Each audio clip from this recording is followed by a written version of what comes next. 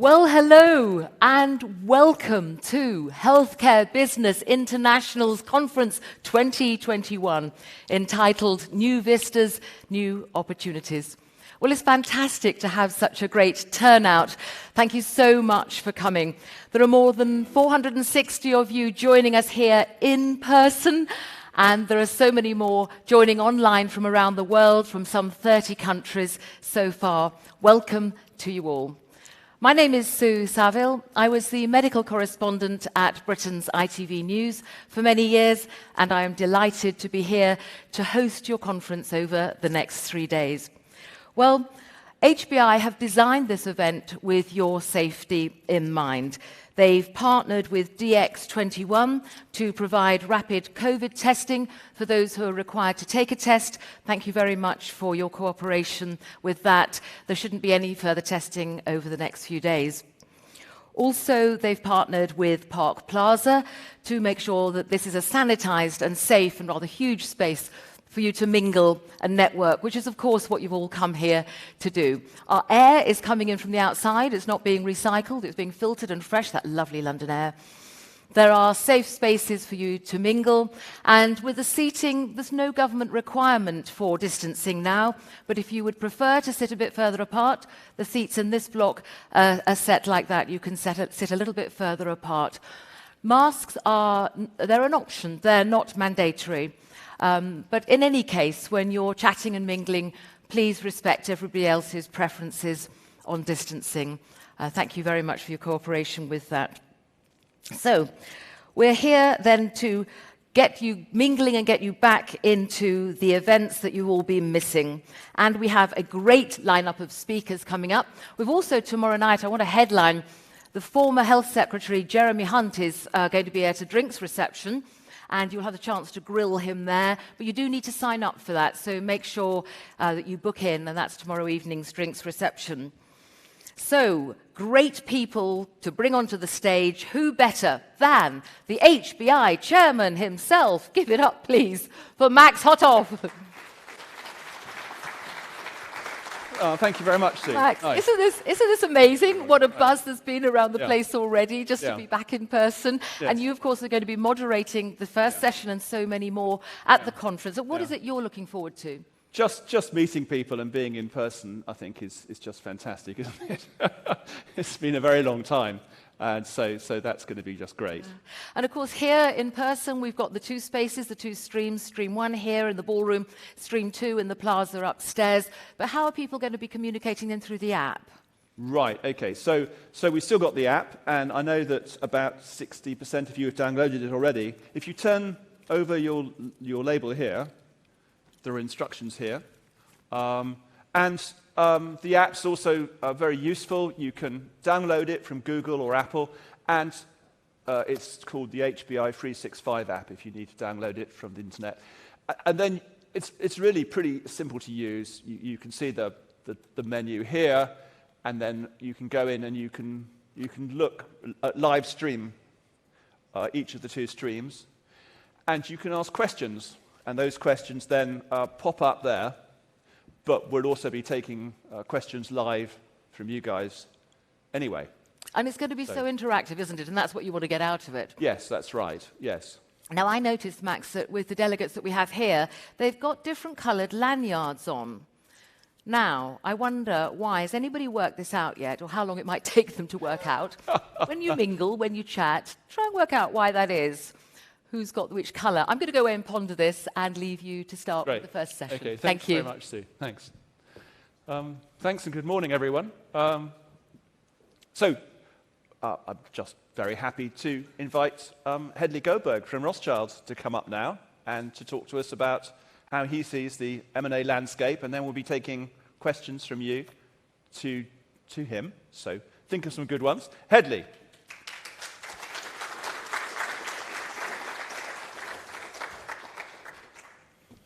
Thank you very much. Over to you. Hi, everyone. As Max said, my name is Hedley Goldberg. I'm at Rothschild & Co. And have spent the last sort of 20 years or so of my life doing M&A in healthcare services. I'm going to talk to you a little bit about what's happened post-COVID in terms of M&A and a little bit in terms of IPO and try and keep levels of enthusiasm high.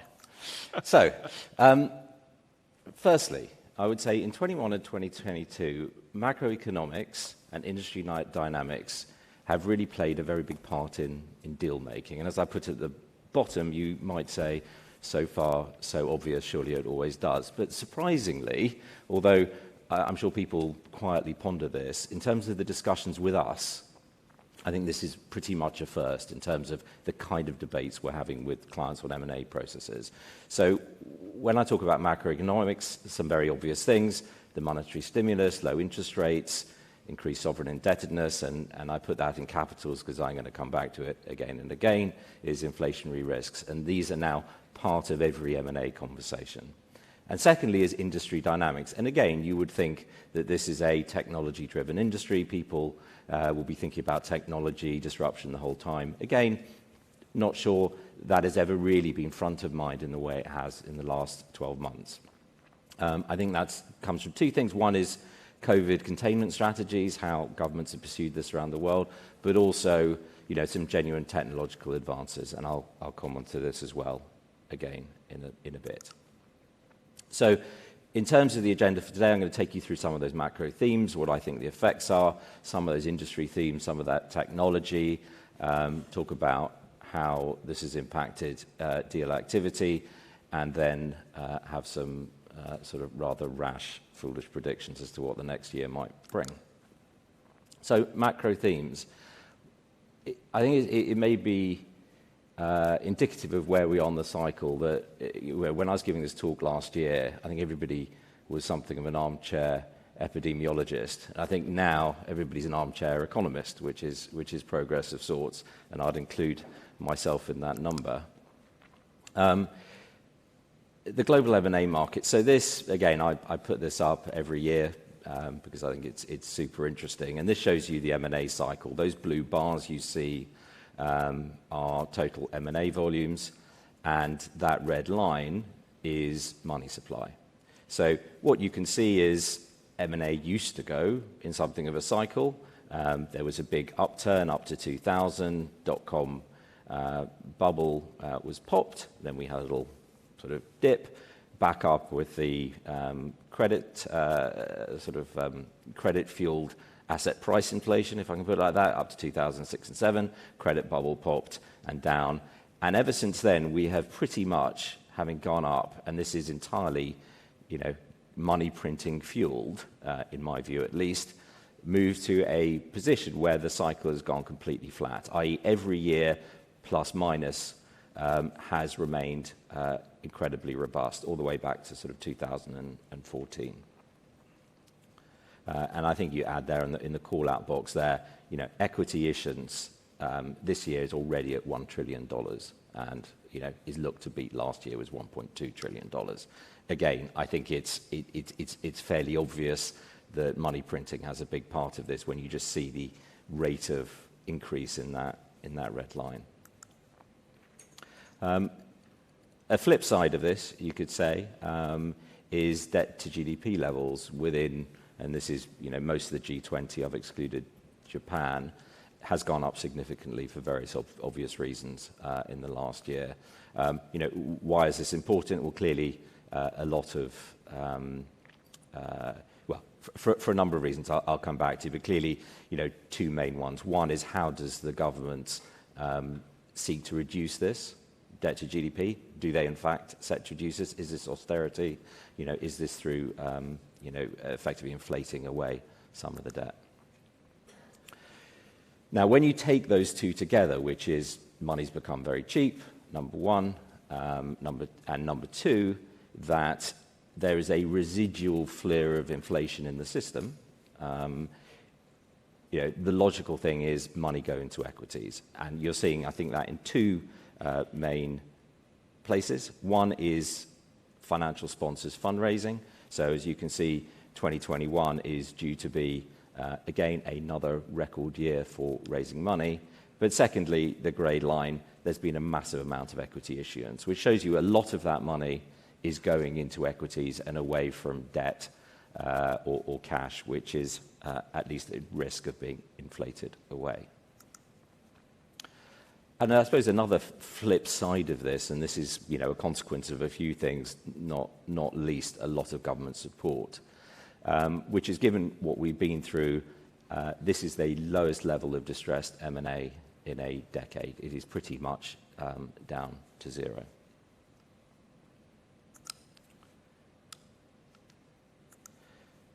So on to some of those industry themes I was talking about. I think COVID-19, and again, I'm not talking a huge amount about COVID-19 in this talk, because I think the market itself is in large part moved on from it. But it has had some long-tail consequences here. One is there everywhere is a massive backlog in elective procedures. Hospitals are at capacity now. How does that resolve? There's been a massive increase in mental health issues. I'll come on to some of the stats in a minute. I think this is an interesting one. Is direct-to-consumer lab diagnostics has become very mainstream. In some countries, it has always been mainstream, but now I'm sure everybody in this room is used to going in and having something put up their nose or down their throat or whatever on a fairly regular basis. How does that play out longer term is a question. And lastly, there have been some encouragingly, very positive technological advancements in healthcare, diagnostics, treatment, delivery, etc., which I'm going to come on to in a bit more detail. So firstly, a chart, and this is from last year, and this is the year-over-year changes in elective procedures, so 2020 versus 19. And not unexpectedly, around March and April, as you all know, hospitals were effectively shut for all but the most critical procedures. The volume started coming back, but I guess what you would expect to see later on in the year is perhaps some of this reversing, i.e. there being some more bigger bars above the line. But that... What country is that for? I think this is the US. US, okay. Yeah. So, which I think you'll probably see most European countries are the same. But you never, last year at least, never had that rebound. Now, I haven't got 2021 data, but again, hospitals are capacity-constrained systems. So the rate at which that can bounce back is a big question. But it's quite a depressing chart in that respect. This may be even more stark. And I think data when it comes to mental health is always a bit difficult to analyze. But there are clearly some quite alarming statistics there. Look on the right, which has just the UK for simplicity, and a prediction here: 10 million people require mental health support over the next 5 years. 1.5 million of those will be children. 2 to 3 times more demand than supply, which is very stark. Now, clearly, there are two things here. One is there has to be capacity provide and a ability to pay, and one suspects both are in short supply. I think the lab industry has been a very interesting one, and this is, and I'm talking probably more from a stock market performance perspective, because what you saw is all lab operators generally have seen a massive increase in profitability, as you've seen a huge volume of COVID testing. But I think why I put up the share price charts rather than the earnings charts, perhaps, is how the market's view of this has evolved. I think when you got to sort of March of this year, April of this year, the market started discounting COVID 100%. So I think SynLab, which IPO'd in April, and this is bad luck rather than anything else, probably picked just about the worst time to IPO, because the market was saying, well, everyone's getting vaccinated, this is basically over. Yes, there'll be some tail revenues for maybe a few months, but testing is gone. I think as you got through the year, and I think you can see this in the share price of these companies, and bear in mind, this is as vaccines really sort of ramped up in most Western countries, is the market thought this is going to be with us for a long time. And I would say if you look through the earnings statements or the sort of analyst reports and everything else of some of these companies, they're predicting, at the low end 20%, probably at the top end sort of 35% of historic volumes in COVID going forward for the medium term, i.e. we're into a cycle now where there are going to be new variants. the efficacy of the vaccines is going to deteriorate over time. You're going to get little spikes, and therefore testing is going to be very much part of the system for some time. Onto some of the technology, and this is perhaps the good news story, and I put some of them here starting at the top. I think in conversations we now have with imaging providers, with hospitals, AI is now definitely a thing. It is way below its potential, I think. Aduhelm, for those who don't know, is Biogen's Alzheimer's drug, which there's lots of debate about whether or how effective it is, but one thing that is for sure is that this is going to drive a huge amount of diagnostic imaging effectively. Theranostics, we're seeing a huge amount of money going into radiopharmaceuticals and radiodiagnostics, and theranostics being the combination of those, that is now coming to the fore. Liquid biopsies, again, has, I would say, become much more mainstream. There will be an evolutionary of care delivery models. There is a huge backlog of elective surgery which needs to be resolved somehow. I think this is probably least predictable, but there are signs with some operators about how this can be done. Everything around mRNA therapeutics and vaccines, both I think is hugely interesting. And also telehealth. I mean, example there, Babylon Health, their revenue jumped 470%. I think it's worth noting, and this isn't a cheap shot, but it's worth noting there's still loss making within that context, and that goes for a lot of telehealth operators. So, just to recap, story so far. One is that GDP levels are very high. Now, there is a school of thought which says that you really shouldn't be worried about that because the servicing costs in the US, UK, or whatever are incredibly low, and that's what you should look at. It's not the total level, but the servicing costs. So, what are the ways out of this? I think there are three ways. One, and this is if you are a Democrat in the US, you would take number one, which is ignore it. We're investing to grow. So we're effectively going to grow our way out of the debt we're in. Secondly is austerity. And thirdly, again in capital letters, is inflation. What all of this has undoubtedly meant, again, some of these are slightly vague predictions, this is looking through the rearview mirror, is that combination of cheap debt and the inflation has meant that scarce assets, particularly high growth ones, unfortunately that tends not to be services, but can be, it's largely in the pharma, in my sector, has driven prices. And this is more of a prediction, is how services companies or the valuation and appetite for services companies grows over the next year, I think is going to be very much dependent on how investors think they respond to that macro picture, i.e., are you going to be in a position where wage cost inflation starts eroding margin, and effectively is that not going to be accounted for because you've got government austerity, which doesn't increase tariffs sufficiently, which leads you to two cases. A bull case, lots of reasons to be optimistic. Again, as I said, accelerate adoption of more efficient models of care. Spire came out, I think last week, and said they've seen a very big increase in self-pay, which is again a reaction to the backlog of elective procedures in public systems. I think healthcare is going to remain a high priority for government. I don't think any government is out there saying they're going to cut healthcare spending. I think that would be quite foolish electorally if they did. I think some of those technological advancements are going to drive growth. I think diagnostic imaging, lab particularly, you can see that happening. This is more anecdotal, but talking to owners of some of these sort of roll-up companies, consolidation vehicles, they're saying entrepreneurs and doctors who own clinics have become more minded to sell after the trauma of the last couple of years. And I think lastly, emerging markets, which have inherently higher levels of growth, I think again, interest we're starting to see. It's always been there, but certainly growing, and people coming out of just the sort of traditional Western economies and looking for higher growth.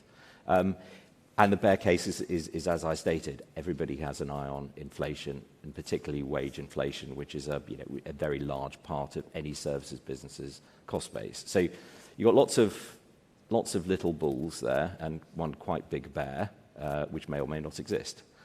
So how do people put that all together and synthesize it?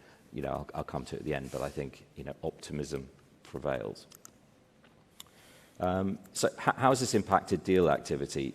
This is a slightly misleading chart, as every investment banking chart is, usually intentionally, but this is unintentionally misleading in the sense that, what this shows on the left is a fairly random list of private equity firms, the yellow bar being the amount of healthcare deals, the blue bar being everything else. And you've seen a very big increase in healthcare deals amongst private equity. The reason this is misleading is this is not looking about how much equity each of those funds is investing, but the size of deal they're doing. So, for example, there have been some very, very big deals which actually were syndicated. So it's not as if, and I can see the Carlyle Group is the third one along. It's not as if they put 86% of their funds in to healthcare. But that said, this is indicative. Every private equity firm or other asset manager we're talking about increasing allocation to healthcare. There's a but here for the folks in this room, which is actually a lot of this money has gone into pharma and medtech. Actually, valuations for services companies on the public market, you can see, are actually off cyclical highs. There are a couple of dotted lines at the top. The top one, which you see ends in 16.8, is pharma. And the second one down is medtech.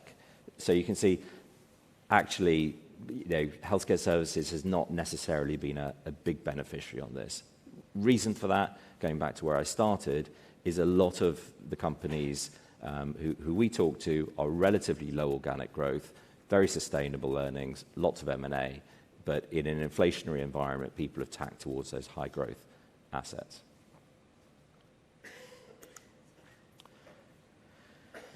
So this is total healthcare. As you can see, it has been a very robust year. If you say 2020, 3 months, not much happened. 2020 was pretty robust, but this year it looks to be an all-time high in terms of healthcare M&A.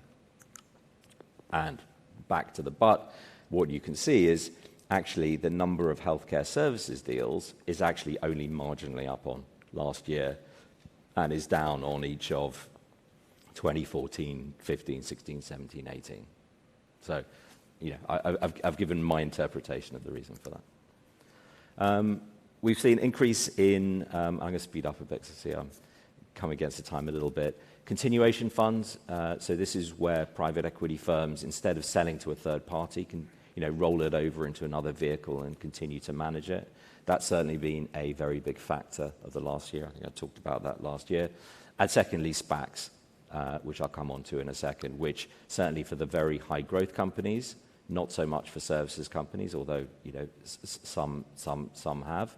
That has definitely become on the radar of people as they look to exit investment. IPO volumes, again, absolute record high, direct consequence in my view of that money supply.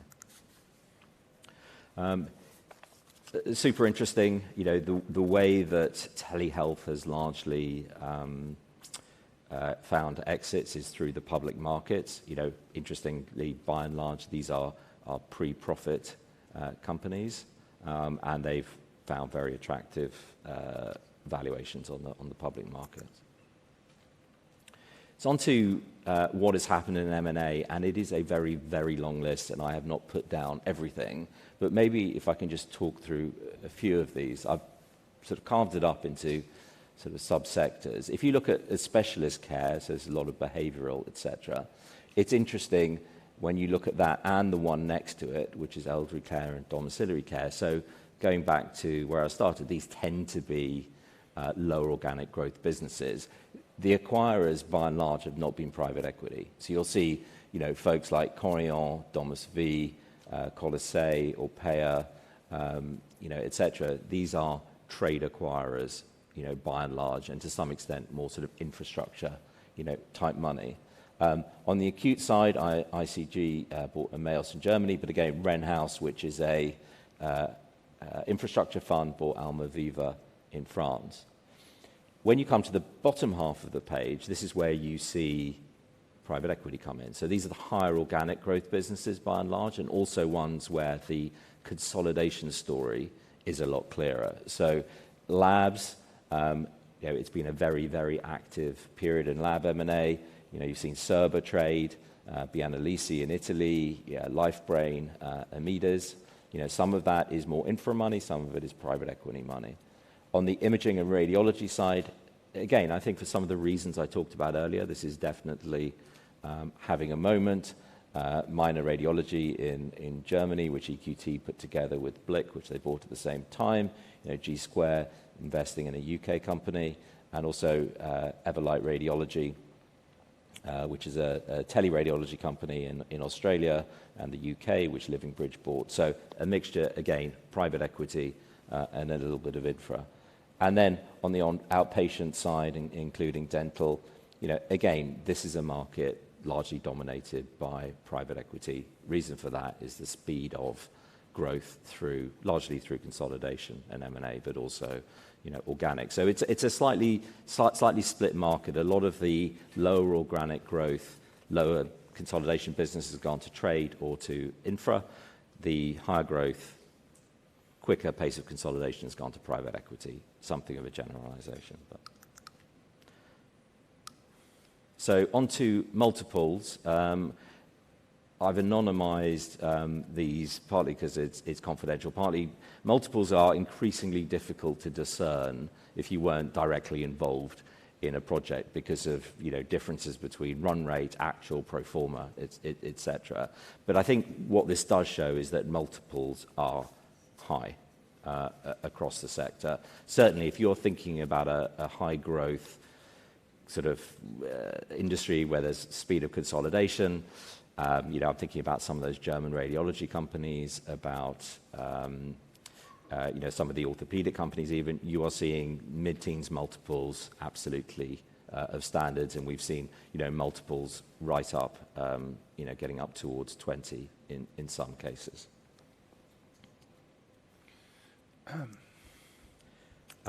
So a few concluding remarks and some predictions. This is the strongest M&A market I can remember.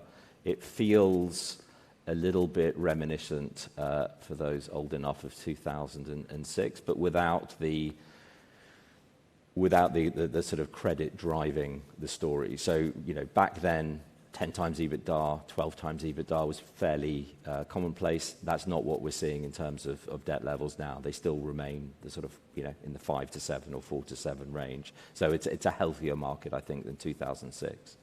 From our perspective and talking to, colleagues at other banks, I think everybody's saying the pipeline seems strong into 2022. Again, multiples, I think, will remain strong. If you have higher growth assets, I think they will be incredibly strong. I think emerging markets will attract a growth in interest. And I think just cross-border M&A, I mean, it's actually remarkable how much cross-border M&A has been done when people couldn't fly and visit and have dinner and everything else. But I think having that come back will make things easier. And just that weight of liquidity is going to drive investment into healthcare. It's always easy. And people do moan a lot in healthcare, myself included, about how tough everything is. But it's relative, right? And, other industries, people have to put their money somewhere. And in the hierarchy of things one can invest in, it's still super strong. And I think that the last one, to end on a sort of COVID note, is that I think COVID-19 and its implications for our sector will play out over a number of years. I think that's it. Great. Okay, thank you very much, Hedley. That's great.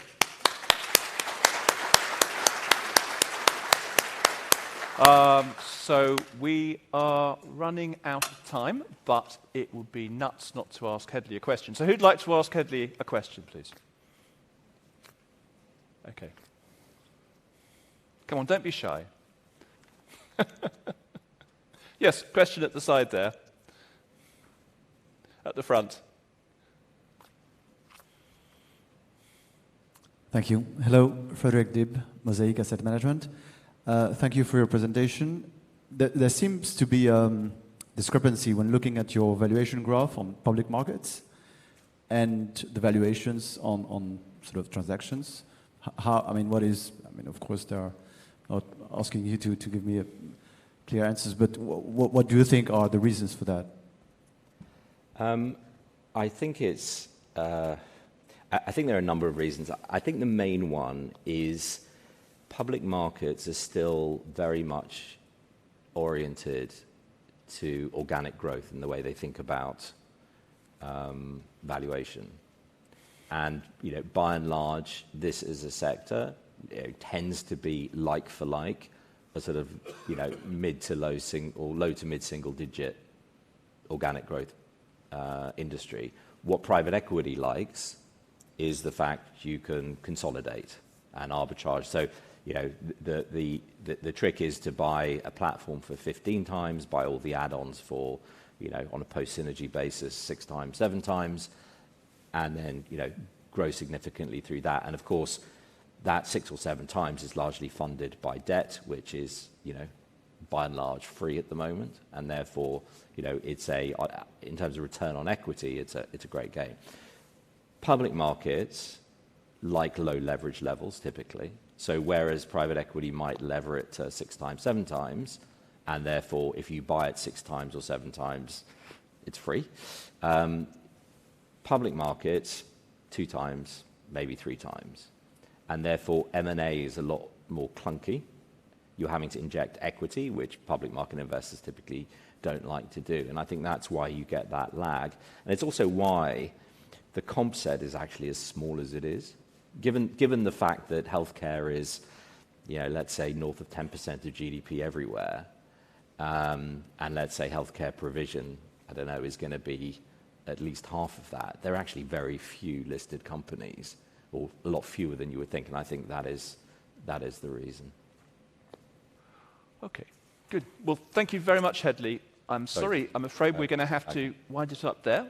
You can catch up with Hedley later. I've got to keep to time. Okay. So, Hedley, thank you very much indeed for a great presentation. Okay, so we'll go on to our next session, which is going to be Q&A from the audience to a large extent. So you're going to get to ask questions. So we've got Pascal Kuijkens. Where is he? Pascal works for CBBIB, the huge Canadian pension fund. And he works for CPP Investments, which is their private equity arm. CPBIB has $30 billion invested in healthcare. And, come on guys. And has investments in Europe, including Orpea, Cree, the Swedish telehealth group, and Diverum, the international dialysis player. Yusuf Haider? Phil from CBBIB. You're Phil from... Yeah, where is Yusuf? Yusuf's coming in virtually. That's right. That's why. There is Yusuf. Look. Isn't that fantastic? So Yusuf is a specialist investor in the GCC. So he's bringing international operators and investors into the Gulf. He works with Orpea, Alliance Medical, and Cerba, for example. And he also runs Stonepine Capital, don't you, Yusuf? Yes, he's scratching his head there. Yes? We can't hear you. You're muted. And he's done about a dozen healthcare service deals in the sector. I'm back. Hello, Max. Hello, everybody. Great. Hi, Yusuf. Yes, hello. Hi.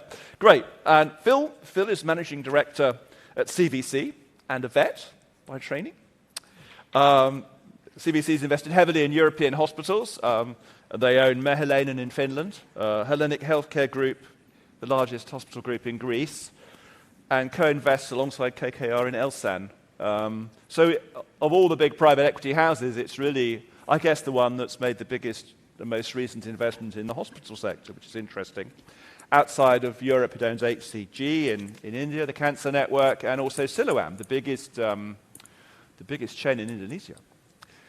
And finally, but by no means least, we have Martin Hendricks of UBS, who I think needs no introduction from me. He's done how many years in healthcare services now, Martin? Well, I've been in healthcare now for over 20 years and actually at every HPI conference since inception. Great. Thank you. Well, thank you for joining us again. Let's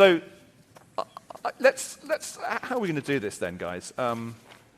Let's see what the floor's got to ask. Everyone was dying to ask questions of Hedley. So who would like to ask the first question of our panel now?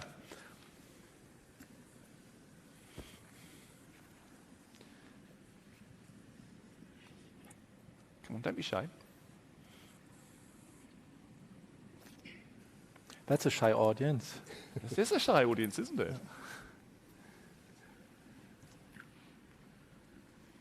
Gosh.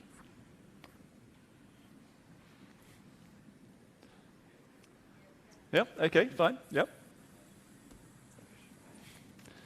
Question from Hedley. I can't pass. Sorry. Okay. Yeah, I was just saying, I can't pass up on this opportunity. I just wondered actually whether you agreed with what I was saying, on that sort of trade-off between sort of cheap money, inflation, technology, etc. Sorry, could you repeat that? Yeah, I was just asking whether the panel agreed with my hypothesis for those who were here, just that, how much inflation is certainly on the mind of investors, and how that plays against, cheap debt, etc. Yes, okay. Could you turn up the mics a bit, please, guys? So basically it's about inflation, and I guess also about what the outlook looks like for healthcare services. I mean, there is a very clear bearish position, isn't there, here, which is that wage inflation is going to come along, particularly in, say, the hospital sector. And if you are dependent upon public sector tariffs, they're not necessarily going to rise in Europe. So you could argue the outlook for healthcare services in many areas, particularly acute hospitals, is not so good, Phil, couldn't you? Yeah. What do you think? I think Hedley, yes, certainly would agree with the fact we're talking about and worrying about inflation for exactly those reasons. I think it is, a fact as we look at margin compression, as we look at those big, cost bases within the services assets, as to how those are going to play through over the next 2 or 3 years, as you get staff cost inflation and probably increasing tariff pressure from the top as well. I think the other thing that resonated well from your talk was, I think, as a consequence of that and the desire on our side at least to be looking for growth, we are tending to look more at either the pharma or medtech assets. Our recent deal history has been slightly more in that space, yes, or in the services businesses where we can do roll-ups. So the kind of outpatient services, outpatient clinics, things like the veterinary sector, where you can start to do these roll-up plays, which give you another avenue of growth. You've got your kind of low single digits from the core, which is a very nice foundation, and then you can do more. You can deploy more debt, as Hedley was saying, or possibly more equity and create a bigger business. And do you think that the core hospital businesses are able to find ways of increasing efficiency which would counteract the wage inflation and tariff threat, or not? So far, we have been able to. I think it's a relentless, focus. I think one has to keep believing that you're pursuing efficiencies to offset that margin pressure. I think that's where one of the interesting things we've seen over the crisis is that the inflow of digital and AI and technology is going to help you achieve that. Not so much, well, there's various different ways digital and data are going to be helpful, but one of them, I think, is efficiencies, same care at a cheaper delivery cost. I suppose it depends on whether they actually are going to deliver greater efficiencies or simply put an extra digital layer on top of analog procedures and operations. I think you have to believe it's either going to give you better care or the same care at a cheaper price. And that's where I think all of this technological advancement that we've seen in the last 18 months can help offset some of those kind of inflationary pressures. Martin, what do you think about Hedley's analysis? Are you? No, I think everything that Hedley said resonates very well. One thing that we should not forget is that if you're looking at the two sectors which currently are really the center of attention, it's everything that is related to technology, TMT, and it's healthcare. And let's not forget, healthcare to a certain extent is the cause of this current crisis, but it's also the only remedy to the crisis. And I think, as you rightly said, Phil, the healthcare services universe of companies has a very broad suite of solutions. So yes, we will see wage inflation, we will see tariff pressures, but there's also companies who actually help to ease those pressures because they offer solutions on the digital side that will help bringing down healthcare costs holistically for the system, but also, that's very important under a value-based healthcare perspective, improve outcomes overall. And Right. that's why I think I remain quite positive what the sector is concerned, but it will be probably a slightly different sector in 20 years' time than it is today. And I think the current COVID crisis probably is accelerating a few trends, which telehealth is probably the best example. People are always talking about telehealth. Yeah, next year. It's definitely going to be next year. Yeah, next year. And it's now. And it's now, or it has been now. So it's basically whether the digital cavalry is going to come to the rescue of the beleaguered operators who face these inflationary rises and tariff cuts, isn't it? And that's the bet, isn't it, really? Does that make sense to you? Yeah, absolutely. Pascal? And I think, just as an investor, and I'm not going to repeat what this gentleman have just said here, I think, Hedley, you pointed out very well the valuation level for this kind of service businesses, just because of that inflationary pressure that is partly offset by tariff increases, but means that private equity, those multiples have stayed fairly flat, probably slightly increased over the past few years. So you haven't seen this kind of multiple inflation that you would have seen in growth businesses. And what everyone is looking for today, at least in our world here, it's growth, and you pay up for growth. Yes. And if you look at the multiples you have seen earlier from Hedley, that these growth businesses, the multiples at which they're trading today are significantly higher than they were only 3-4 years ago. And when you look at hospitals, whether in Germany the ICG hospital deal, that traded at what I would say a sensible multiple compared to trading comps from 5, 6, 7, 8 years ago. Because that risk is just baked into the price. Yes. So I suppose, yes, okay. So when you buy a healthcare services group, in a sense, you buy the bet that telehealth and digital health is going to sustain growth in the future, or you could just go and buy the telehealth operator directly, couldn't you? Correct. So which would you prefer to do? The latter. You prefer the last. Why? Yes, absolutely, because the growth is there. I mean, we've invested in Cree. It's obviously private, so I can't disclose too many statistics, but it's a sector that is doubling every year in size, and the penetration of that sector is still relatively low in Europe. And I think what we have seen with COVID, it's what Martin just alluded to. There's just been this acceleration, right? All of a sudden, everyone talked about it, and all of a sudden, it's 10 years bought in advance, where all of a sudden the regulators, the payers, the insurance company, but also the patients accept the fact of doing a Zoom call and getting their prescriptions on the mobile phone sewn up. So this is a sector that, at least in our view at CPPIB, has got a lot of future. It's been accelerated. Right. And we're seeing that generally there's been a huge support from everyone that is within the ecosystem just to expand that sector. Yeah. Okay. So, Josef, you're obviously in a different geography in a sense. In Europe, I guess the tariff pressure is perhaps harder, maybe in many countries, and governments tend to be more,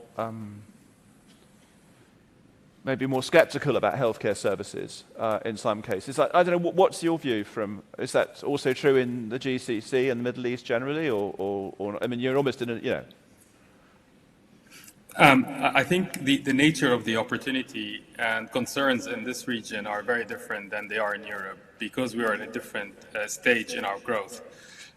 If you look at the GCC cluster, where you have an affluent population, we have highly developed payer systems by governments, the nature of the opportunity is really around creating a private market, which currently does not exist. And that's why we're active with our partners in taking over a big part of the public health market today that's transitioning into a private health setting. And that's in all types of quality specialized care, from long-term care to rehab to mental health, diagnostic imaging, and labs. So it's less a question of tariffs. The actual way governments are managing their budgets is through getting a private sector operator to operate more efficiently with better quality, and they're ready to pay for that in a more, I would say, generous way, just given their starting point.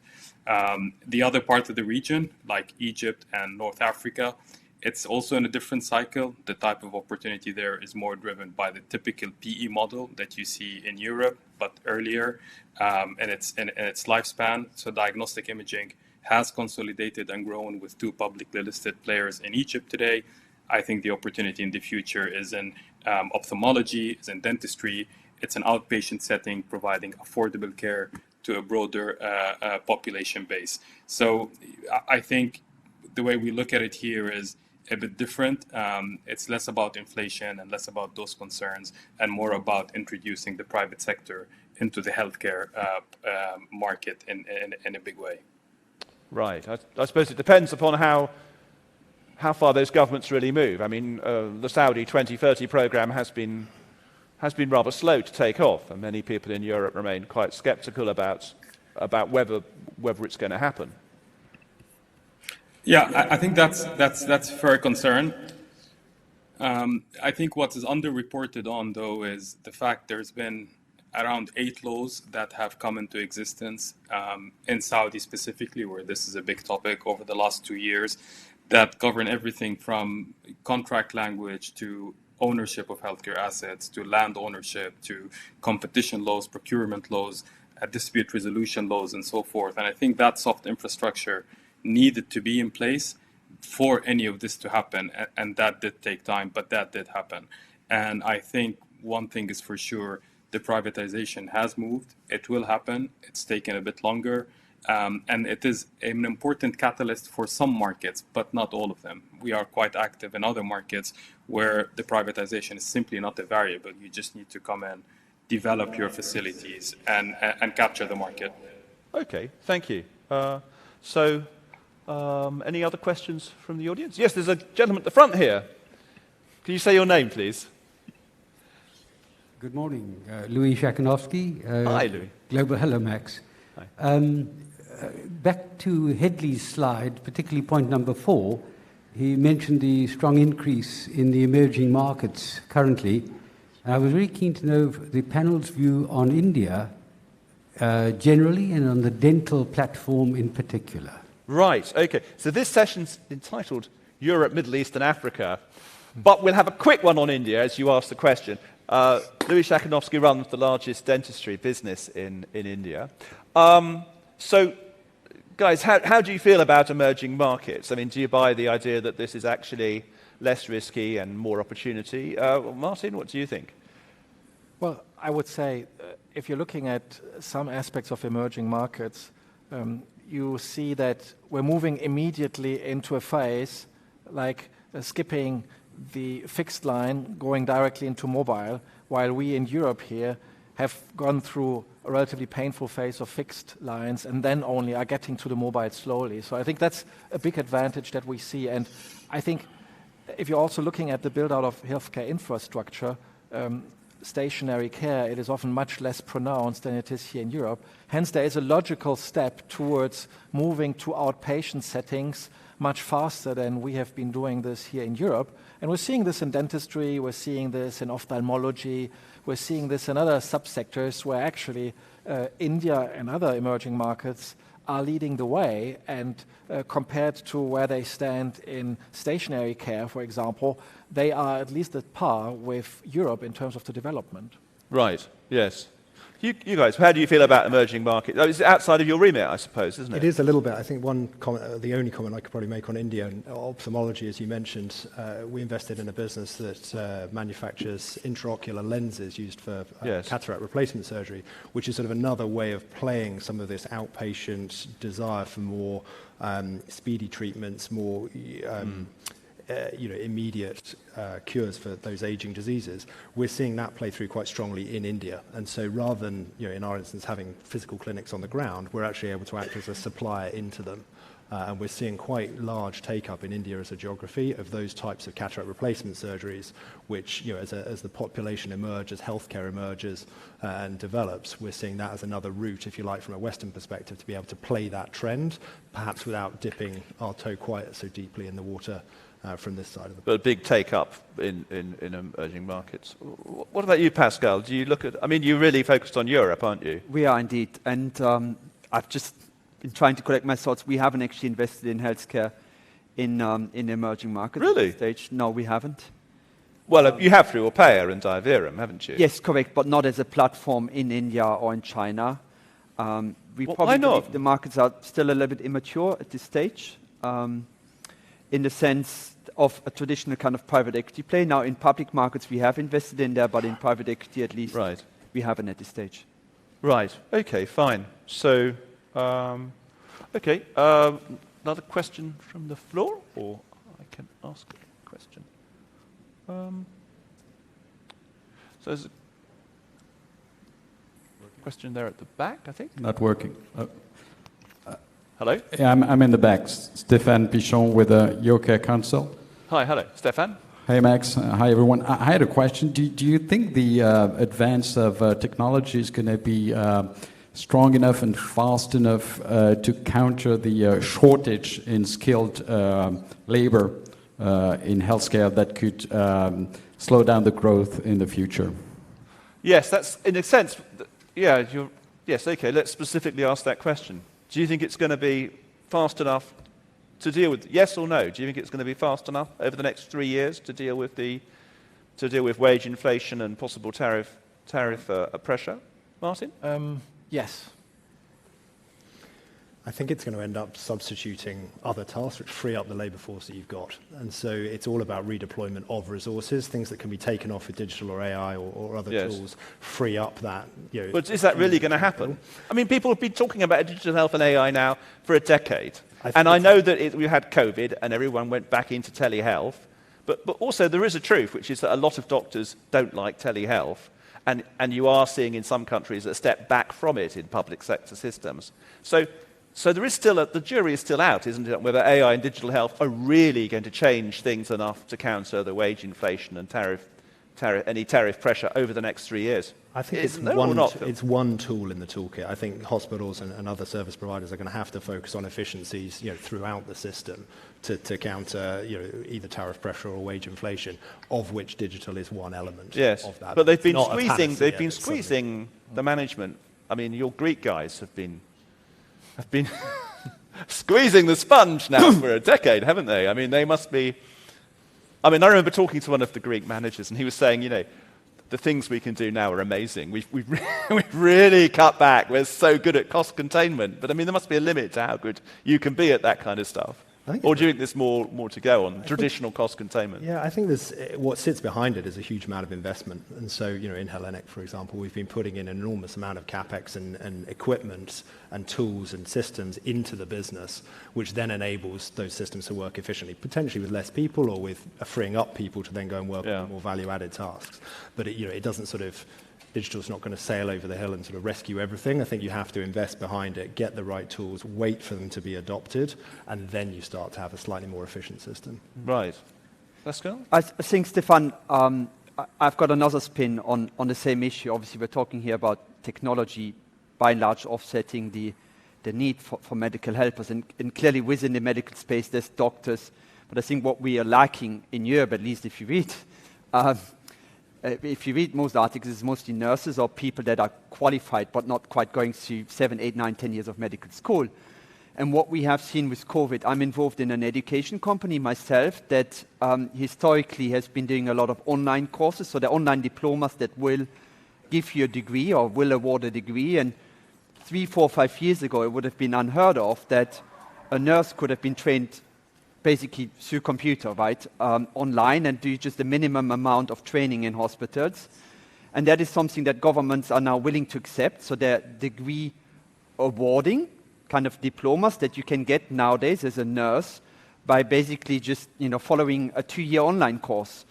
And the great advantage... Where are they doing that? That's in France. In France? Specifically. And I think what we're seeing with COVID, obviously, there's a need to upgrade, to retrain for a lot of people that are 27, 28 years old. That's the primary market for us. Those are people that partly will lose their job because their job post-COVID is no longer relevant. And there's a huge demand for healthcare workers. And so the French government, for example, has been very open in accepting a course, a 2-year course as a nurse that is done purely online. Really? And so what we will see over the next few years, that people that have been in the job market for 6, 7, 8 years, there's a huge demand for nurses, and we've just started an online degree in becoming a nurse in France. 2 years, it's all online, with the exception of obviously a few kind of stage, as we call it in French, where they have to be in a hospital. But if you're working full-time, you can easily do that at night, between 6 and 8 at night, and then do whatever, a month a week, or on a weekend, you go into a hospital. I was talking to a big German university hospital, in fact, Charité, the largest German university hospital. And what was interesting was the guy said, we face increased international competition from Malta. And he immediately cited this international program in Malta where you can train to be a doctor as a threat to the university hospitals in training doctors in Germany. So it was really interesting to hear this guy seeing that really as a specific thing which was happening. I'll give you another example. So again, there's a huge shortage. So within that university, we have just started a collaboration with Ameos, which is on Hedley's slide, which is a huge hospital chain in Germany. And this is the first time ever, I think, that we've seen that a hospital chain is subsidizing 18-year-old students to go into med school as well. Really? Under the premise that they will obviously, join them as a doctor. But for those people that think, university is unaffordable or I don't really have the guts to do it, what you see nowadays is that hospital chains are actually cross-subsidizing an 18-year-old to follow the university studies. And we're seeing that with Corriere and Orpea as well, aren't we? Cross-subsidizing the training of care workers. What Yusuf? How does this play out in the Middle East? Do you think? I mean, given this huge reliance you've had on foreign labour. I mean, I think just broadly, I view digitization in healthcare as just a regular evolution of the market, as with other markets. I'm just a bit more skeptical that it will result in a new structural change in how healthcare is being provided in a B2C setting. I think if I look at it from our region's perspective, the market is really minuscule. I mean, there's probably 5 or 6 players in the market, and they haven't really answered some fundamental questions around how do you monetize who ultimately pays. There's a payer, there's a regulator, there's a service provider, there's the patient, and this platform sits in between, and they're trying to figure out a way to get paid, figure out a way to ultimately... Telehealth platforms you're talking about. Yes, absolutely. I mean, there are evolutions around training and development of healthcare professionals. That's working. Second readings on telehealth, that's working. So there are verticals that are evolving, but not a major structural change in how healthcare is triaged or B2C sort of healthcare provision in a digital sense.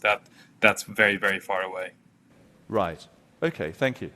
Another question from the floor?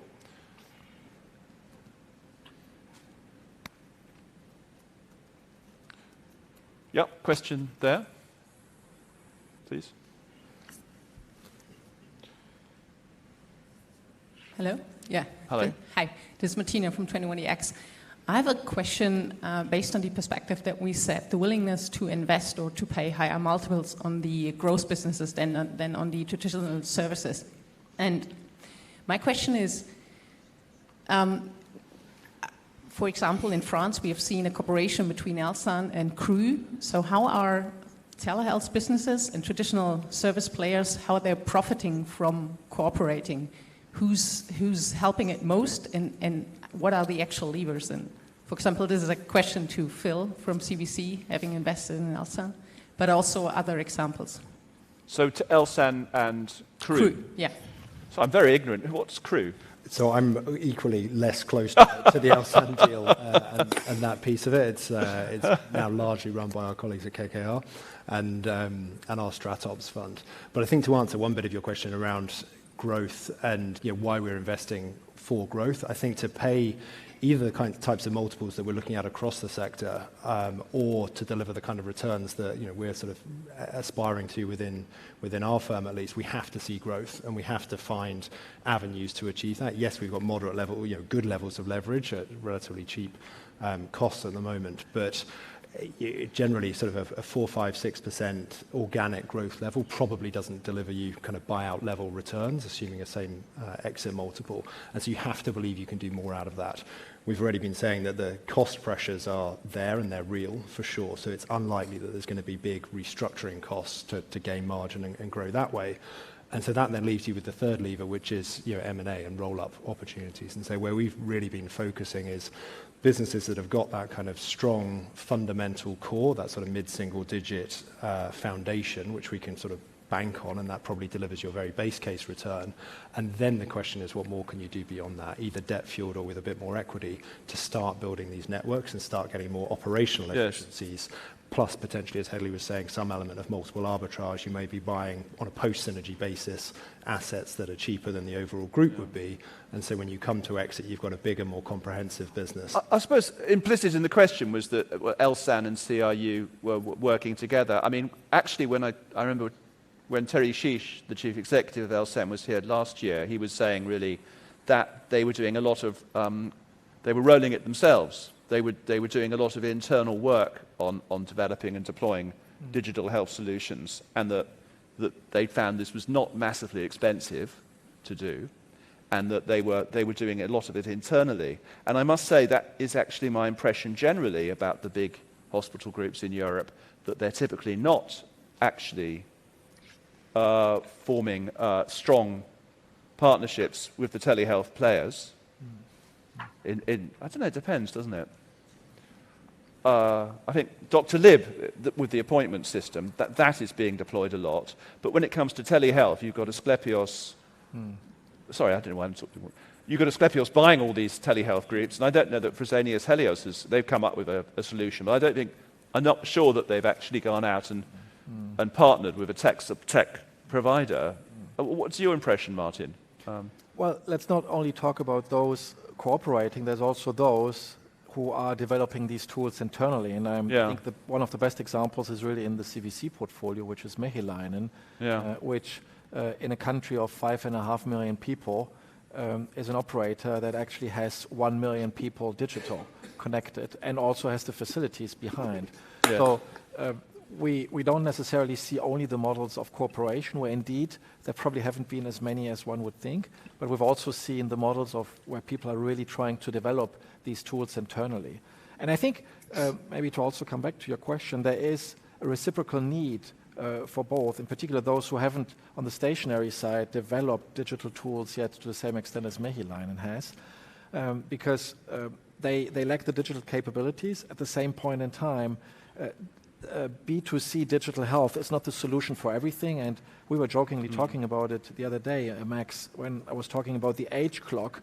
Once you are beyond 65, actually, I think your need for stationary acute care probably becomes a bit higher than it is at our young age here.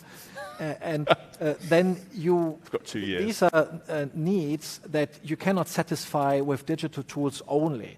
And from that perspective, I think there is a strong need of both of them connecting if stationary operators are not developing these tools internally. And digital health also needs, the B2C applications need somewhere, a place where people can be sent and can be treated. Yes. Yeah, you're not going to do away with that need, are you? And I think that is an area where we are seeing some element of partnerships across groups. And so Mehiläinen, you're right, it's got a fantastic digital backbone to the company, both on the B2B sort of back office side of things as well as B2C. So they're cooperating with Mehiläinen and CVC and so Mehiläinen is providing technology into Hellenic, for example. Oh, right, okay. Back office basis. Have you managed to sell it to anyone else?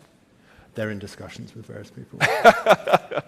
But it is an example of trying to leverage that asset, if you like, that digital asset within Mehiläinen, and then take that out to other groups. We can do it across our portfolio. Certainly, I think on the back office, on the B2B side, I think you're right on the B2C, on the sort of more patient-facing elements, it's probably more local and probably more bespoke. But certainly some of the back office elements, we can start to see these partnerships developing across networks. Yeah. Josef, what's your view on this? You're running a number of operators, aren't you, in the Middle East? In terms of digitizing, you mean? Sorry, are you growing your own, or is it easy to buy in I mean, are you buying in solutions, or are you growing? How much are you growing your own in? I think the way we look at it is every single healthcare service provider needs to simply develop its digital solution to be able to engage better with its patients. As I said, we're not very big believers in central solutions at this stage before a number of major hurdles are cleared. At the global market, you need ERP systems, you need better regulations within a country and across countries, and all of those currently are not in place. So we view this as a solution within each platform to better service its own patients. Right. Thank you. Pascal, any thoughts? We're not directly affected, but I can just concur with you guys. You know, you just need to adapt, you need to innovate, and I think it's a sensible mixture between in-house development and when you get a better product that comes from externally, then you need to arbitrage. But one thing is for sure, is in order to maintain these margins, you just got to improve in your efficiency. Right. Okay. Fine. Well, I mean, it's so easy to become completely obsessed by digital, isn't it? What sectors do you particularly like? If you look at the subsectors, are there any particular subsectors you particularly like, or you particularly wouldn't want to look at? How about domiciliary healthcare? Martin, what about you? Which sectors do you think are interesting and which ones are less exciting? Although it's not a fair question because you... Well, you should really look at everything's the interesting, investment community. I can only give a humble, indirect view from an investment banking perspective. So the view that I would take is always to look at what are the bigger trends, because that ultimately drives interest in sectors. Yeah. And that's why we've seen digital popping up, because it is a trend not only in healthcare, and COVID having accelerated that. I think, and if you're looking at those big trends, value-based healthcare is a significant trend. Digitalization is a significant trend. We will see an increasing move from inpatient to outpatient as a significant trend. We will probably see an additional trend towards more personalized medicine versus the standard that we're seeing today.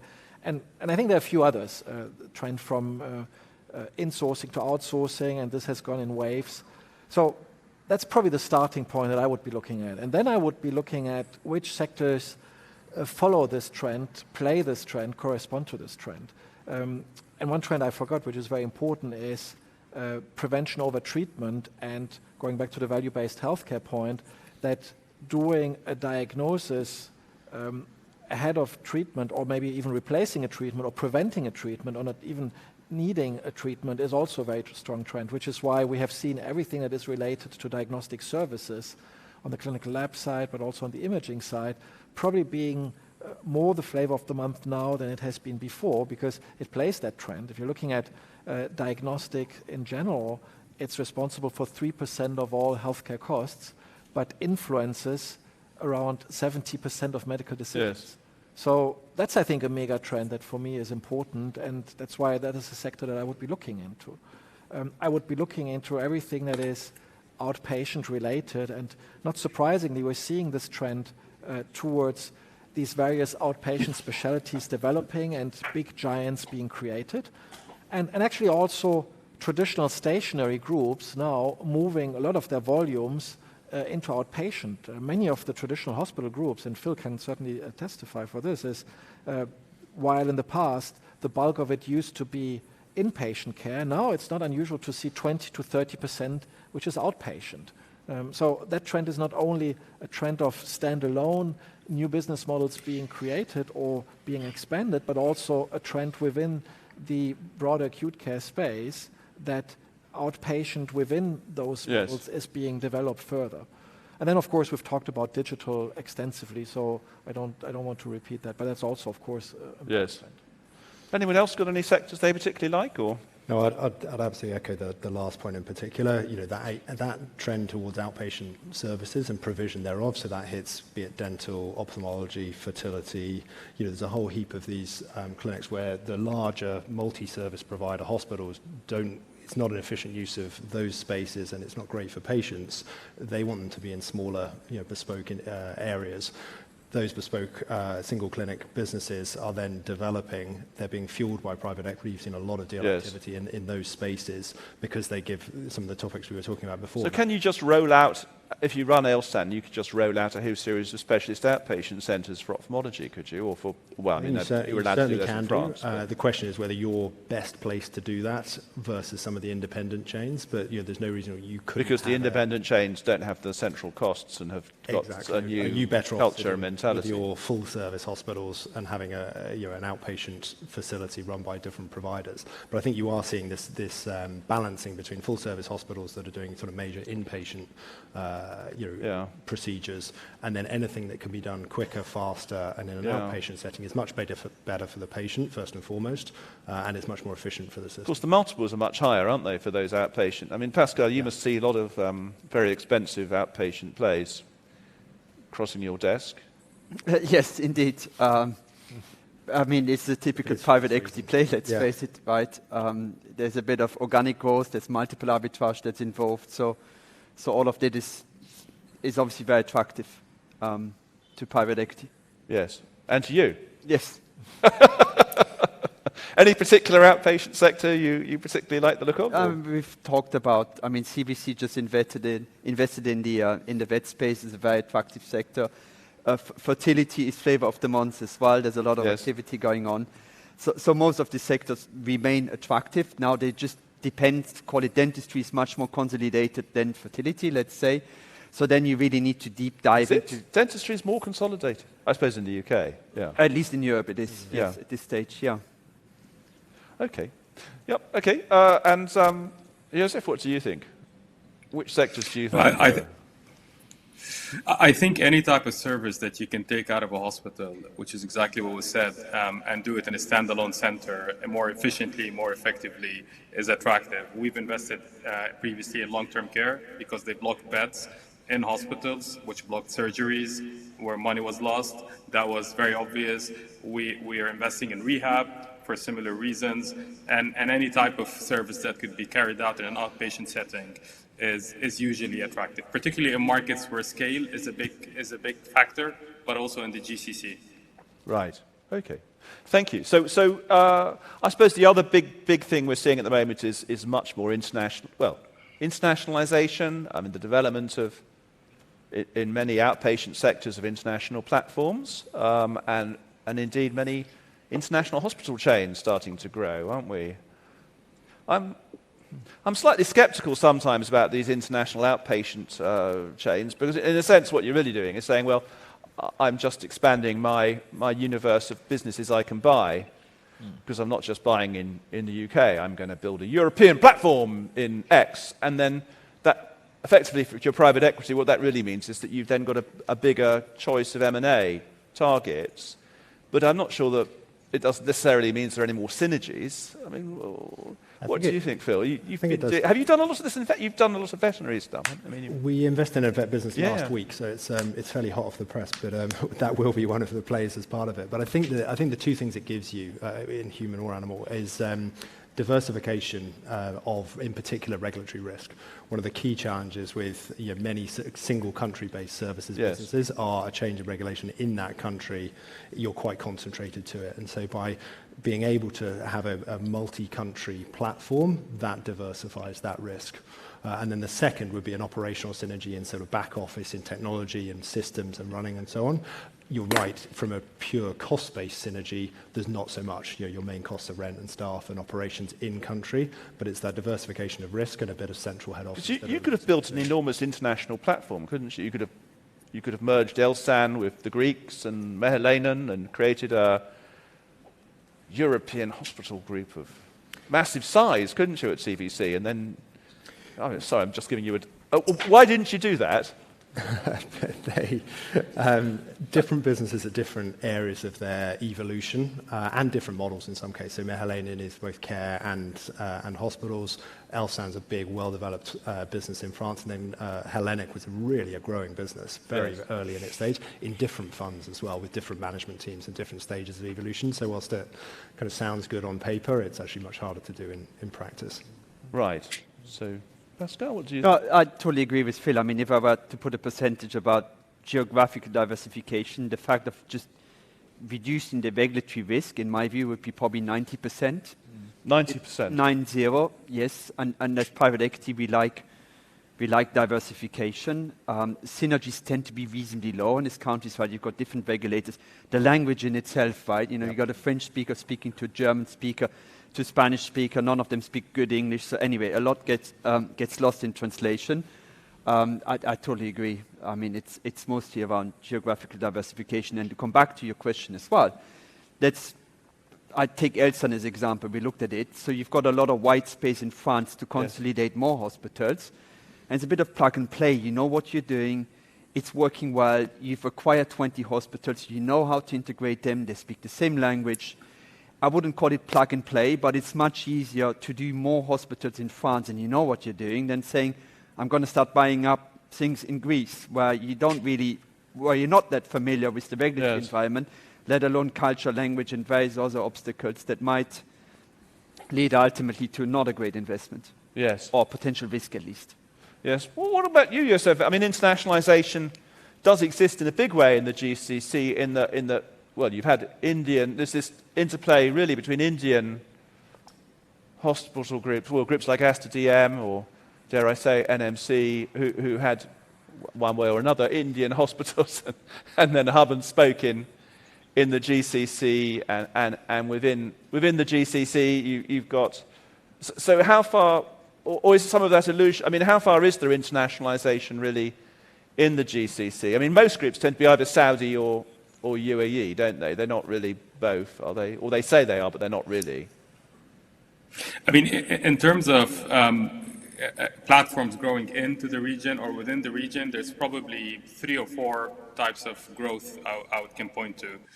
One is Saudi hospitals growing into the rest of the Gulf.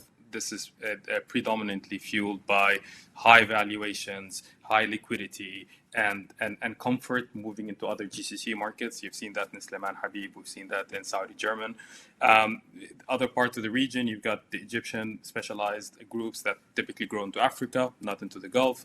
You got Indian groups going into Dubai with mixed success, I would say. But again, to go back to what I said earlier, I think the biggest opportunity today is in European specialized platforms coming into the Saudi market and broadly the GCC market at the time when this transition is happening from public to private, because there's around 20% of the market, and it's quite sizable in Saudi specifically, that's going to move hands. And I do see a new trend emerging, not in hospitals, which has been historically the trend, but in specialized healthcare service delivery, coming into the market with COVID initiating this whole localization drive and with governments more embracing of foreign private players. I do see this as the future trend and the healthier trend. I think the one thing I would say is, so long as, if I want to add to what the panelists say, so long as platforms adjust to the local realities, sell a product that is in demand and that's paid for. I think so long as that happens, there's a huge opportunity there going forward. And it's very different than what we've seen in the past. Okay, thanks very much. So why don't we just try an exercise now, which is, I'm going to ask you to vote. So if you think that over the next 3 years, increased efficiencies in digital health and AI and other management efficiencies, do you think that they're going to outweigh the pressure on tariffs and on wage inflation over the next 3 years? So if you think that they are going to at least better those pressures, put your hand up. Put your hands up high. 1, 2, 3, 4, 5, 6, 7, 8, 9, 10, 11, 12, 13, 14, 15. It's about 20. Yep, okay. And if you think the opposite, if you think they're not going to to do that, put your hand up.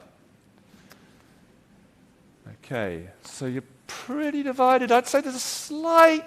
I think you're pretty 50-50 actually here on that, which is interesting, isn't it? And quite a lot of you didn't vote, which I suppose... Put your hand up if you don't know. Yep, okay, we've got a few bold people who say they just don't know. Not very many don't knows. Any more don't knows? Put your hand up if you're a don't know. Don't know. Okay, so most of you think you know. Okay, good. But it seems to be 50-50. You're not entirely sure. Fine. Okay, well, we've come to the end of this session, so I'd like to say thank you very much to the panel. And thank you. And how nice it is to be able to clap.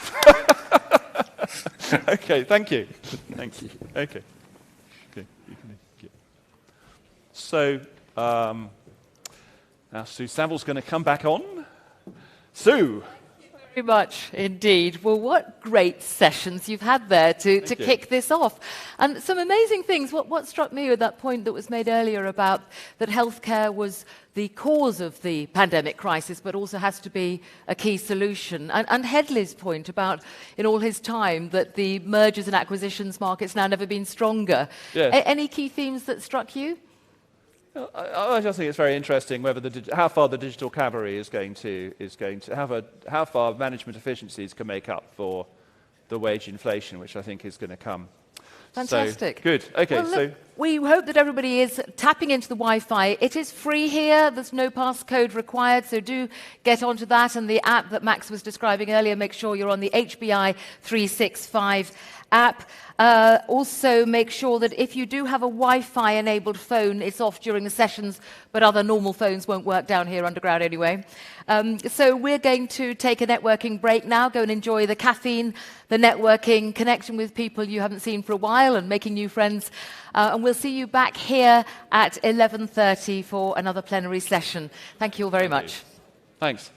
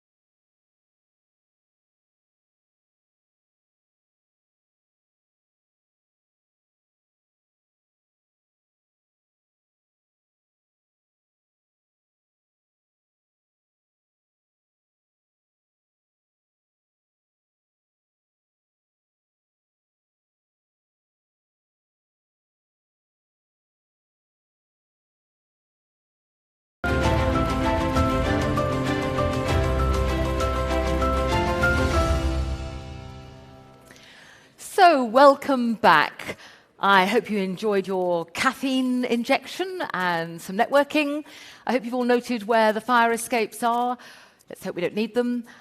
Great to see you all again, and I do hope you really enjoyed catching up with perhaps some old acquaintances and maybe making some new connections. Really interesting to get a feel of some of the people who are here. I don't know if you've worked out yet about the lanyards. We'll leave it a little bit longer, see if you suss out why you're all wearing different colours. So, the next session is our last together in plenary for the day. After that, we're going to be going into the two streams down here and upstairs, and then you can catch up on replay for the one that you didn't attend live. So now, for this next session, to find out more about regulatory and political risk, how investors and operators can best factor these risks into their plans, please welcome back Max. Thank you. Over to you. Thanks very much, guys. Great. Hi, hello. And we've got a great panel. We have Sharon Lamb from McDermott. And we have Stefan Rao, also from McDermott, who's going to be joining us virtually. And last but by no means least, we've got Joe Ryan, who is the finance director of Medicover. Joe was telling me earlier that when he joined Medicover 25 years ago as finance director, its first year turnover was under $1 million. Mm-hmm. And what's the turnover today? This year will probably be in excess of 1.3 billion euros. 1.3 billion euros, okay. So he has seen a lot of regulatory and political risk in his time. So we're going to start with a short presentation from Sharon, with Stefan as well, chipping in from Germany. There is Stefan. Hello, Stefan. Hi. Hi. Hello to everyone. Stefan was going to be here in person, but he had a problem with the UK vaccination rules. You're in tomorrow, aren't you, Stefan? Yes. I hope so, yeah. Well, okay, I am vaccinated, but anyway. I'm sure you're entirely safe, Stefan. I'll that in person tomorrow. Okay, great. Okay, Sharon, over to you then. Do I just... Oh, and I should say before I start, McDermott has done this great report on political risk and regulatory and legal changes, and these slides are from that report. That report you will find now on the app to download. So over to you, Sharon. So hello, good morning, really nice to be here. I'm a healthcare partner at McDermott London office with my colleague behind me, not behind me now, Stefan Rao, who's in our Munich office, and together we work on transactions and on regulatory issues for health providers and providers into the health sector. Every year we produce an annual report looking at changes in legal and regulatory risk, and the section of the report that's been put onto the app is our forward-looking part. So what do we expect to affect transactions and investment into healthcare into 2022? And that's us. There's a lot of detail in the report, but this is a kind of overview of some of the key changes and issues that we've identified from our work in Europe and from our partner firms who work with us. And unsurprisingly, the impact of COVID still looms very large in regulatory terms across all sectors. And that's probably unsurprising, but what is surprising is that it isn't a feature for every country. Looking at the UK, for example, where we have such a significant backlog of care, as of July this year, there had been 26 million fewer outpatient appointments than the period before, and more than 5.6 million people still waiting for care, with the highest waiters for care for over a year since records began. So the pressures as a consequence of COVID in the UK probably loom large on the political and regulatory kind of horizon, and that affects how we perceive some of the other changes that are likely to be coming into the UK, which I'll come into in a minute. A key thing about when we look across Europe to kind of identify areas that are going to be more risky, less risky, which areas look safe, is that what is interesting is, of course, that healthcare is so exceedingly national. What influences the regulation, the legislation, and the investment risk is really often a feature of what has captured the public's attention and what the political parties of the time may or may not think is a priority for their voters. And so that really kind of influences, I suppose, that on this slide we have so many different features drawn from so many different countries, so that it can be quite difficult to draw out some kind of key themes, slightly like, guessing for each country.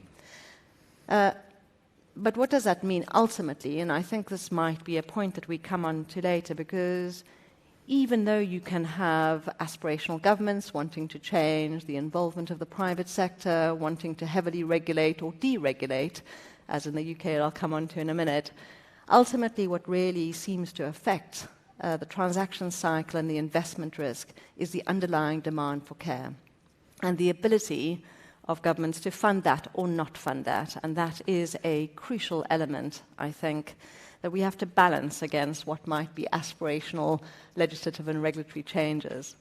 And in the next thing I think is after COVID, and I think COVID really demonstrates this, we're looming large over the horizon, kind of a wide changes on medical device regulatory, which will affect the costs of provision, and similarly foreign investment control. Now we saw this, the foreign investment control regimes introduced or proposed to be introduced first in 2019, 2020, and then of course as the vaccine and kind of concerns about PPE, we saw governments kind of really heavily kind of say, well, we're going to protect our own kind of borders and the investments into our kind of strategic assets.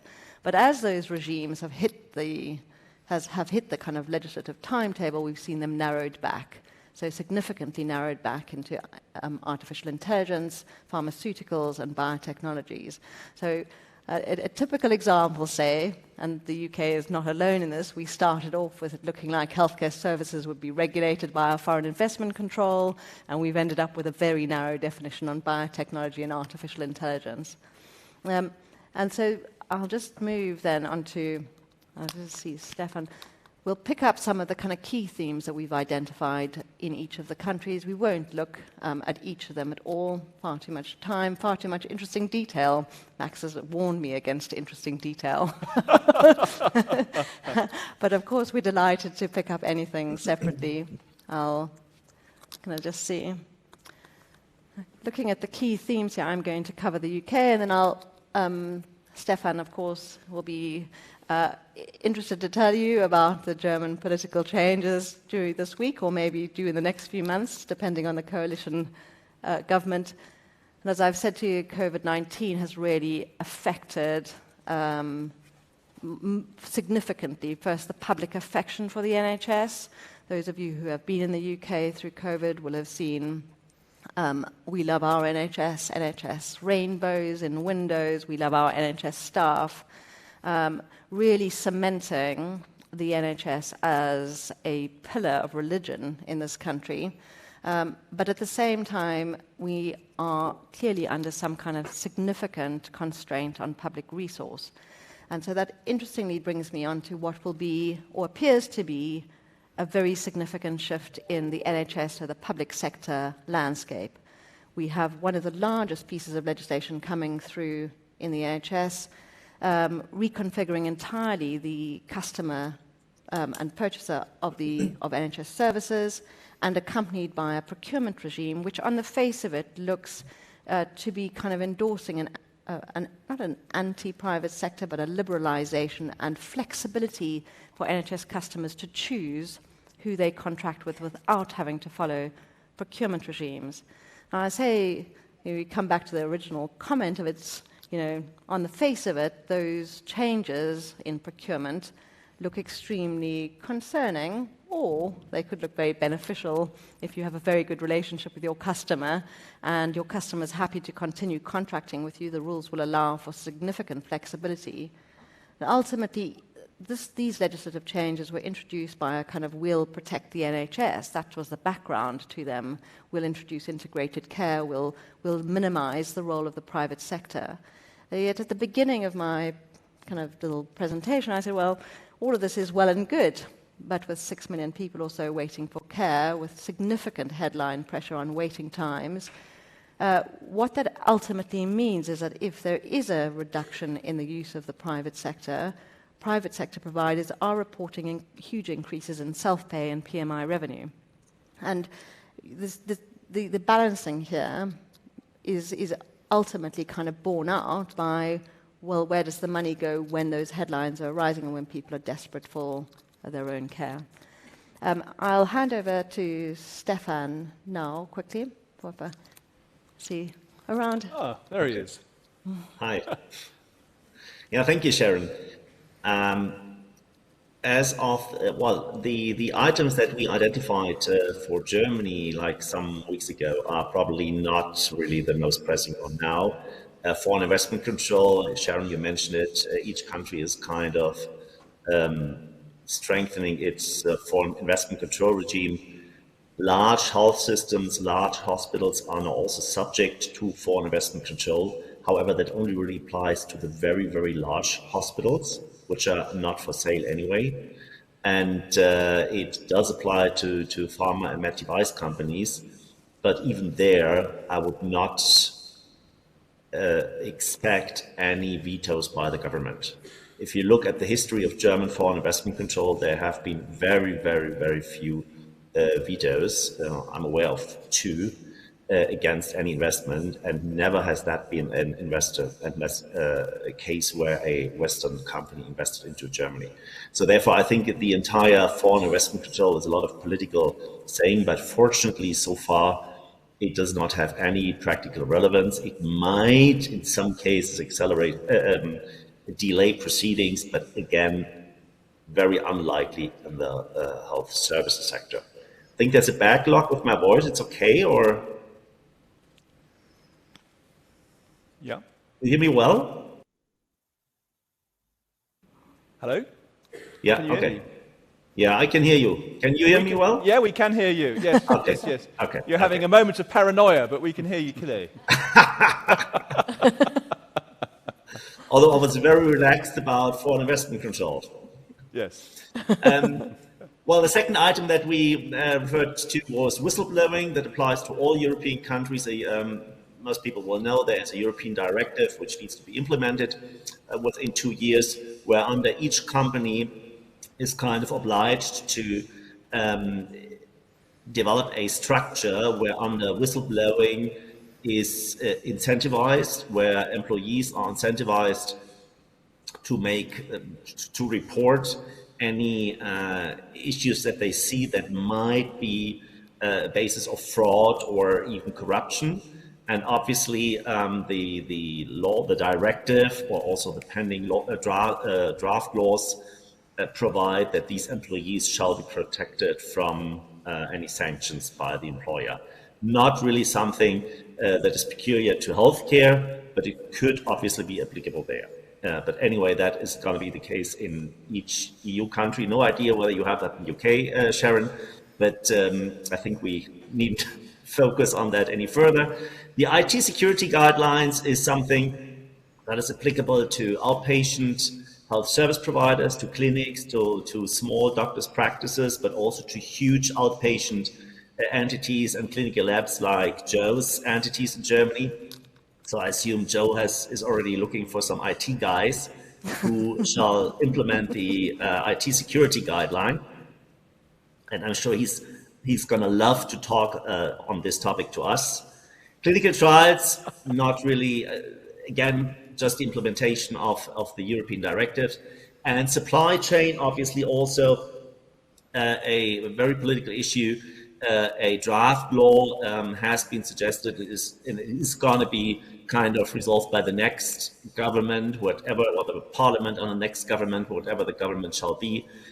Basically, it sets out some duties of care for large companies with the purpose of respecting human rights, ecological standards, and to in some cases hinder companies to buy from those sources. Now, I would like to come to the issue that is really important. and that is obviously the pending general elections. As you know, Germany currently has a center government, with Angela Merkel being a center politician, coming from a center-right party. Her coalition partner, the Social Democrats, are a center-left party, and it's all very much to the center, and probably that has not really been bad for our country. Most people think that has been quite successful, but maybe also a bit boring. Now, political discussions are not that boring. We have ecological issues, climate protection as by far the main topic in the election campaign. Each party, except for the very far right, agree that measures need to be taken to improve the climate and to protect climate, and particularly to reduce CO emission. Only the ways are controversial, and like always, it's probably a mixture of different concepts: incentivize new technology developments, or to implement further regulation. At any rate, that is on everyone's heads, and that's the main issue.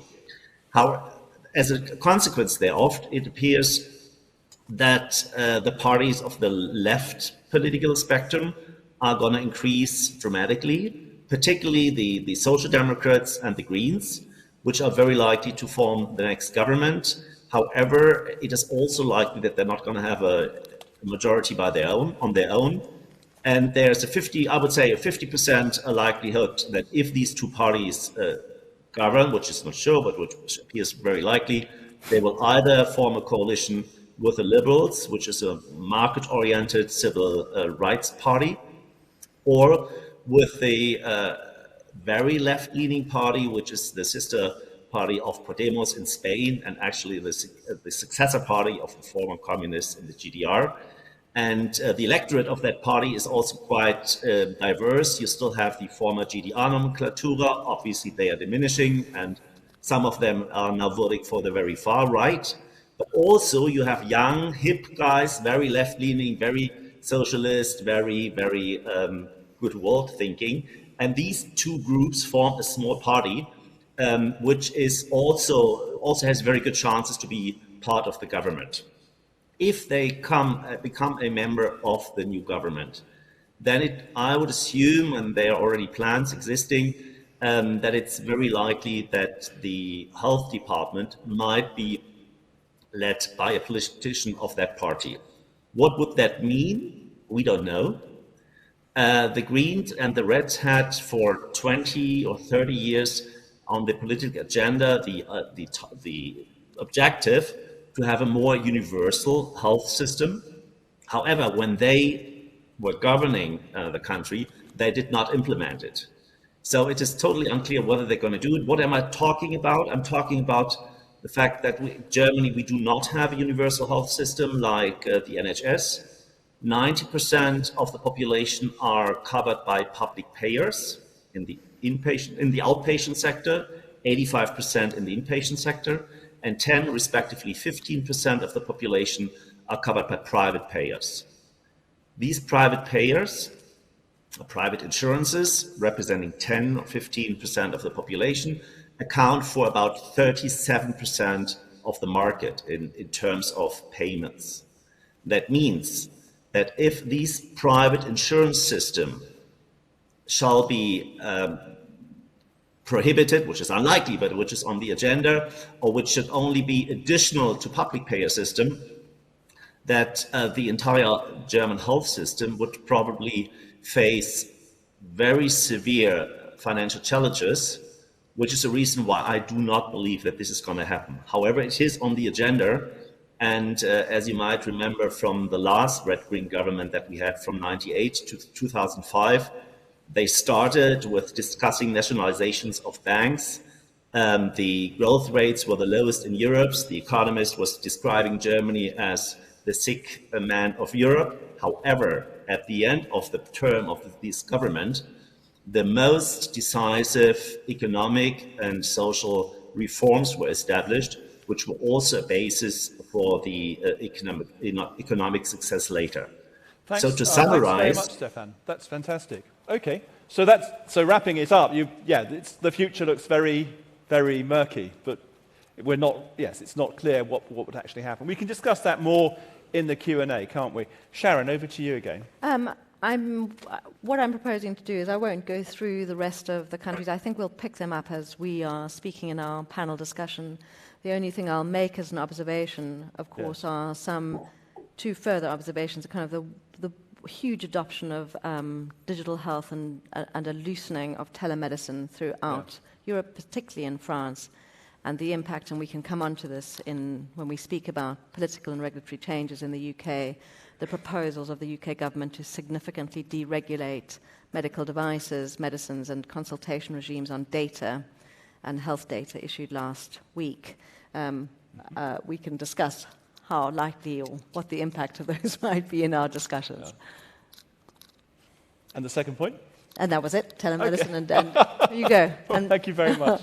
Thanks, Sharon. So that's really useful. It's interesting to see how comprehensively you're covering all of these themes in every country. We've got slides there for Poland and I think Denmark, Netherlands, Italy. Fantastic. So, Joe, let me just come briefly to you. I mean, Medicover is active in Germany. You're active in Poland, Romania. You've got a big business in Ukraine, and you're also in India. So you span everything from sort of the rich first world, through to emerging middle-income countries, and through to India. What's your experience been on what's your attitude towards regulatory and political risk in general as a finance director? I think in terms of investing in healthcare, then you need to accept that there's a risk there, and you need to be able to understand it and all the different things the corollaries that flow from it. So surprisingly, when I started 25 years ago, one of the easier things was that investing in Eastern Europe, the similarity in terms of the regulatory regime, because they all came out of copied out from Moscow. So in fact, actually, I'd say that to some degree, investing in real developing markets is actually easier than some of the Western markets where their own different flavors of regulation are developed. So certainly, if I look at the markets where we're operating, then Germany is by far the most regulatory orientated. And then you need to understand the difference in the flavors and what it means. I had conversations with people who investors who don't really understand that actually fundamentally how regulatory systems differ between, say, Germany and Poland.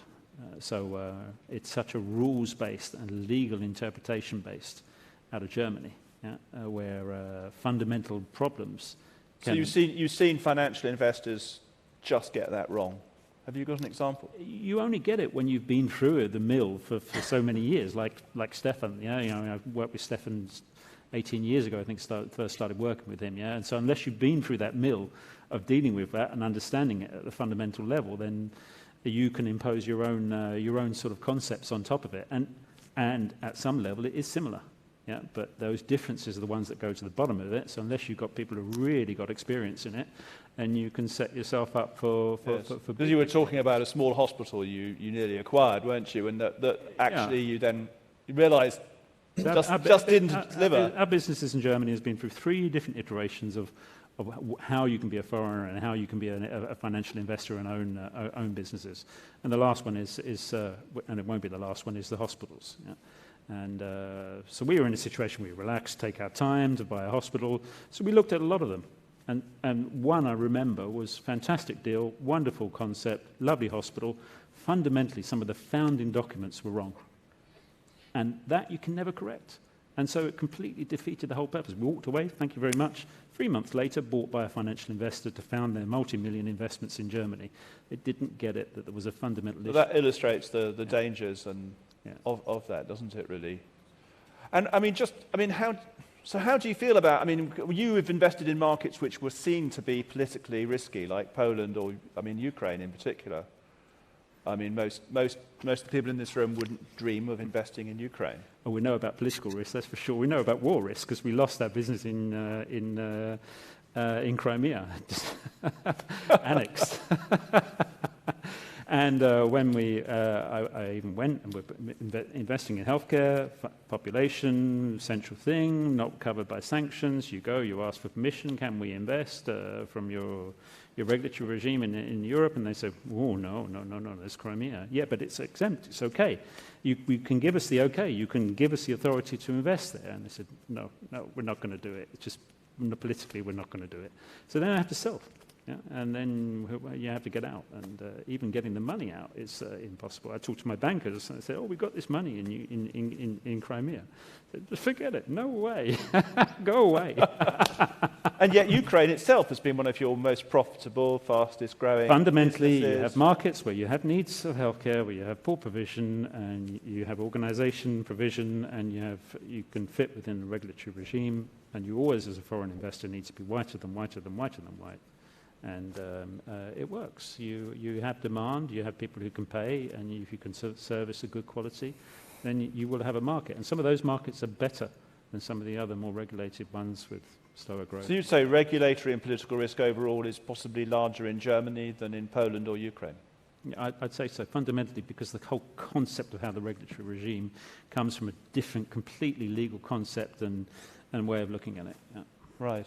Would you agree, Sharon? I mean, that's a radical claim, isn't it? That emerging markets are actually there's less regulatory risk, political risk in emerging markets than in Germany. Well, I wouldn't want to make a sweeping statement, and I'll obviously leave Germany to Stefan.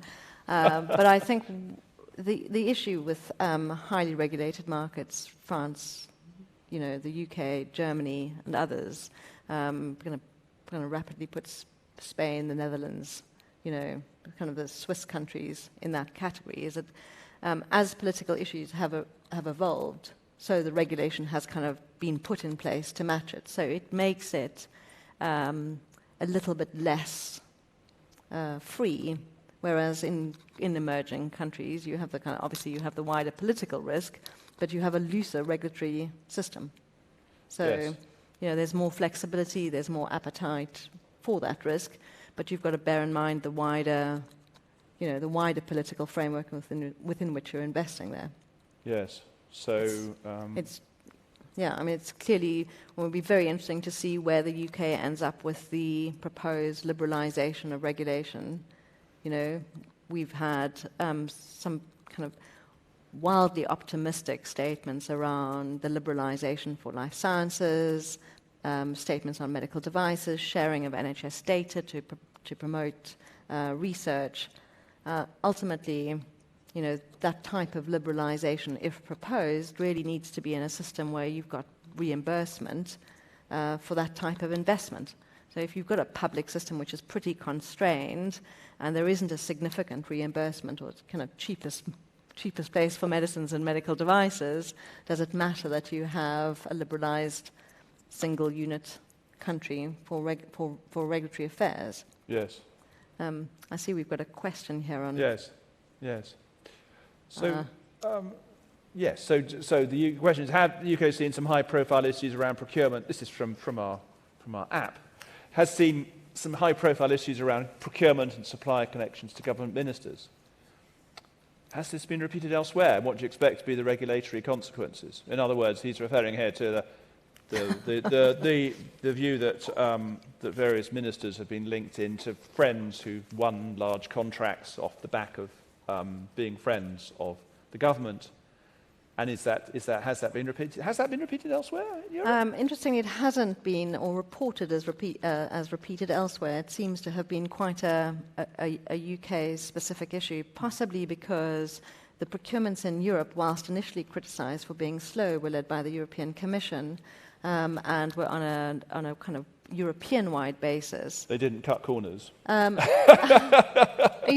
originally they were kind of criticised, the UK's gone fast, broken things, got things in place, whereas slow and steady appears to have won this race. And it's an interesting point where we are on those contracts. The government, of course, has an overwhelming majority, the Conservative government. It has promised, and you won't be surprised to learn that lawyers and others, eagerly expecting the mother of all inquiries into COVID-19. And they've promised that in this government. Whether or not that happens and the timing for any next election will be crucial I because think it will be kicked into the law. Yeah. Probably, Is it? Or there are kind of two schools of thought. Will they hold the inquiry early on to give some kind of lead time into a next election, or will it be kind of parceled up into bits and pieces so that there are other priorities, so it just gets forgotten? And interestingly, around the end of 2020. The UK published, so just at the end of just as we were leaving the European Union, start of Brexit, they published a procurement framework. It obviously came from some scars from Brexit about using emergency powers, and it proposed what many lawyers have said to be a highly opaque regime, no transparency, very difficult to sue, very difficult to litigate if they were poor awards of contracts. That came out kind of end of December 2020, then followed by the trade agreement, which contradicted some of the proposals. And really, we've seen very little else, and we're in September 2021. And so I think it might be a highly political thing to bring in, a piece of procurement legislation that allows for fast and immediate awards with very little ability to challenge. And I think that's the reason we haven't seen anything else. We were expecting it at the beginning of the opening of Parliament now. But we haven't seen it. We haven't seen it. So, are there any questions from the audience? We've got any questions? Dying to ask a question? Not just now, but I'll let you cook on that question and think about questions. It's very interesting looking at Poland, isn't it, and about the kind of handbrake turns there have been. Because everyone assumed when PiS took power that they would, they're very anti the private sector, weren't they? And then, I talked to a lab operator who said everything was being, at the start of COVID, everything was being expropriated at the border. They bring in stuff and it would be expropriated at the border and handed to the NHS. And they got to the stage where they were actually saying, well, let's try and, can we close down all our labs? Can we sack all our people? How easy is it going to extract ourselves? And then by June, July, you had all these massive partnerships forming, and now they're talking about private-public partnerships, are they, Joe? Or, what's your take on this? PiS have always been actually quite pragmatic about when it comes to real solutions. So what you see removed and what you see on the ground are, the views are completely different. Because ultimately, what do they need to do, like any public body? They need to deliver healthcare because the people who consume it are their voters, and that's what they want to do. And the private providers are an essential part of the infrastructure for Poland, whether any political party likes it or not. That's part of the solution because that's how it is structured. Whole sectors of the provision model are privately owned. So you have to live with it. You have the politics at the higher level in terms of the image that public good, private bad, and so they have to play that game. But ultimately, at the operator level, it's about providing the healthcare, and they've done fantastic stuff in terms of improvements that actually really channel correctly the right type of focus in terms of how you deliver a broader care continuum.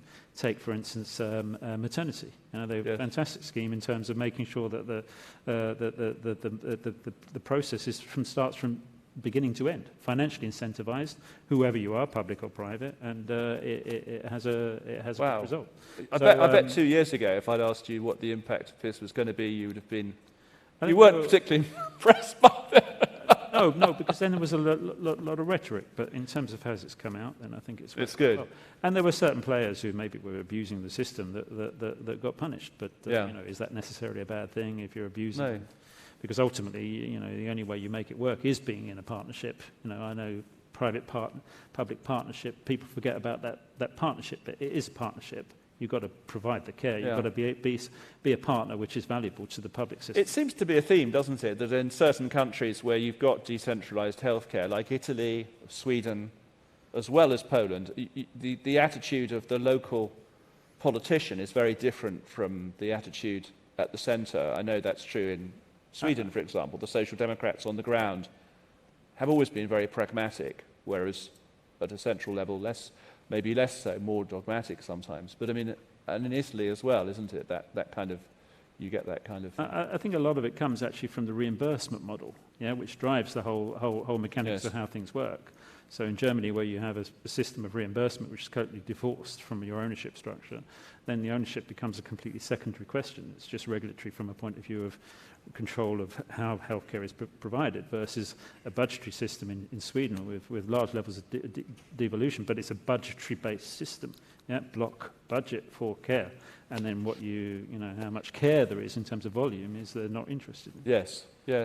Well, Stefan, how do you see this then? I mean, has that also been true in Germany, that you've got much more pragmatism at the local level? You have, haven't you? Yes, obviously. And as Joel was saying, the regulatory risk might be higher in a more developed democracy than in other countries, and that might have stronger financial impact to Medicover, to the positive and to the negative, I would think. But in general, each government wants to have good healthcare for their population. This is obviously very important. We have not seen this only during COVID times. We've seen this before. And sometimes you can also say that in Germany, it has actually been the more left-leaning government that was incentivizing financial investors and attracting financial investors into the country, because they knew that it is important to have money in the system and to have financial investors who are willing to make these investments. Doctors usually do not vote for the Social Democrats either. Therefore, they do not need to represent the doctors' objectives, doctors' whatever views on financial investors. Therefore, it's often more the allegedly more market-oriented parties that have introduced market entry barriers, additional market entry barriers for financial investors. Yes. Therefore, all say that we have as to will there be more restrictions for financial investors if we have a more left-leaning government? I doubt it. You doubt it. But we're not. I mean, we obviously saw a lot of privatization of hospitals in Germany. Some time ago now. But I mean, that privatization boom has completely stopped, hasn't it? It's now seen as a bad word. You wouldn't see. Would you expect any more of those at all in the next, even if the left wing, or do you think you might see those or not? Well, actually, it is. It has particularly been the left-leaning communities in East Germany which privatized their hospitals because they just needed the money. And the more affluent cities in the West, where the more market-oriented parties were governing, usually did not privatize their hospitals. Yes. Overall, I do not expect more privatizations. Currently, there is enough money in the market. Local communities seem to have substantial amounts of money to keep their hospitals. And I think it is also a wide understanding that the market separation that we currently have, about a third of the hospitals being publicly owned, so owned by the state when it comes to medical schools, or by local communities, a third being owned by non-for-profit entities, usually church groups, and a third being owned by private for-profit, seems to be quite good share of the market. And I think politically there is not much interest to incentivize that. So there might be another privatization, but I would not really expect privatization of large hospitals, because there is not really a political or financial need. Right. Okay. Fine. Okay. Did you want to add anything, Sharon, to that? No, I just think I think the point that we're probably all making is that ultimately it comes down to kind of the underlying demands for the healthcare system in that country. You can have whatever political and regulatory change. As for Poland is a very good example. I mean, there's been a huge growth of private healthcare. And I think the same in the UK. If you look at the proportion of private provision across different sectors, it varies vastly. So if we were in the care home sector, almost predominantly, private, learning disabilities, community mental health care, again, vast provision of private care, and also purchased on a per patient basis rather than on a kind of on a framework type scale. It's almost as though governments are, there are certain sectors that it is politically acceptable for a government to retreat from. I mean, it was politically acceptable for Blair to move away from NHS funding of dentistry. So today, 50% in the UK is paid for privately in total, over 50% now, I think. And then there are other sectors, and it's politically acceptable for nursing homes to move into that way, but it's not politically acceptable for hospitals to move into that way. Do you think, in general terms, that there are sectors which politicians are looking at now and saying, I want to retreat from that, or I need to get out of that liability? Joe, what do you think? I think you're projecting far too much strategy on political decisions. I think in healthcare, everything is almost all crisis management in terms of for almost any country, really. I mean, Germany's in a fantastic situation where they have massive, money in the system now. Yes. So it's really well funded, even with COVID. But other places now, with increasing cost of staff, with all those changes which we're going to go through, it's a lot of pressure is going to build up in the next few years. And then you've got the question about, how does it work with private and public? I think that's what drives more change than any sort of strategy or looking and saying how we should do it. So it's incredibly pragmatic, really. Yeah, I mean, that's what you're saying, Sharon, isn't it? I mean, ultimately, even if the NHS England or the Department of Health did not want to have private provision of mental health or learning disability care, and even though it might be criticised in the press, ultimately there is not the capital funding on top of the already committed, NHS new hospitals to buy out or to provide the facilities for that care, and so you kind of end up in a tension where we would provide that, but they simply cannot fund or replace those facilities, and those sectors are under extreme staffing pressure. Yes. So recruiting into social care, into inpatient or learning disability care, supported living.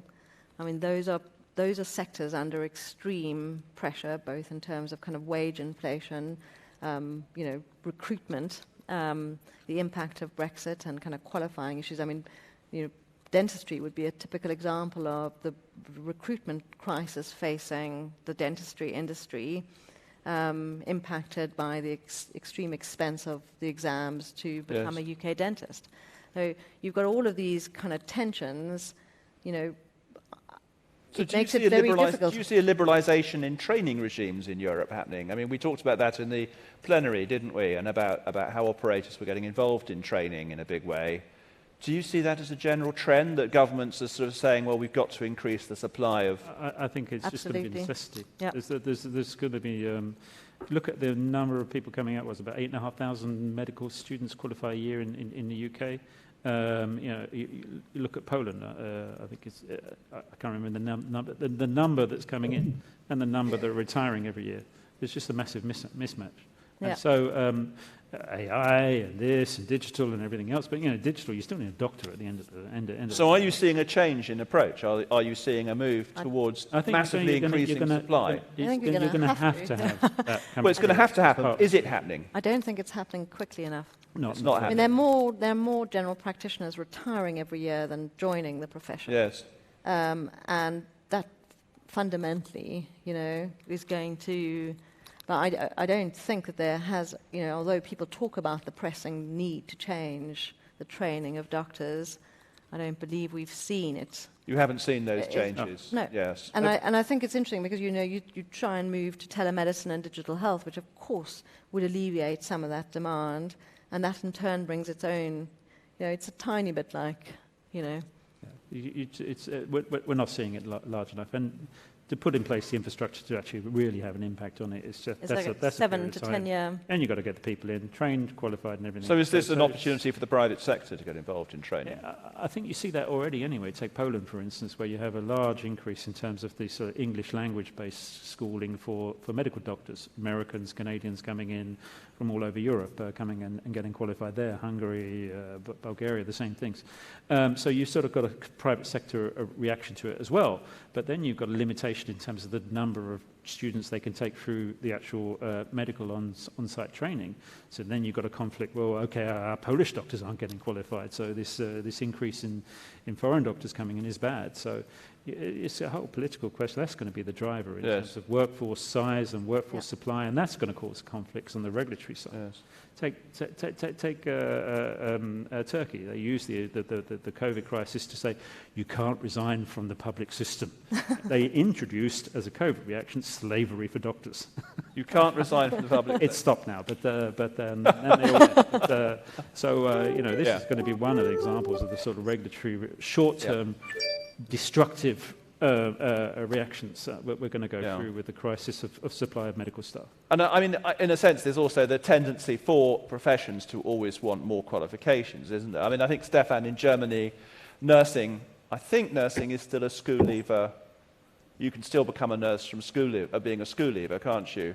Whereas in the UK and many other countries now, you have to go and get a university degree before you become a nurse. Is that going to change in Germany? Are they going to? I mean, it'd be very interesting to see if they actually make it a university subject. Well, there is some kind of polytechnic education, and we have different levels of nursing, which is also reflected in the salaries, obviously, and is also reflected in the new standards that we have, the new regime for carekeepers in the hospital, but also for nurses in nursing homes. Yeah. So it's very diversified. There's not just one position. You have less educated and more educated nurses.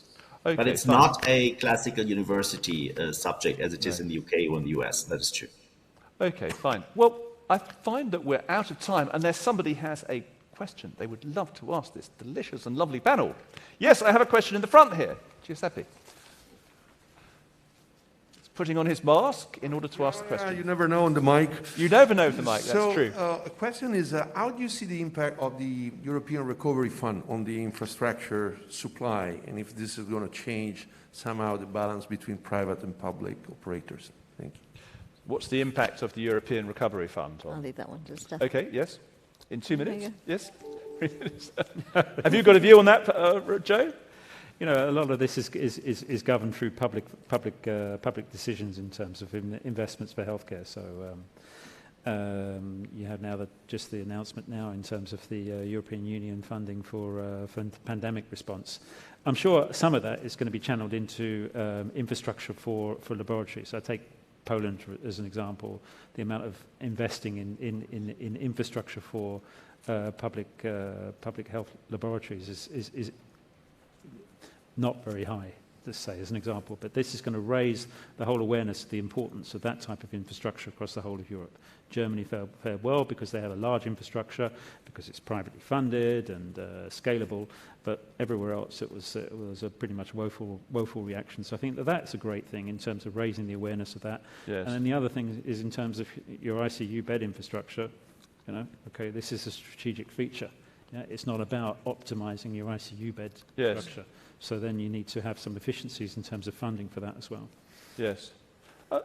Very quickly, Sharon? Yeah, I've got nothing. I'll leave it to Stefan to add anything.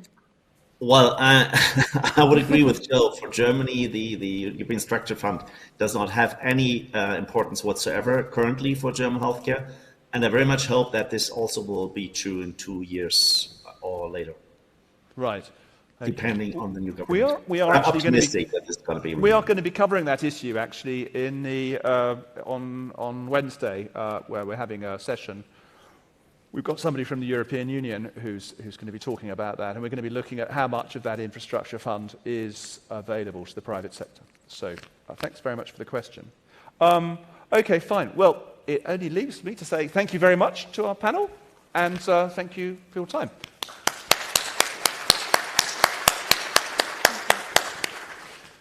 Okay, thank you. Oh, Stefan's gone. Just like that. Just like that. Max, wasn't that another great session? As a journalist, a few headlines in there. Slavery for doctors. Healthcare is crisis management. What did you make of it? Yeah, no, I think... I don't know how you solve the manpower. I think you've got to start allowing people to go and buy medical qualifications. I mean, to train at the group of private colleges is likely to be, we've seen that already in the West Indies with American students, and I think that's going to be a growing trend, because I don't see how you're going to build the capacity unless you allow reasonably bright middle-class people to pay to become doctors. Oh, yeah. And there's going to be no shortage of people who want to become doctors. So, I mean, it's a bit bizarre, really, isn't it, that there should be such a shortage? I mean, there's no lack of people who want to become doctors and nurses, but there's just a lack of places. And who have the grades, indeed.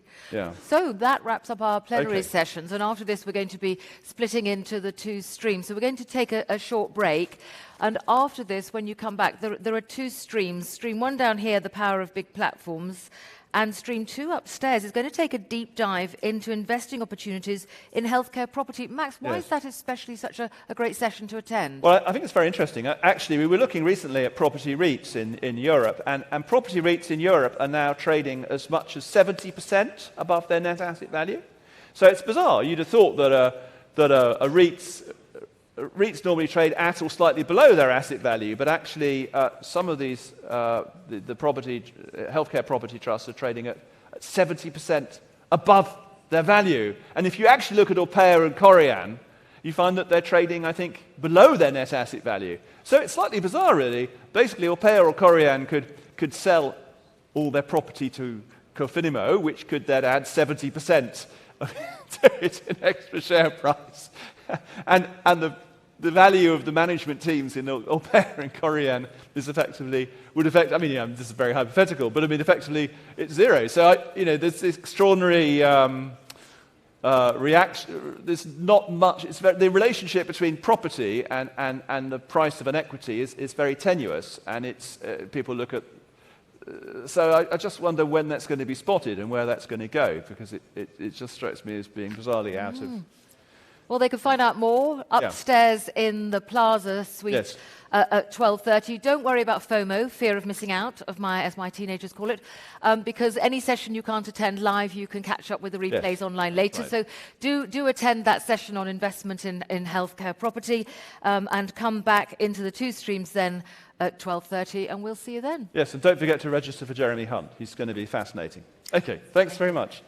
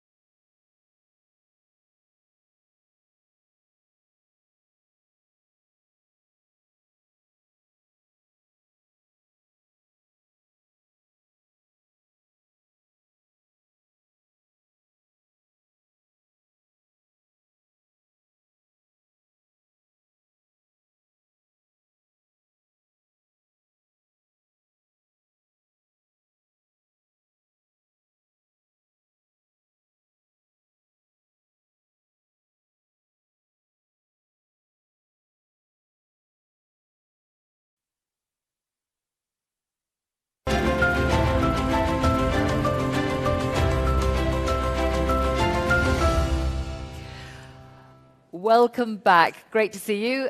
So this is the point then when we have so much great content that we've had to split it into 2 sessions, but don't worry, you can catch up on the replays. So thanks very much for coming into this, and do look at the investment in healthcare property on the replay on the links that you will find later through the app and any other communications that we send you.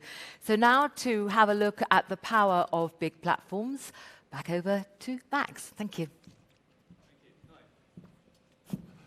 Hello, everyone. Right, we've got Sophie Boissart. Sophie, come up. We've got Inaki Reno, who's the Chief Executive of Bupa, who is joining us remotely. And we also have Francesco De Meo, who's also joining us remotely. We have a connection.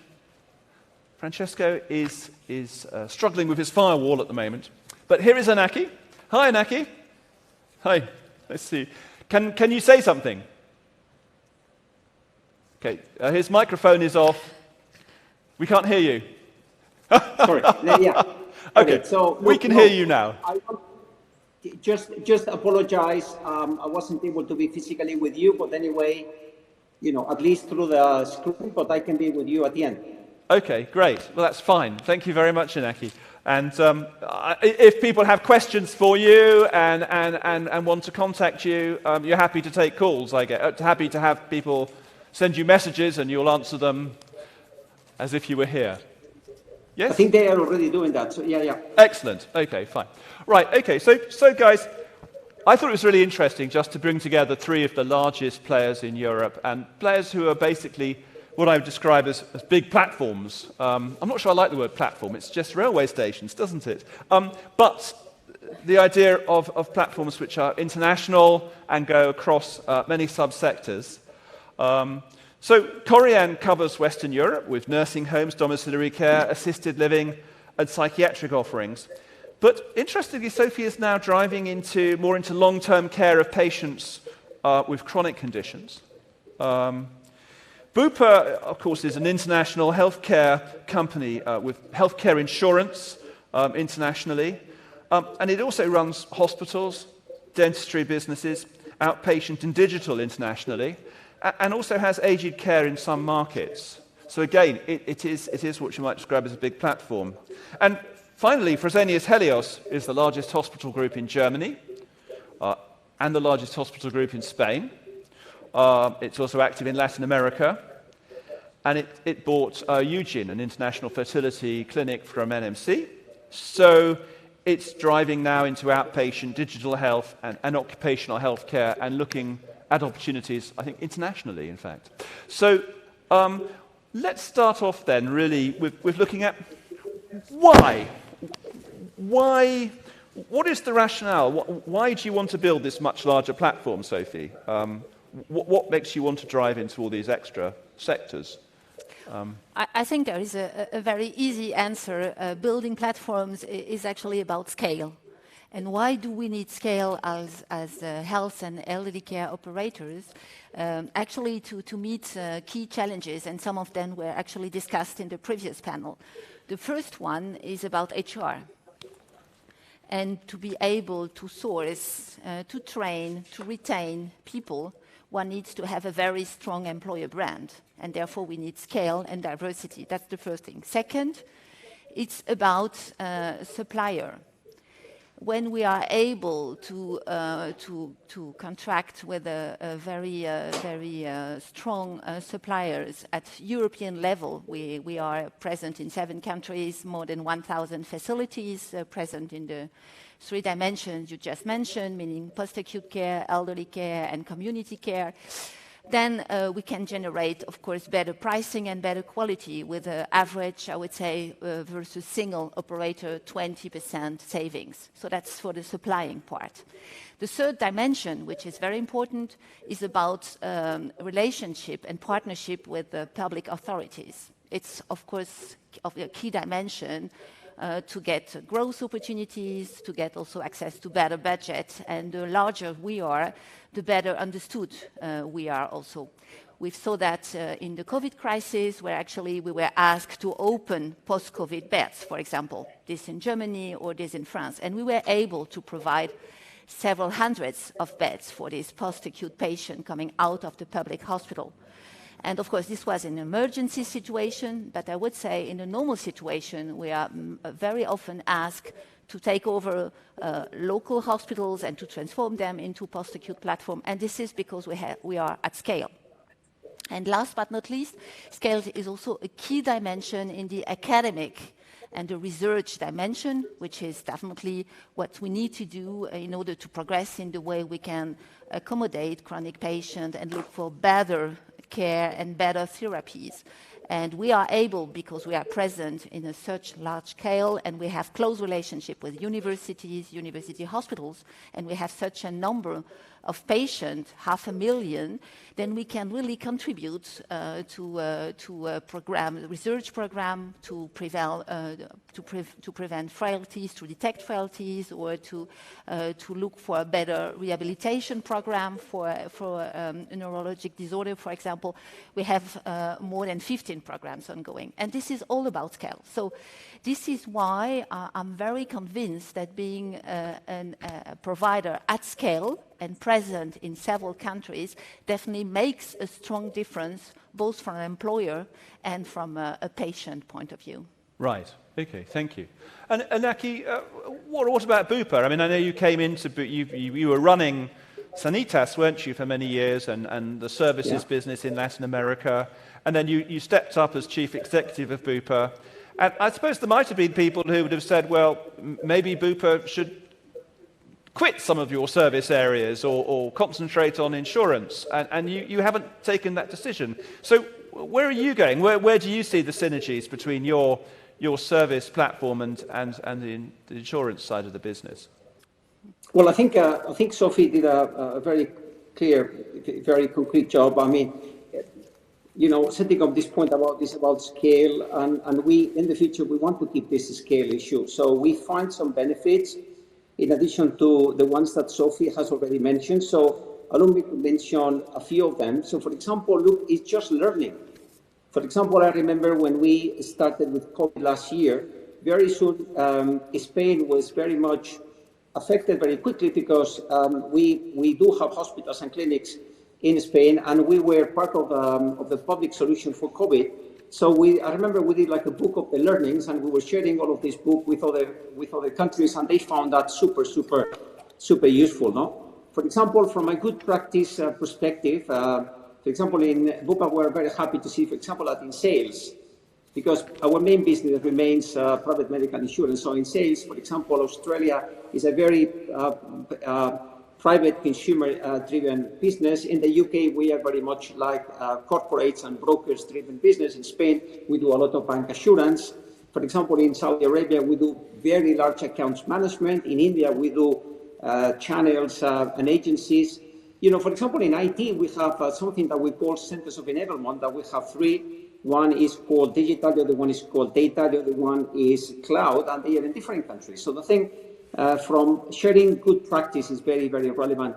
But also from portfolio management perspective, there's another benefit here, because, for example, if I think on my colleague Iñaki Peralta that took my previous job, so when you have a big portfolio, it allows you to invest in some countries while having the possibility of having like big machines, big businesses like in Spain, allows us to invest in other countries because it helps you afford all of those moments where at the beginning some businesses are struggling at the beginning normally.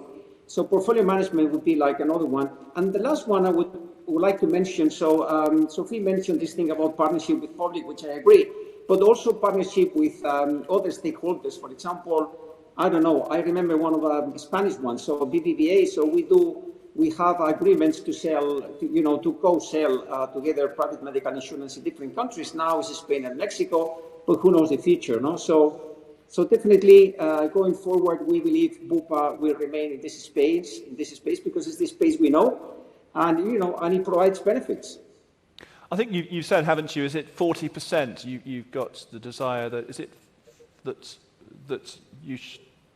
Was it 40% of you want to provide 40% of the patient touch? Was that it in the new strategy? No, well, I didn't mention that. Now I was more, Max, on the benefits. So yeah, but there's something on the strategy, on that space. But But I thought you were more thinking about about the size of the business. So we want to keep being big. We see our future being an international business, that's for sure. It's a good place, and we already have a lot of learnings that we want to put into practice. Yes, right. Okay, so because you announced, I think, your new strategy, didn't you, really, with the... Yes, okay, fine. Yes, exactly. Well, there's a new strategy now being announced, but I don't know whether you want me to get into that, but that would be... but why don't you just outline? Why don't you just outline the new strategy? I mean, I know there was a press release about it. Just tell the audience what the new strategy is for Bupa. Yeah, happy to do that. Absolutely happy to do that. Our strategy. I mean, probably not a big surprise compared to other people in the public and people that are following this.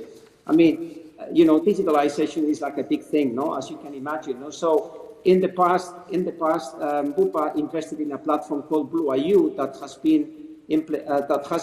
is already been operated in a couple of countries. Now, after COVID, we want to extend this platform in the other jurisdictions of Bupa. So in 12 months, we're going to see this platform, and this platform has, from a digital perspective, not only the capacity to talk to doctors through the mobile phone, but also to join health programs that Bupa has designed for our own customers, but also you can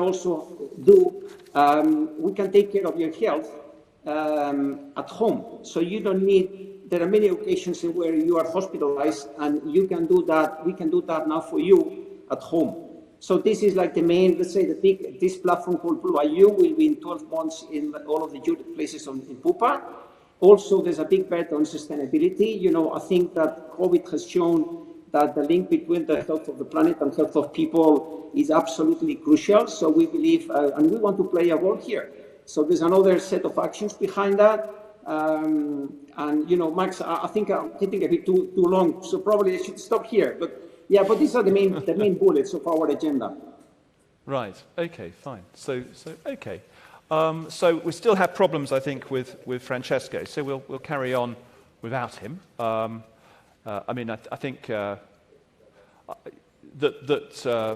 Fresenius Helios is, has a structure of moving towards an outpatient asset-light model based around digital health, and we have him talking about that tomorrow morning as well in the keynote first thing. So I can see the rationale behind this. I mean, obviously it must throw up some challenges, Sophie, doesn't it? I mean, there is a danger, isn't there, that you turn into a rather baggy conglomerate in which, you get so large, you lose a bit of focus, and I mean that's the obvious danger, isn't it? Or am I wrong? That's from an external point of view, probably a danger or a point of attention. But there are actually a very clear way to prevent that to happen. Yes. First thing is the bigger one grows, the more structure we need, and actually the more focus on standards, common standards we need. And so, of course, it means that we have to be very clear about the segment we are covering. Yes. Being a platform does not mean that we are doing everything everywhere. We are actually present across Europe in 7 countries, as I said, covering 600 living areas, and we really try very much to remain in those clusters, so that we can really, in those areas, leverage the scale. In terms of HR, in terms of training, in terms of relationship with local authorities. So we really try to be very focused from a geographical point of view. And this is also why I don't want the company to grow global. I don't want to be present in 20 or 30 countries, which are very difficult to run from a central point of view. I really want to be in countries where I have the scale, and I really can leverage the scale. That's the first thing. So focus from a geographic point of view. The second is about standards. We are the first care company, at least to my knowledge, that is going for a full ISO 9001 certification everywhere. It seems to be obvious, but it's a huge workload. We have defined standards clear for elderly care, nursing home. We've done exactly the same for the post-acute post-acute clinic that we are operating, which is the second dimension. We are doing the same for the mental health segment and for the community care, meaning home care and home care in community care, in community livings. And we make sure, and we will be there by 2023, that 100% of the network, including the newly acquired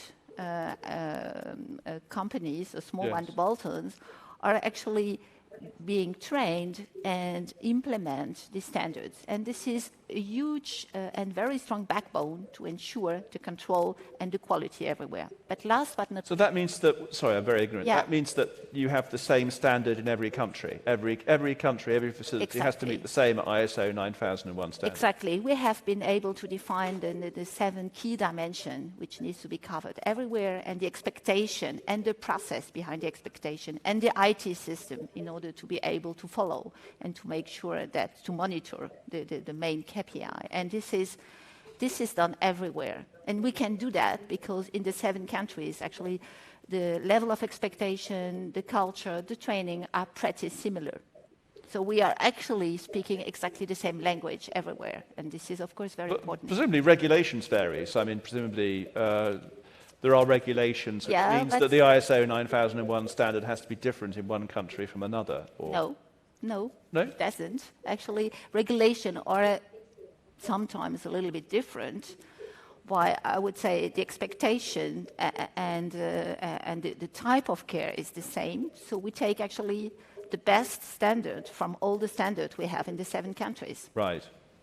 And it works because it's exactly I mean, aging and chronic patients are quite the same in the Western European countries. And the expectation from public, from a population point of view, is quite the same. And we take, of course, the best standards, the one that is the most efficient from a quality point of view, to make sure that we are fully covering and meeting the expectation from the regulation point of view. Yes. And this works. And that works.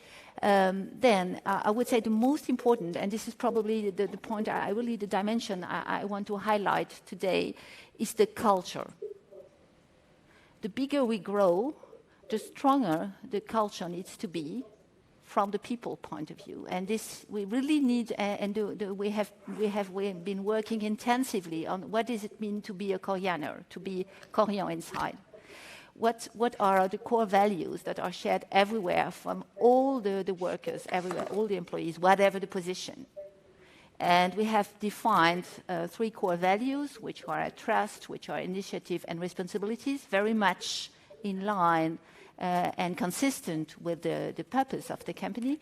And we have defined a clear set of behaviors that everyone is actually very, very practical things, okay? How to behave with a patient, with a relative, what shall we disclose or not disclose? How shall we actually prevent misunderstandings or, all the things that happen on a regular basis?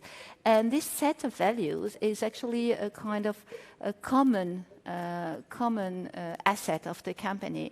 And for me, it's probably the most important in the backbone I was defining. It's a very convincing story, isn't it? I mean, if I was a public payer in Lombardy or Bavaria, I would be listening to this kind of stuff. I'd be going, wow, how do we get this company to operate in my town or my region? So I can see the B2B brand. It's very large, isn't it? We've now actually got Francesco here. So I'd like to just go back to Francesco and ask him about the strategy and the idea of the larger platform. Hello, Francesco. Hi. I'm fine. Hello, nice to be with you. Yes, and I see you have some doctors in the background there. Yeah, there is my operating room in the back there. It's a big picture.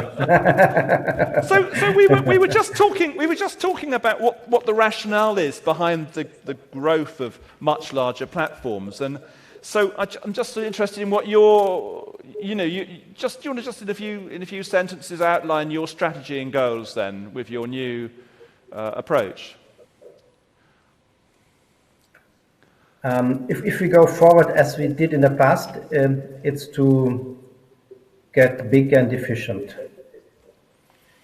Not only to be big and efficient, but let's say to make more profit out of that and to deliver better quality. If we think about the big, it's a group advantage. If you, for example, think about costs, think about procurement negotiations, and think about the product standardization.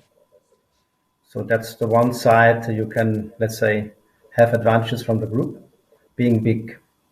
The second, it's more complicated, is the staff, it's the personal, because to make out of that, let's say, more than let's say, combining different nationalities, you should form a kind of common mentality.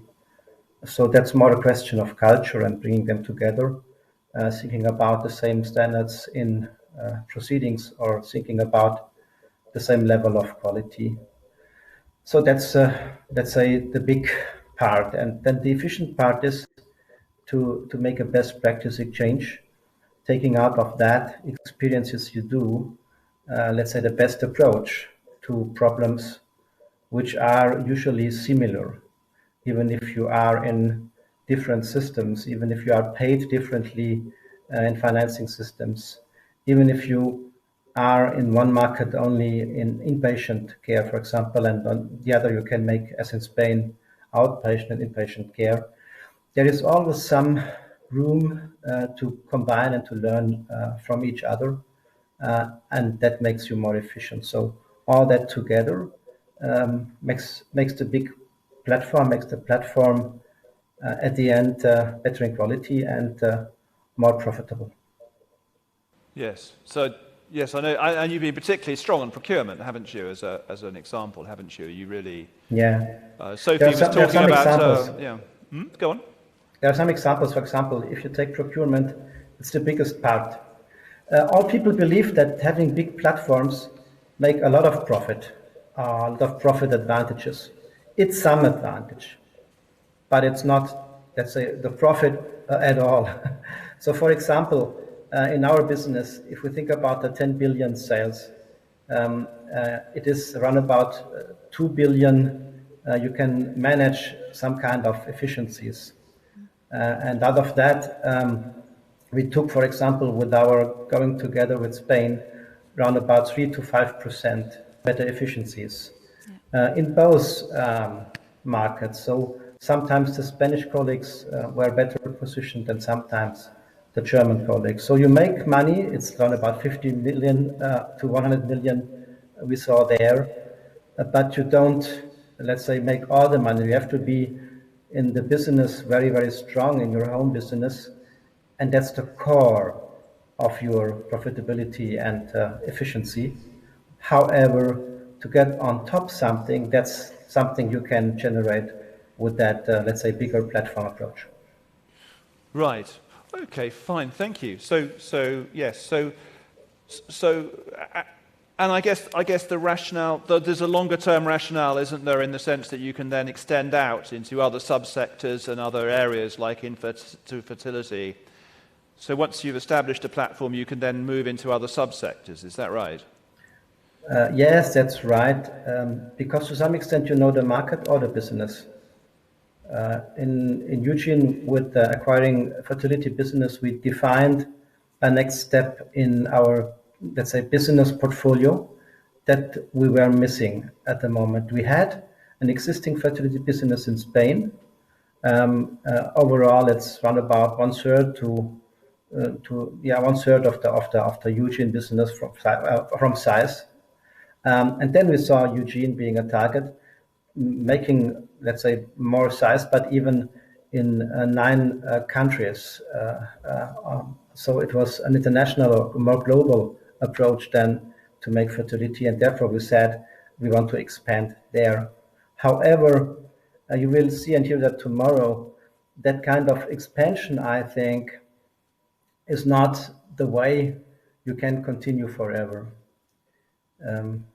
Because it's a kind of going for next infrastructure to make the business, and you know that that's very expensive, and you do not find often the infrastructure that is working very well with your group. So to some extent, the expansion thinking to be continued year per year will not be the solution for further growth. So you're my talking opinion. there about the asset-light model, which we'll talk about more tomorrow, but basically you're looking at how to expand globally using telehealth and outpatient centres to back it up without having to go and buy very large hospitals. You can start to reach a much more global audience. And we'll talk more about that tomorrow, shan't we? So we were then going through what the challenges that this threw up, and just to recap, Sophie was talking about the cultural and procurement and what she's doing there. So let me come back to you, Inaki, and ask you, what are the challenges for Bupa? I mean, as I said to Sophie, there's a danger of becoming a bit of a conglomerate. You can have many buckets in many places, and that's quite a dangerous place to be, perhaps. I mean, how do you avoid that as a company like Bupa? How do you increase efficiency? Max, I think to be honest, it's a great question. I don't know if someone has a really fixed, clear one answer. So I think having a big platform in different countries there's always challenging, no? So we live in a reality. First of all, health is very much influenced by, let's say, the public systems, the governments. So we live now in a world that changes like one day to the other. I remember when we acquired with the big investment in Chile. I did it by myself in my last job. Yes. And one of the rationales I remember was Chile is like the Switzerland of Latam.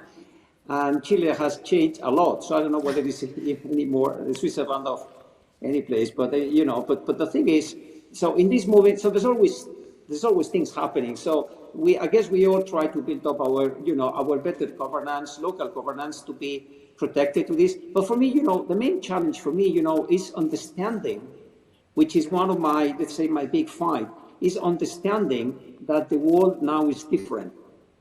And especially for multinational companies that have been successful in the past. And in our case, so we have been successful in the past, but we are a British company. We are super happy, very proud being British. But the thing now is that health is very much linked, it's very different depending on the country. So understanding that and being able to build up an operating system that protects your local business to be able to do a good job. And on the other side, you as the owner, also have the capacity to control that what is happening is what you expect to happen. So building up that balance, I think, is the main challenge that these big companies have. In our case, as you mentioned at the beginning, so we are now launching a strategic plan that pretends to do a little bit of that. So we have a plan that is, let's say, that covers 50% of the strategy. So we call it the Bupa plan. This plan has some KPIs, it has some pillars.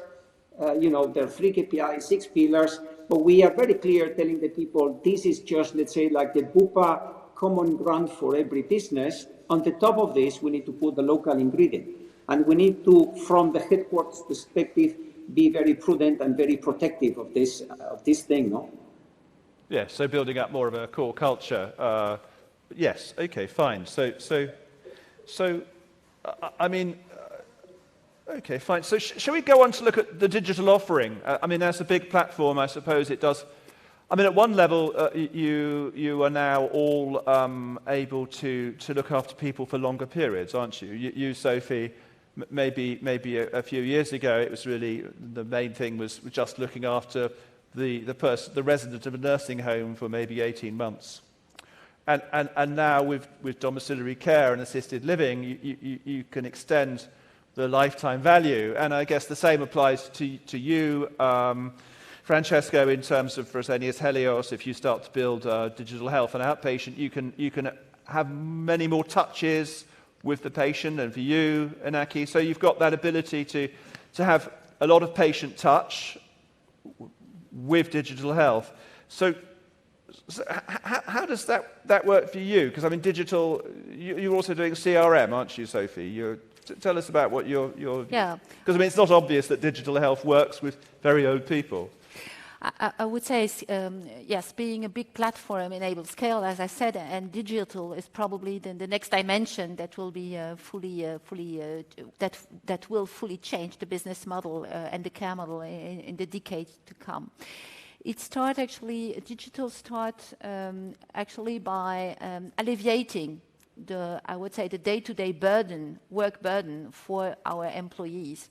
And it starts with actually, getting rid of all the documentation and paperwork that one needs in order to make sure that in a nursing home, in a post-acute clinic, the drugs has been given and all the data have been filed and well understood.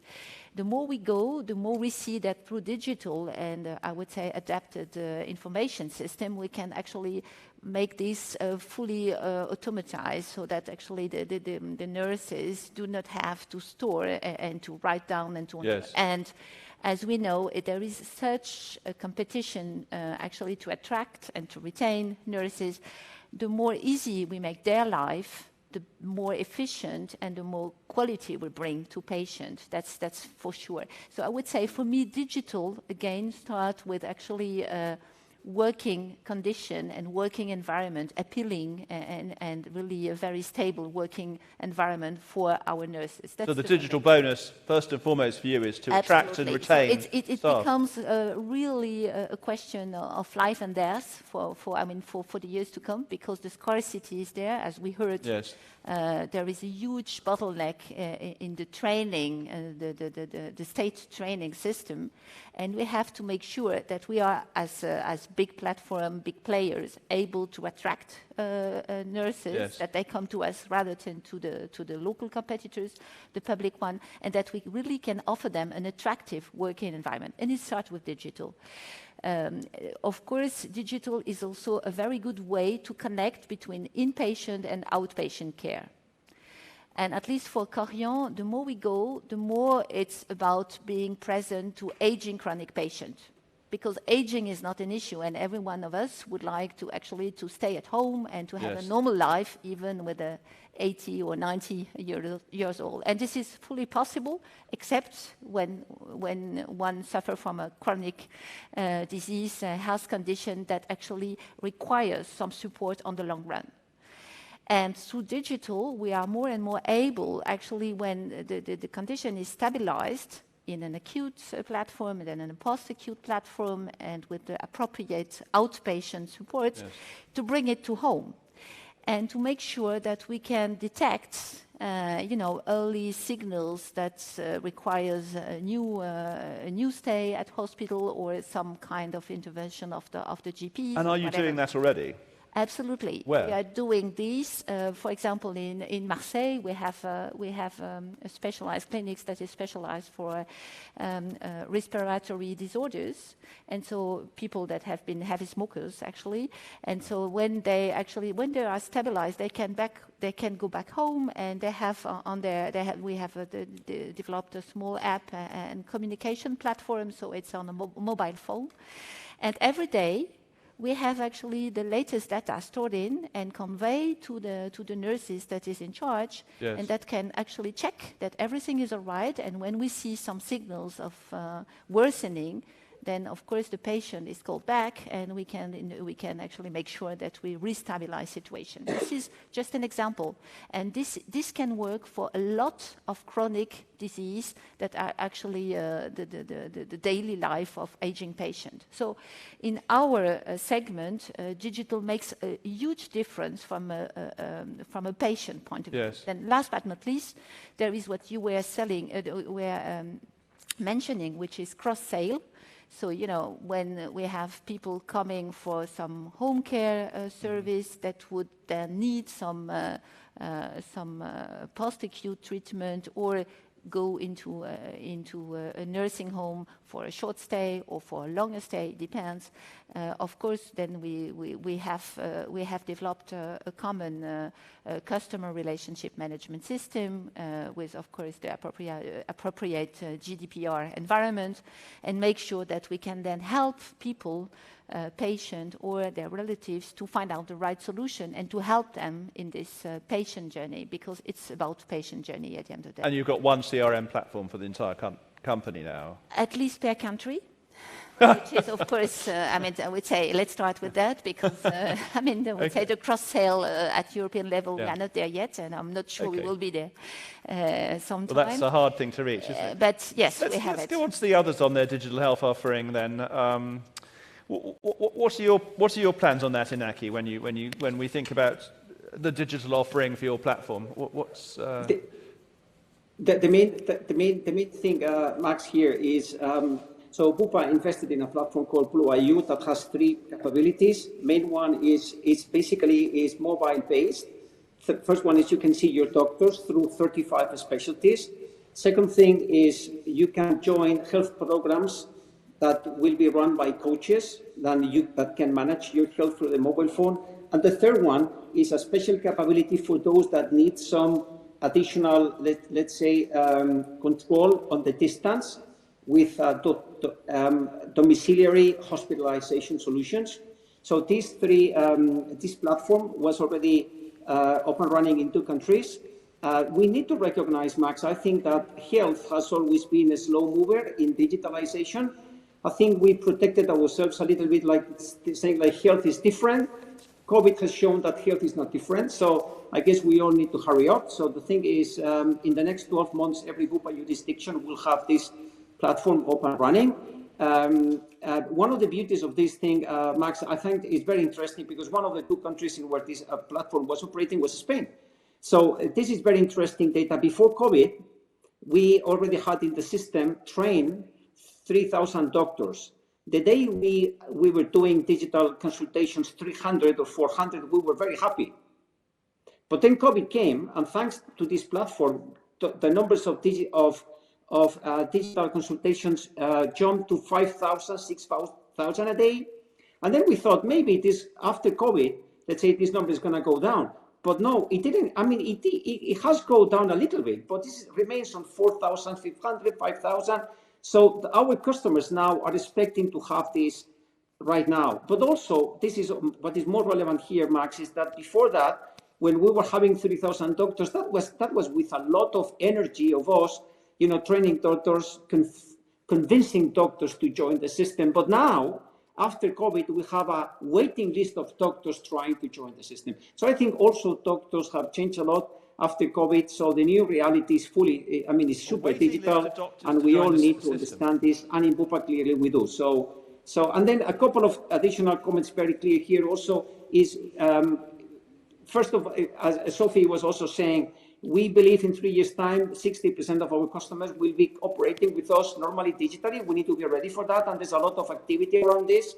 And the last comment is, let's not forget we use digital tools to improve the customer experience. And normally in our industry, we tend to compare ourselves with ourselves. And I think that at some point we need to go out and see all of those big guys that we have in our mobile phone, the Netflix, all of those guys, the Amazon of the life, that they operate with an NPS of 80, that should be our aspiration. So that's also on the strategic plan of Bupa. In 3 years' time, we will be in 80, and for doing this every day, every year, thanks to digital, every business will be ready to provide 250 customer experience improvements at least. So, so there's a lot of energy behind this. A big challenge, but very interesting and amazing challenge, and happy to go with it. Yes. Okay. That sounds fascinating. That you've actually got a waiting list of doctors who want to do telehealth. Exactly. That was a big discovery. Yes. So let's go to you then, Francesco. Let's talk about telehealth, because you've launched recently in Spain, haven't you? Or digital generally? Yeah. Let's make it in the 3 levels we see the digitization. The first is what Sophie started with, thinking about digitization on the level of working and working resources, and to make it easier, faster, and even sometimes without having then employees doing that. So that's the base level we see, and it's a very developed level in our business in Germany and in Spain. And there the Germans are even to some extent better than our Spanish colleagues. Let's take the second level. The second level is to be digitized towards clients, towards customers. We call them customers now, or patients. The Spanish colleagues had been faster, 2 or 3 years faster than the German colleagues. And for example, as Iñaki also pointed out, in Spain, we had during the COVID time more than 1 million telemedical treatments. And that's what the digitalization makes happen. Even if you are not able to be with the doctor in person, you get a treatment that's worth to be called treatment with a high quality. We also then in Germany developed more the post-acute level. So there it's similar what Sophie said, that we give digital treatments to our patients. It's really prescribed also in Germany to be a medication, because we got a certification that to be a medication for chronic patients. And they are the same then with the alerts from home coming back to the system, and they get their tasks, and the doctor can then change the therapy on that level. That was the starting point of our platform, Curali. So that's something I will come back tomorrow, because we developed, let's say, far away from that, a kind of digital health concept that will start then next year. But that's something for tomorrow, where I called my keynote Be Faster. So it's nice to have it there. The third level then is to work with the data we get. So we started to work then with the data we have from our patients. And it's only us working with that. We don't sell the data, because it's our biggest asset to work with that.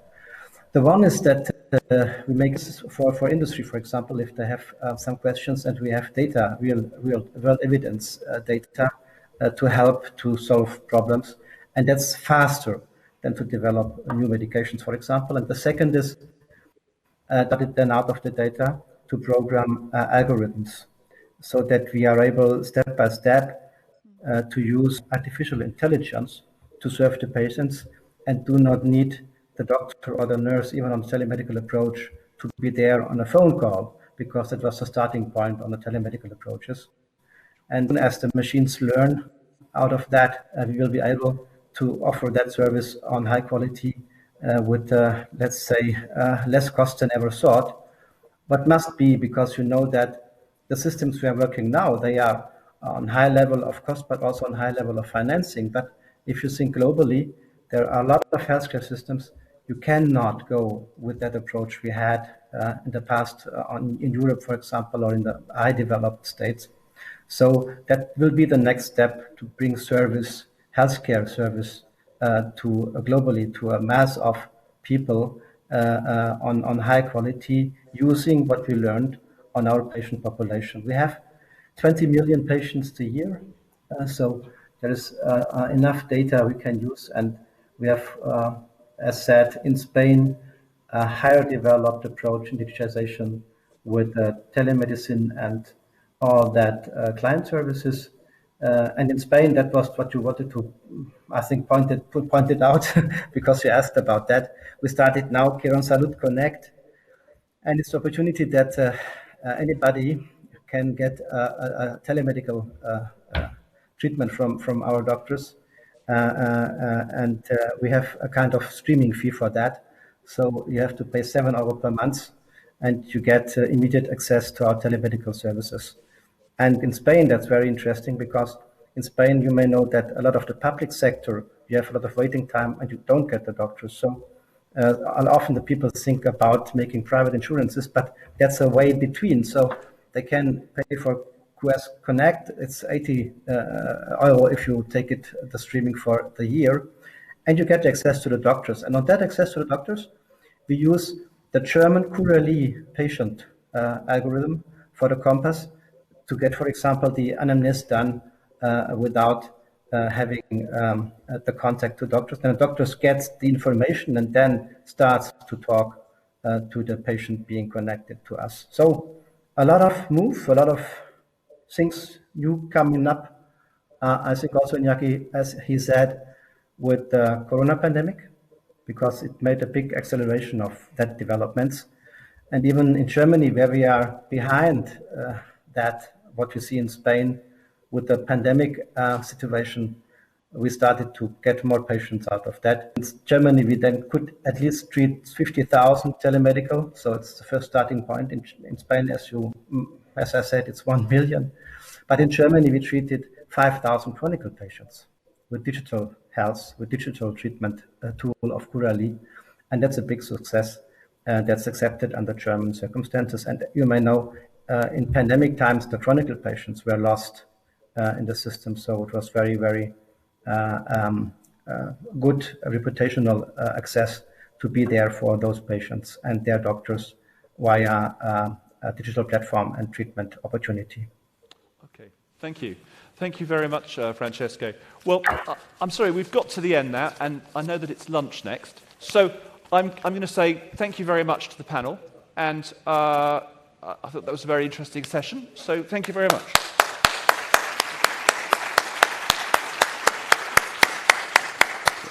Thank you. Well done, lovely. So just ahead of the networking lunch that we're about to go into, just a reminder that tomorrow evening there's a great opportunity to come to the drinks reception with Jeremy Hunt, former Health Secretary here in Britain. The drinks reception is being hosted in association with Rothschild & Co. So don't miss it. A couple of queries on the app about how you accept that. You go into the agenda for Tuesday, you scroll down to the end, you find the session for the drinks, and you click on the little tiny green icon on the right that'll add it to your schedule. So don't miss it. Do sign up for that. Max, why should they attend tomorrow evening? Oh, it'll just be fascinating. I mean, Jeremy Hunt's been, he's been a healthcare minister for 8 years, I think, or 9 years. So he's the most long-serving health minister in Europe. I mean, the life of health ministers is normally short. So he'll just be very interesting. And now he's running the committee in Parliament which oversees and looks at healthcare. So he's just going to be great. Yeah, don't want to miss it. When we come back after the networking lunch, if you could come back for 2:30, again, we're splitting into two streams. You can choose from new business models for university hospitals in here, or investing in emerging markets, which will be in stream 2 upstairs. Again, anything you can't attend live, you can look back on the replay. So have a great networking lunch. Anyone who's joining us online, you can network too. You can join in because you can connect via the app with all the great people here and anyone in the world who's joining us today. So have a great lunch, and we'll see you back at 2:30. Thank you. Thank you. Bye.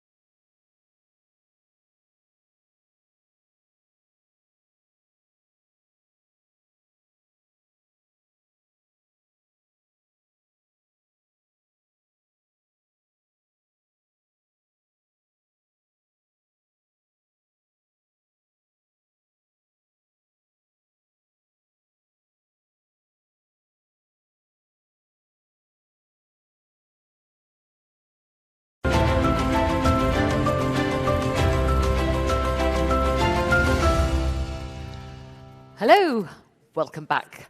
Hope you all enjoyed your lunch. Lots of networking. It'd be great if you connected with some of those people who are out there on all those 30 or more countries who are joining us online. I do hope there's some great connections being made there. So this afternoon's session, again, we're in streams. So in this stream, you'll be having a session very shortly on new business models for university hospitals. But I just wanted to mention, before we get going on that, these lovely pink forms, bit of paper, not entirely digital around here, we're a bit analog too.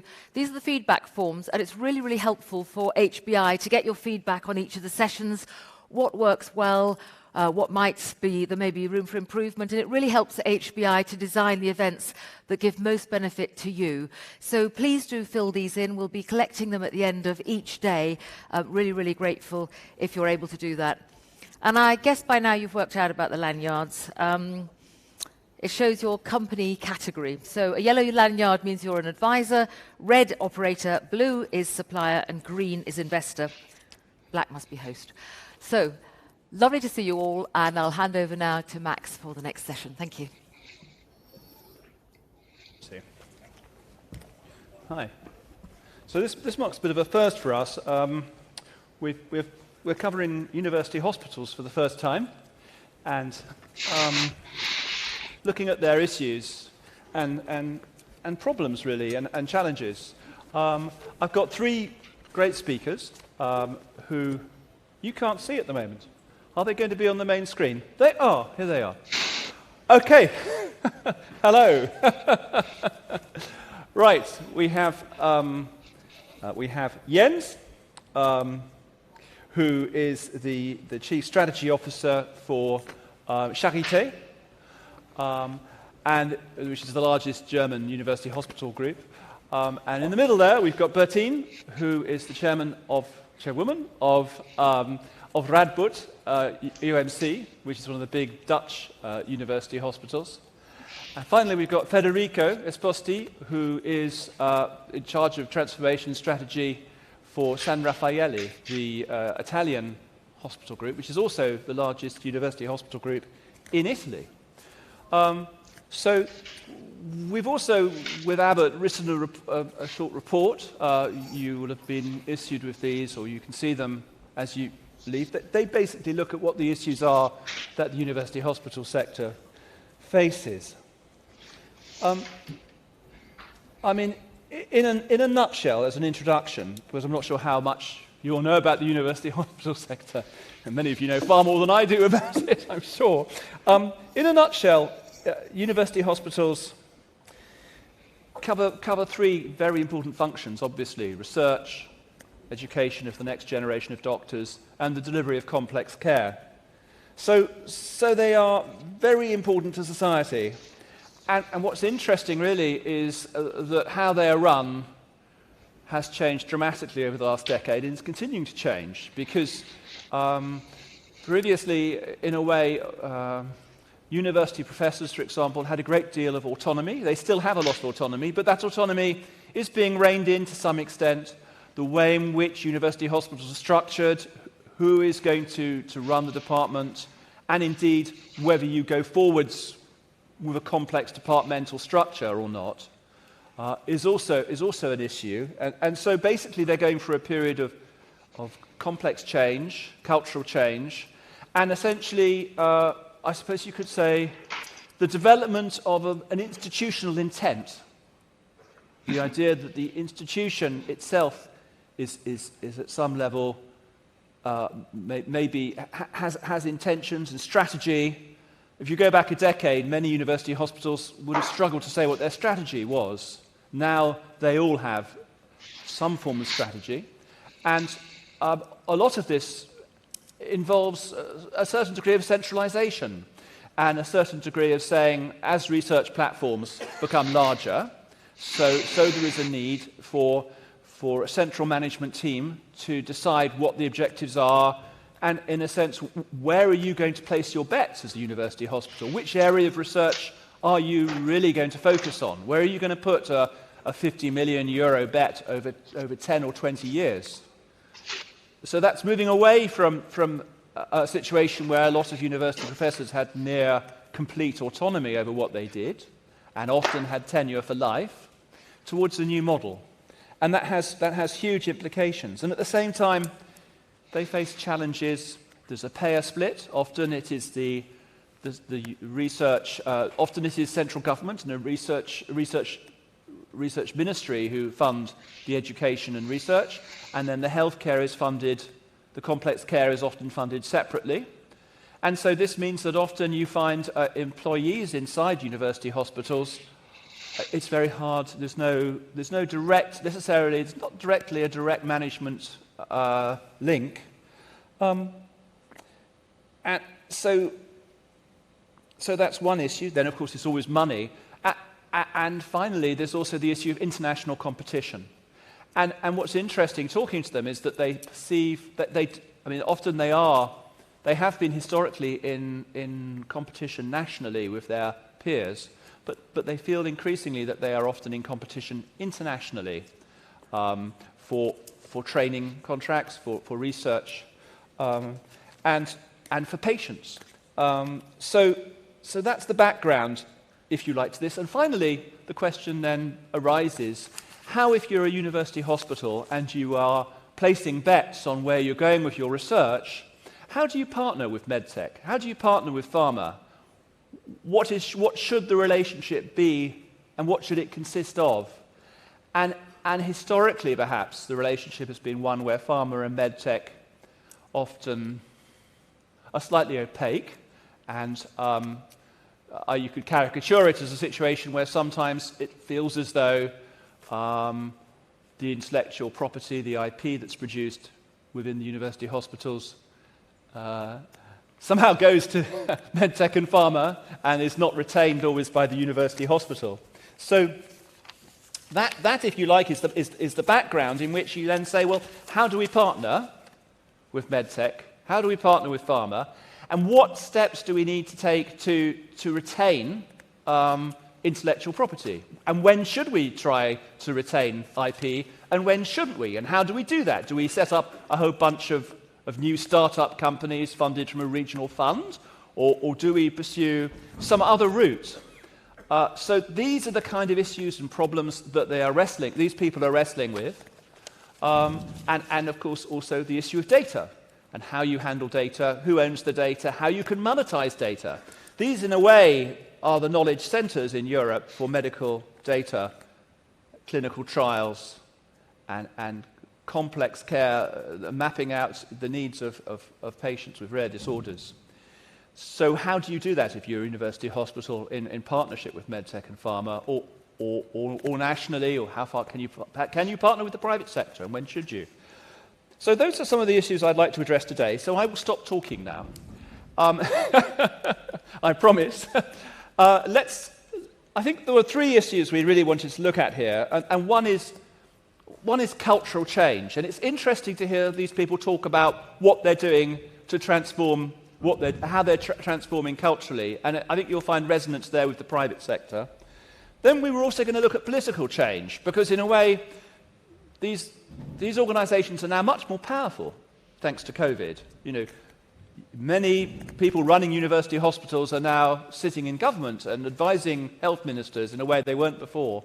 So in a sense, these organizations not only have the institutional intent to choose research platforms, but are also starting to say, well, what kind of healthcare system should we have? And finally, we're going to look at the subject of partnering. So I think we're going to start with looking at cultural change.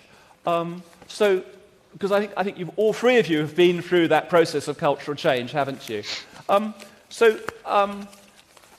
Bertine, perhaps we could start with you. Do you want to talk a bit about what the journey has been for you at Radboud in terms of change slightly away from the departmental structure? Hello, Max. Can you hear me well? Is it okay? You need to switch your mic on. I have it on. It is on. No, we still can't hear you. Jens, can we hear you? No, we can't hear you. No, Jens? Yes. No. Federico? No. Can you hear speak? me? Can you hear me now, I can hear Max? Federico. Can you hear me now, this Max? isn't good, is it? How are we going to fix this? I'm looking it to was the technical working, desk. actually. Can you hear me, Jens? Sorry? Yes, I hear you. Yes, I can hear myself now. You can hear now. Okay, good. Oh, I breathe a sigh of relief. So, we're there. Hi. Bertine, let's come to you first. Do you want to talk to us about the transformation you've been putting in place, the changes you've been putting in place at Radboud over the last 3 years, I think, isn't it? Yes, thank you, Max, for the wonderful introduction. And I think your introduction was an example of complexity. So actually, in our hospital, in our university medical center, we said to each other, we want to be fit for the future, because everything around us is changing environmentally, in our communities, and all the things you just mentioned. So what we are doing now at this moment is that we are changing our structure to be prepared for the future, which is what we call a Fit for the Future program. So what we do now, we change 50 departments to 11 centers and 3 institutes. So these centers are, for example, based on themes and functional relations like oncology, childcare, heart and vessel problems, etc. Then we have 3 institutes, 1 for research, 1 for education, and 1 for healthcare. And that's about making policy and do the check and balances in our organization. So what we actually want to become is a sustainable network organization, because we think that's what better fits with what's happening around us.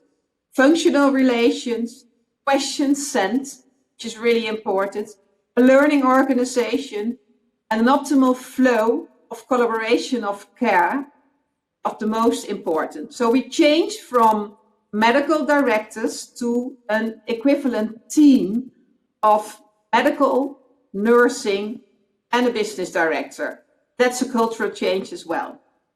And we had, and we still have, many discussions on the way how to do it and what the results should be. And then we changed, because it was one of your questions, how do you cope with this process? We changed our process. We started, I think, quite top down, with just some men on the top floor discussing on how this process should be in a more strategic group, short-cycled, with all the top professionals and employees participating in our organization.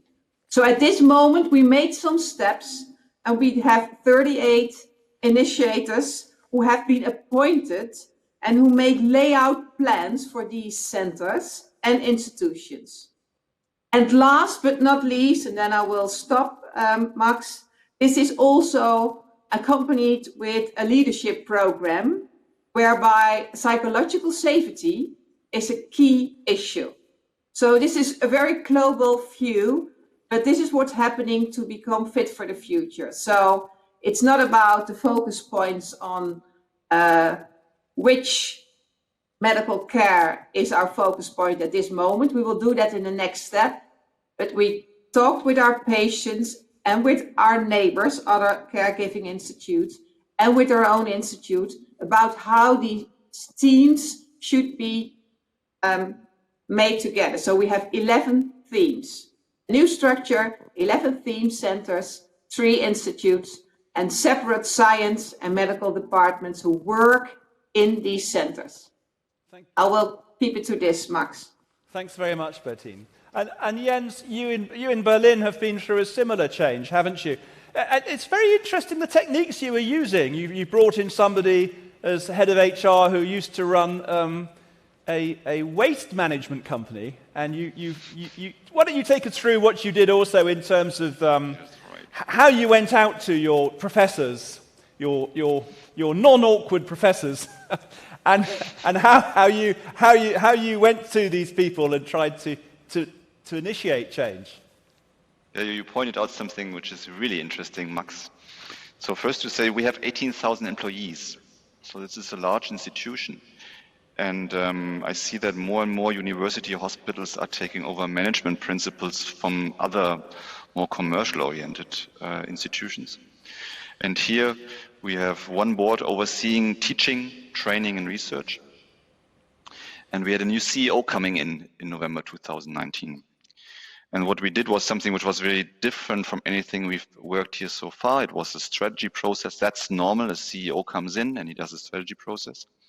And he put out two rules. One was, I want participation by the entire staff for that process. But I want the process to be owned by the board of directors. And the main idea was, we did many meetings and calls and so on. And the board watched and listened to discussions and drew conclusions from the discussions they heard. So the idea was, the experts are there. We need to take the experience and draw a strategy out of it. And what we did at the beginning, we interviewed 200 managers, students, union representatives, etc. We presented the results to them. So we had a 2 days meeting with all 200, let's call them key opinion leaders. In a breakout session, we made sure the mayor of the city was there, so there was some attention there. And then we also presented a 100-pager, which was the as-is situation of the Charité. It was numbers and figures on where we are today, because we think any strategy should be there to take you from where you are to somewhere else, and you need to be very sure where you are. And later on, there were 2 or 3 other workshops with key opinion leaders and so on. And 12 months later, we presented a strategic paper. And let's say now, some months later, I would say more important than the paper itself and the content was the process and the way we did it. Because that was something I didn't understand at the beginning when we did it, but afterwards, that took a major change and a much bigger change than the paper itself. Yes, so people were saying to you, this is the first time anyone has listened to me, weren't they? Yes, exactly. And now, meanwhile, also we have you're right, we have someone from a rubbish company on board, so we're taking experiences from other industries, and that's driving us extremely strongly. So we're not in our own community anymore, we're getting really diverse. So it's about breaking down the departmental barriers, isn't it? Yes. And Federico, San Raffaele is very interesting because it is, in fact, owned by San Donato, the largest full-profit hospital group in Italy. So the largest university hospital in Italy is actually privately owned. And that came about, wasn't it, about 4 years ago when there was a financial scandal, a major financial scandal at San Raffaele, and San Donato jumped in. So there's been huge change there, hasn't there, really? Because you've moved from a model which was very different to a new culture. Do you want to just take us through that briefly, Federico, that journey? Yeah, of course. First of all, thanks, Max, for the invitation. So what really changed for San Raffaele over time, and is something that is still going on, is a shift in the model from silos. So basically, they use, I wasn't there at the time, they used to hire the best doctor on market and basically to grow on their entrepreneurial spirit. So you take a doctor, doesn't really matter how it fits with the general panorama of what the hospital is doing or how it would fit with our doctors, just pick up the best and blow on his or her entrepreneurial spirit. What we are trying to do over these years is actually to push much more on cooperation between clinicians. So to break these glass barriers that divide department from department. So to switch from great doctors, which of course is still what we pick, so from entrepreneurs to team members or team leaders. This, in our opinion, has 3 main consequences on the general structure of the hospital. The first is basically a clinical effect. So, and this is a lesson that, of course, we also learned from COVID. The more physicians across different disciplines cooperate with each other, the best is the clinical result. But more importantly, from our discussion now, what really changes also is a strong effect on budget, because cooperation also allows to build up much more interesting experiences and product offers from the hospital point of view. And also it has a strong effect, which I think we will discuss better later, on the relationship the hospital has with providers. Because as long as it's only the physician that have relationship with pharma companies or medtech companies, the hospital is a bit put apart. Now, the new relationship, as more as the clinicians are working as a team, the more the hospital is kicking in the relationship with providers, which of course help us to build a stronger relationship, because of course we are enjoying a much broader, we are building on a much wider volume of purchase, which in our case is true at the level of the hospital, of course is even truer at the level of the group, which owns 19 different hospitals. So the three things together are, I guess, the main reason why we are strongly driving this cultural change. Yes, thank you. Okay, so that's very interesting. So you see these transformational changes taking place. And inherent in this is also the notion that maybe being a departmental head, the best qualification for being a departmental head in a university hospital may not be how many research papers you've published and your seniority. It may be more about your management skills and capabilities, and the notion of starting to develop the idea that being a departmental head involves a lot of management and cooperation and working with people, and maybe it shouldn't be something you're going to do for the rest of your life, which is what it has been in many countries. There's been a lifetime tenure in most German university hospitals. I think the tenure was until quite recently lifetime tenure from the research institute, from the research, from the central government, essentially from the government. So we're seeing these changes take place. One of the things that Jens said to me, we're going on to political change now. One of the things you said to me, Jens, I said, so there are three core purposes of a university hospital. Research, training the next generation of doctors and nurses, complex care. And both Jens and Bettina actually said, no, there are four. So Jens said that Charité, which of course is in Berlin, at the seat of government in Germany, that you were prepared to start talking about political change and challenging politicians and the government about issues and things you saw in the German healthcare system. Is that right? Do you want to talk about that a bit yet? Yeah, sure. So the strategy process we did was during... Can you turn it up a bit? Yep. Yes, we'll wait. So the strategy process we did was during the pandemic, and it changed the way we were thinking, also some parts of the papers we did. We saw that all of a sudden we begin to define regional treatment, and we were collecting other hospitals and organizing how COVID patients were treated, getting the more severe patients into our house, making sure that we do not get every patient but the more severe patients. And defining such a regional network, I see it worldwide, very successful university hospitals in the world do that they are somehow the hub of a regional network. And I think we would also want to take that role, and the pandemic has helped us there. Another thing that appeared was that we became something like a consultant to the society. So I heard that Professor Drosten is not only known in Germany, but we got calls from the United States saying, can we interview him? Or can we do something for him or with him? And we started preparing the society for COVID, and we were cited a lot for that, which gave us challenges a lot because we were not prepared to have such a tremendous public attention. But now we are, and we're ready to take that role further. Yes. Because in Germany, historically, you've had to fight for patients, haven't you? You find that complex patients who are profitable complex patients aren't necessarily referred to you by your neighbouring municipal hospitals. They want to retain them, which is very different from, say, the Netherlands, isn't it? Where they're automatically referred, I think. Isn't that right? You're quite right. So the difference is here that the number of beds per capita is very, very different in Europe. And that changes the way you have to organize your services and the way you do marketing. And it's totally different in the Netherlands with good context. Maybe Bertrand, you can say some words. So are you finding that you can have a political dialogue with the minister and with the ministry, or they're prepared to listen to you and have that discussion? So 2 years ago we didn't, and all of a sudden now we have contacts to 4 federal ministries in Germany, talking to us, discussing things, moving things forward. So it's a tremendous change also in political attention.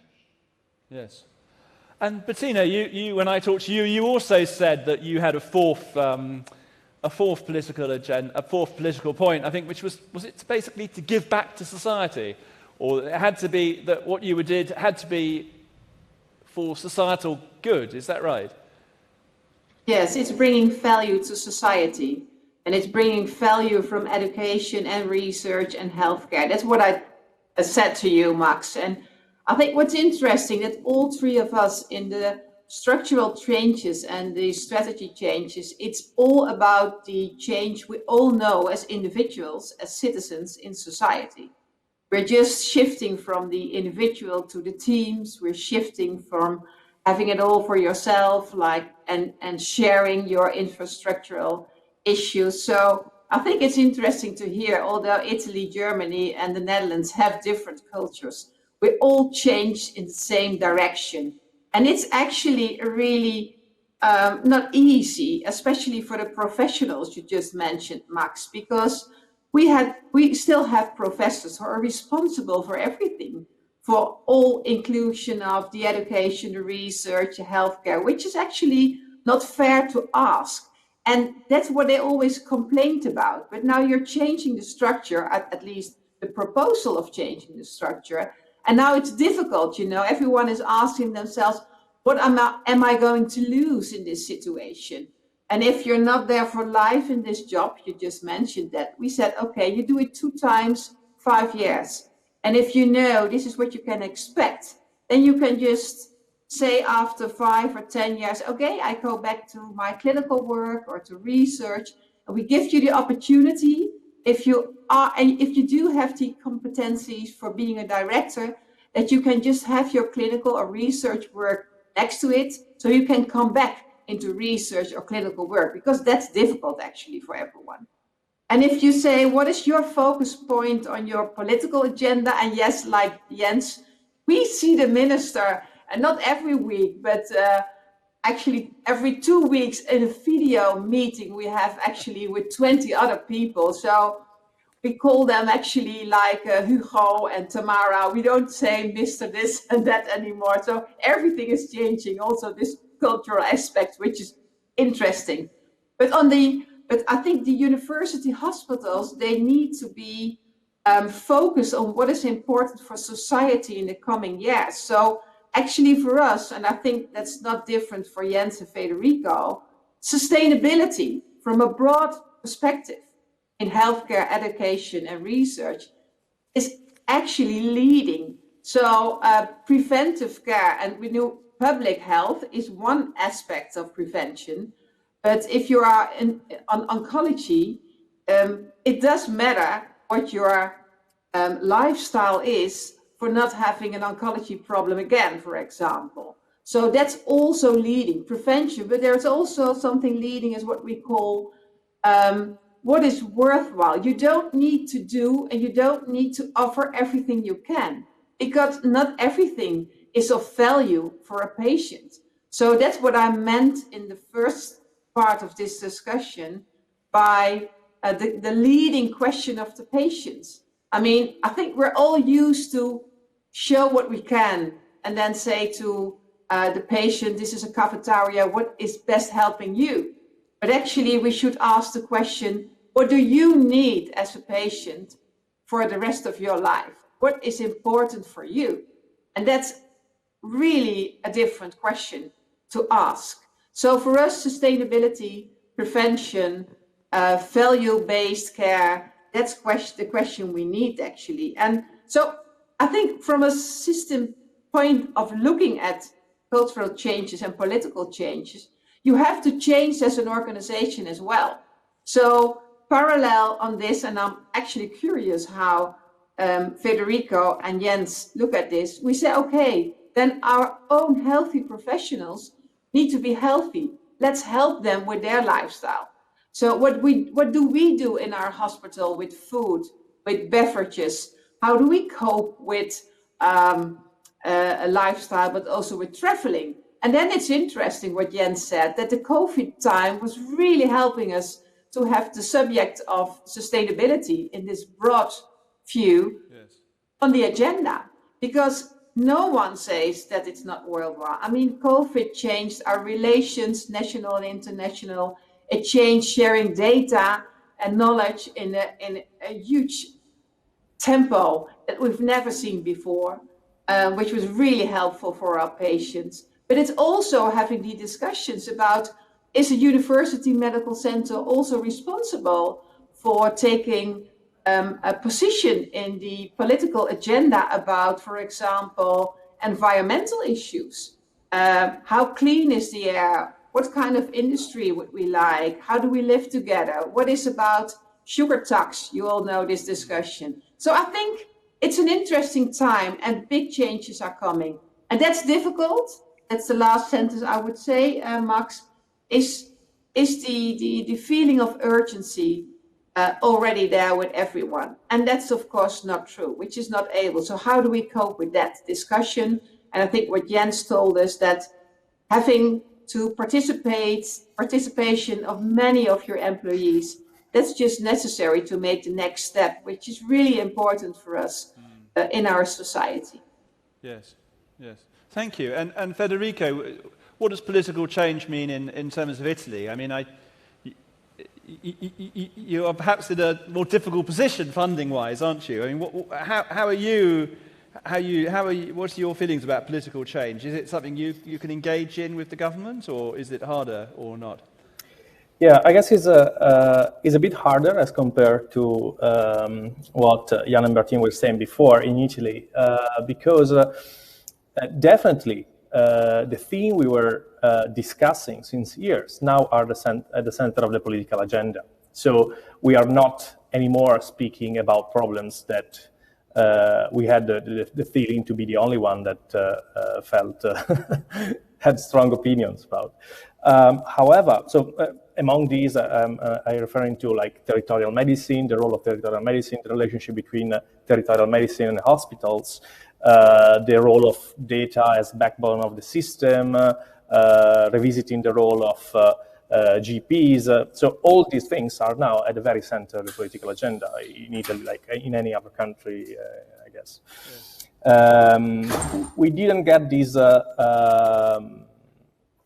We didn't get that close to political decision making as compared to other countries. I guess this is in part is cultural for Italy, so we still have a quite far relationship between companies. We are still a private hospital, so of course in the Italian system we are probably not the very first hospital that is asked about. Because of course public hospitals are usually more entertaining closer relationship with politics. But still, now that these topics are at the center of the political agenda, we are now starting having a fruitful discussion about these things. Not all our political agenda is still on the table. So, like for us, something which is really crucial is to get to outcome-based DRG compensation. So, outcome-based economic compensation for our activity. So this is still. Yeah. So yes. Sorry. Okay. Good. Well, so now we're just going to go on to look at partnering and how you're partnering and new partnering models. And Federico, I'd like to start with you actually on this one. So you were talking to me about the new models of data sharing and how you're working with pharma and medtech in a new way. Do you want to address those two points? I mean, you guys are the people who are generating, as I said earlier, that you're the mills of medical data. And you, Federico, have got quite strong views about how you could monetize that. Do you want to talk about that? Yeah. So, of course, now we are in the great position to be the main producer of clinical data. And it is crucial at this point that we came out with very clear ethical and policy, very ethical and but economically sustainable policies in order to manage this data. So large companies like medtech and pharma are, of course, interested in this data. We have the responsibility to keep the privacy of this data, but at the same time, we are in the situation in which, with the explosion of drug costs, medtech costs, the only thing that could, on the long term, keep the whole system sustainable is to come out with a reasonable use of this data.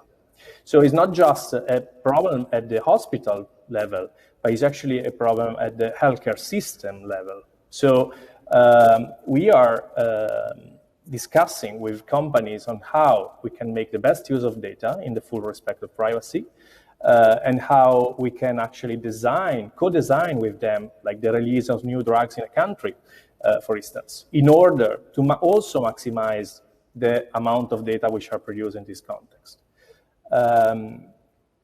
And also, this is the very backbone of any kind of value-based procurement deal, because, of course, value-based works, so procurement based on the actual value which is generated for the community, for the patient, and ultimately for the hospital, depends on the quality of data you can day by day collect about every step of the process.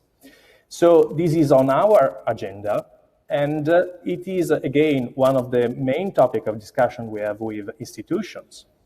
So the healthcare system should really become more economically sustainable by a clever employ of the data of everybody of us. And you're also working somewhat closer with medtech and pharmaceutical companies, almost at the level of entry-level strategies, aren't you? Or Absolutely. So the proposal we made to many pharma companies and medtech that were discussing with us like on a daily basis is actually to co-design some of their strategies. So to co-design how clinical trials are carried on our area, because of course we are in the position to provide them the best quality of data, so quicker clinical trials, which means at the end that everybody is enjoying much quicker useful drugs, and also to co-design strategies for making sustainable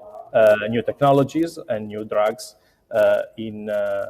together with the reimbursement system. So co-designing since not when the drug is already on market, like used to be, but designing a couple of years ahead the drug is on market, the old strategy. Yes. Okay, thank you. And you, Jens, you were also changing the way you look at this and trying to form partnerships at a sort of higher level, aren't you? You did this with a big French pharmaceutical company, didn't you, a few years ago? And you were saying that their scientists and your scientists are working together with quite surprising results. Do you want to talk about that a bit? So we have a few strategic, what we call research and development collaborations with the industry. And I'm mentioning the one from Sanofi because it's the one which has been running the longest time. It was more than 5 years ago that we started. It's almost like a blueprint. Imagine basic scientists from both sides coming together, work exchange, having a joint lab at the Charité. And yes, very interesting that as our scientists were often much closer to product and product development than the scientists from the other side. Why was this so? It's because they are mainly physicians, or they work with physicians, and they are just driven by unknown or unmet medical needs, and that just takes them forward, and they just try to achieve things, still believing in that they can help patients. And that is sometimes more harder in the industry to maintain that spirit, and we have that. There's a second thing I want to mention when I just heard Federico on the data. I'm happy that Milan is doing this, and I think they're doing it in a very good way. And on the other side, I see Amazon, Apple, or Ping An China coming, building up business models, which not only will put other hospitals, but also university hospitals under strong pressure for change. And it sounds to me Milan is preparing well, and we need to as well, or else in the future we will just be a line item in an Amazon homepage where we have 5 stars and maybe Milano has 4 stars, and we're better or not. So I see this world coming in the next 5 years, and that's also a large thing we need to prepare for. The entire health system. The crippling effect of European GDPR legislation is possibly that that's true. You can't compete with the Israelis and Chinese, can you? That's true, but at so some point... you're moving to a campus... yeah, go on. Yeah. Yes, but it's important. You're quite right. The GDP it helps us protect ourselves and our business models. But at the end, at some point, the customer and patient, they will want it. And that will put pressure on legislation, it will put pressure on us, because all these digital solutions, big US companies have for other markets, they will come to the healthcare system as well. Fine. And you are also moving towards almost setting up a campus, aren't you, where you have buildings where you cooperate with on particular projects with particular companies. Is that right? Yes, that's right. So I can't speak about that yet and name names, but we're in interesting negotiations. Campus-style approach. Bettina is more worried about these things than either Federico and Jens, I think it's fair to say. You're more want to maintain the independence of university hospitals. You're a bit worried about getting too close to medtech and pharma, are you? Yes, well, I don't know if Jens and Federico are not that worried, but because I realize and I recognize that having the partnership with pharma is essential. So we're having a lot of relationships with pharma. But I think we have to do something about our governance.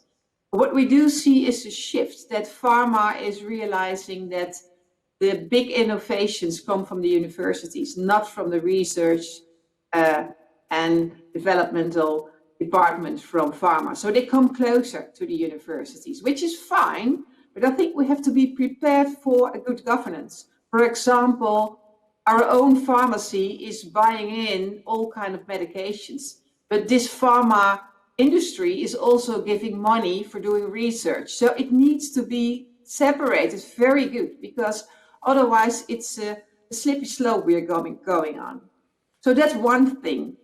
And the second thing is that if we do develop, or our people, our professionals, our research do develop and realize big innovations, and they go to the pharma and they do the rest of the process, and they sell it for huge amounts of money to society, which is actually a huge problem of the total society. So we have patients who have medications for 80,000 euros a year, which is impossible if too many patients will have this. So I think there are two big questions, and that's why I'm a little bit, careful for this. But of course, we do have the same partners with pharma, which is essential. But we have to cooperate, I think, and Federico said it beautifully, we have to co-create as well, because it's a different perspective, which is really good and helpful to have the innovations we all need for these complex diseases we're coping with.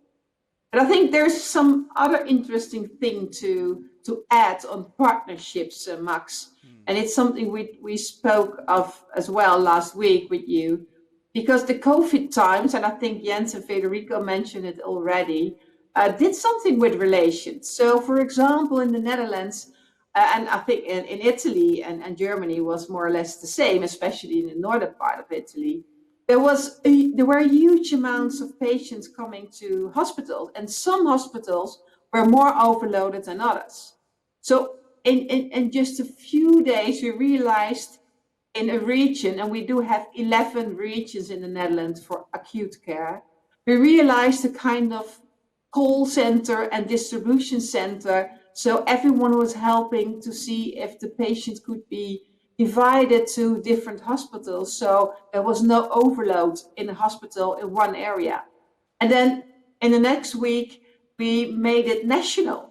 So actually we had a national collaboration that we never had before in this way, which was beautiful. So if people in the northern part of Holland were having overloaded hospitals, patients came with ambulances and actually with helicopters to other parts of the country. So, and by that we realized a good cooperation. Of course, we had some difficulties, but it was a unique, and we still have it actually. So there is a kind of fair share over the country. I think that's a beautiful way of partnership as well. And then just a last thing to mention about partnership, especially for university hospitals, but not only. I think one of our biggest challenges in the coming 5 to 10 years is not everything what we like and innovation, what we can, but the job market. How many people are still there to work in research? How many people are still there to work in the hospital? So we need to focus on our region. And what we do know from research is that successful university medical centers are actually also in successful regions. And successful regions are regions where there is a good communication and working together with the public communities, business developers, and knowledge centers like university medical centers. So I think there is a big challenge for working together for innovations in research, but also having the capacity on the job market to have enough people for education and people for healthcare. So I think for me, I mean, as a CEO, you work 2 times 4 years. We are just going through the organization and someone else is coming as well. But the problem of the job market is there in 5 or 10 years. So it's my responsibility to work in the region with other kind of people to be successful for the future. So I think there are all kinds of partnerships we're in, and that makes actually working in a university medical center wonderful, Max. Thank you very much. And I know that, I mean, from a partnering perspective, the other interesting thing about the Netherlands is that I think it's true to say that most university hospitals now, if you're a doctor and you're employed by a university hospital, you're not allowed to do freelance work. You have to work for the university hospital. And that has enabled some university hospitals in the Netherlands, in Amsterdam, to actually partner with private hospital providers. So Amsterdam partners with Bergman and has an equity stake in the clinics where they perform operations with some university staff being used. So you are getting a private-public partnership in some of these organisations like that between the for-profit healthcare and the university hospital sector. Well, I think we've run out of time, I'm afraid, ladies and gentlemen. So I'd like to give a big physical clap to our wonderful delegates. I hope you can hear us. Thank you very much. That's very good. Thank you very much for your time. Thank you. Max, I feel as though we're in the same room somehow. Yes, so do I, almost. Virtually. Virtually. Fantastic. Great to see them. That's really lovely and really, really clear. So what did you make of that session? There was a lot in there, wasn't there? A very interesting Yes, there's a lot. There's a lot. It's extraordinary what's happening in university hospitals and the way that they are changing. And yes. I just wasn't aware of how much transformation is taking place there. So, yeah, some very interesting ideas there. So, I hope you've all mastered the app and you've managed to find the invitation to the drinks with Jeremy Hunt tomorrow. That's the drinks reception in association with Rothschild & Co. Make sure you click on that little green icon at the side. That means you can accept it and join. And I hope you've noticed at the end of today's agenda, there's also a drinks reception at 6 o'clock at the end of the day's sessions. If you fill in those pink evaluation forms, you get free drinks. I think that's the deal, isn't it? Yes. So okay. The next sessions after our short break now, starting again at 3:30, you'll have international hospital chains here or stream to upstairs in the plaza level. That's a session on ophthalmology, and you can catch up on whichever one you don't attend live. So see you shortly. Thank you. Good. Thanks very much.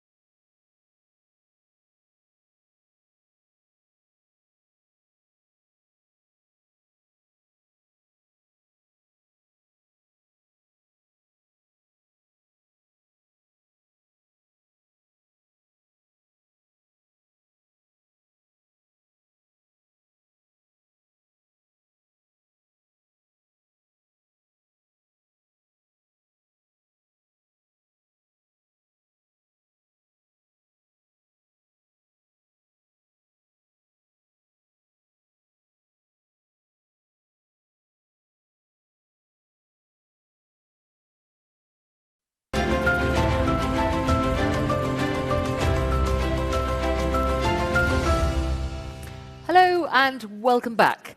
I hope you'll be looking at your agendas and booking into all the things that you're interested to see. Just to let you know, on today's agenda, for some reason, the elderly care nursing homes had slipped off for a short while, so you may not have booked into there. It is back on the agenda for today, so do take a look at that, see if you'd like to attend that one. That's at 5 o'clock. But for now, we have the session on international hospital chains, and it's back to Max. Thank you. So, hello everyone again. And thank you for sticking with us. So we're looking now at international hospitals, and how, I suppose the question is, how far you can have an international hospital chain, and what are the benefits of having one. We've got two people who know the answer to that question. Ronnie van der Merwe and Alberto de Rosa. Ronnie runs Mediclinic International, which I guess sells around $3 billion. Dollars, and here they are. Ronnie, hello. Hi. Alberto, hello. Hi. Hello. Hello, Max. Hi. Hello. Hi. So we were just going to start off with me giving a short. You're going to pop up an introductory slide from each of them, and I was going to talk about it briefly, and then we'll go straight into your into the conversation. Is that okay, guys? Yeah. Great. Absolutely. Okay. So there should be two slides. Okay. Next slide, please. So this is just to let you know, guys, a bit about these companies at the start of the conversation. So this is Mediclinic. Mediclinic's the largest player in Switzerland. It's got a 29% stake in Spire. It's probably the largest hospital group in the UAE with Mediclinic Middle East. It's certainly got one of the best brands there. It's really a sort of a brand, if you like, in a market where brands are very important. And it's one of the big three hospital chains covering South Africa, and we mustn't forget Namibia. So it's big. It's quoted on the London stock market. It's got sales of $3 billion. Ronnie, who runs it, is former chief medical officer, so that's interesting and unusual. So that's Mediclinic. Let's have a quick look at the other company then. So the other thing to say about Mediclinic is that it's a mix of public and private, but it's mainly private, isn't it, Ronnie? Yes. Centene bought Ribera Salud, which Alberto, how many years have you been running Ribera for? 20 years. 20 years. So Alberto is one of the people who was behind Ribera Salud, and Ribera Salud, for those who don't know it, is the company which pioneered the Alzira model in Spain, which is a model where you say, look, I will pay you a per capita amount for 300,000 people in the city, and for all of those 300,000 people, we will manage their entire healthcare needs for that per capita amount, and we will be rewarded by the per capita amount. And by the way, we're going to build a hospital for you, and at the end of 20 years, when the contract lapses, or 15 years, we'll give you the hospital. And that is what Ribera did in Valencia in about 6 or 7 concessions. I like that. And it was delivering, when you actually went and asked, of course, when you do per capita care like that, you could just say, okay, you pay me on a per capita basis, so I'll take the money and I'll go away. So, of course, you then have to have a lot of quality questionnaires. And when you look at the quality questionnaires, you find that these franchise models were typically in the top 10 or the top 20 in Spain in terms of customer satisfaction. So it's a really successful model, which Ribera is now also taking into other countries. You're in Peru, doing sort of similar things in the Czech Republic and Slovakia, buying Circle Health in the UK. And Centene purchased Ribera, and so Ribera is, if you like, the international arm of Centene Corporation, which is absolutely enormous, isn't it? What's Centene? Centene is about $30 billion a year or something. So So that's the model. So it's very much a public payer model. And therein, there is a bit of a problem in Valencia went left and eventually has now started to, as the contracts have come up, I am afraid the Valencian government is cancelling them because it thinks that all healthcare should only be delivered by the public sector. Obviously, I mean, why would you want to let anyone else deliver it? It's evil and wrong to do that. So that's Centene's model. So we've got two very different models here, actually, which I find really interesting. So I'd like to start off by just saying, well, what are the benefits of being international? What do you get out of being international? Ronnie, what do you get out of being international, do you think? Thank you, Max. Just before we carry on, we would really have liked to be with you there in London, and unfortunately... Can we turn it up a bit, please? Hi, Ronnie. Sorry, we've got a bit of a problem with the sound there. Can we turn it up a bit? Okay. That's better. Right. Go on. Thank you very much, Max. I'll speak a bit louder. And it would have been great to be with you in London, but unfortunately, due to circumstances, I can't be. So what are the benefits? I think the first benefit is diversification of risk by going to different geographies. Those would be political, economical, as well as regulatory risks. Secondly, exposure to different business models. Very interesting. Every country has a different view on healthcare, and therefore the business models will differ ever so slightly, and gives us the opportunity to get accustomed to those and mix and match as we move on. Thirdly, it gives us access to a broader range of competencies, because again, in each market there's a different set of competencies to take you to success. Fourthly, I would think economies of scale, obviously, in terms of procurement, ICT, and so forth. And lastly,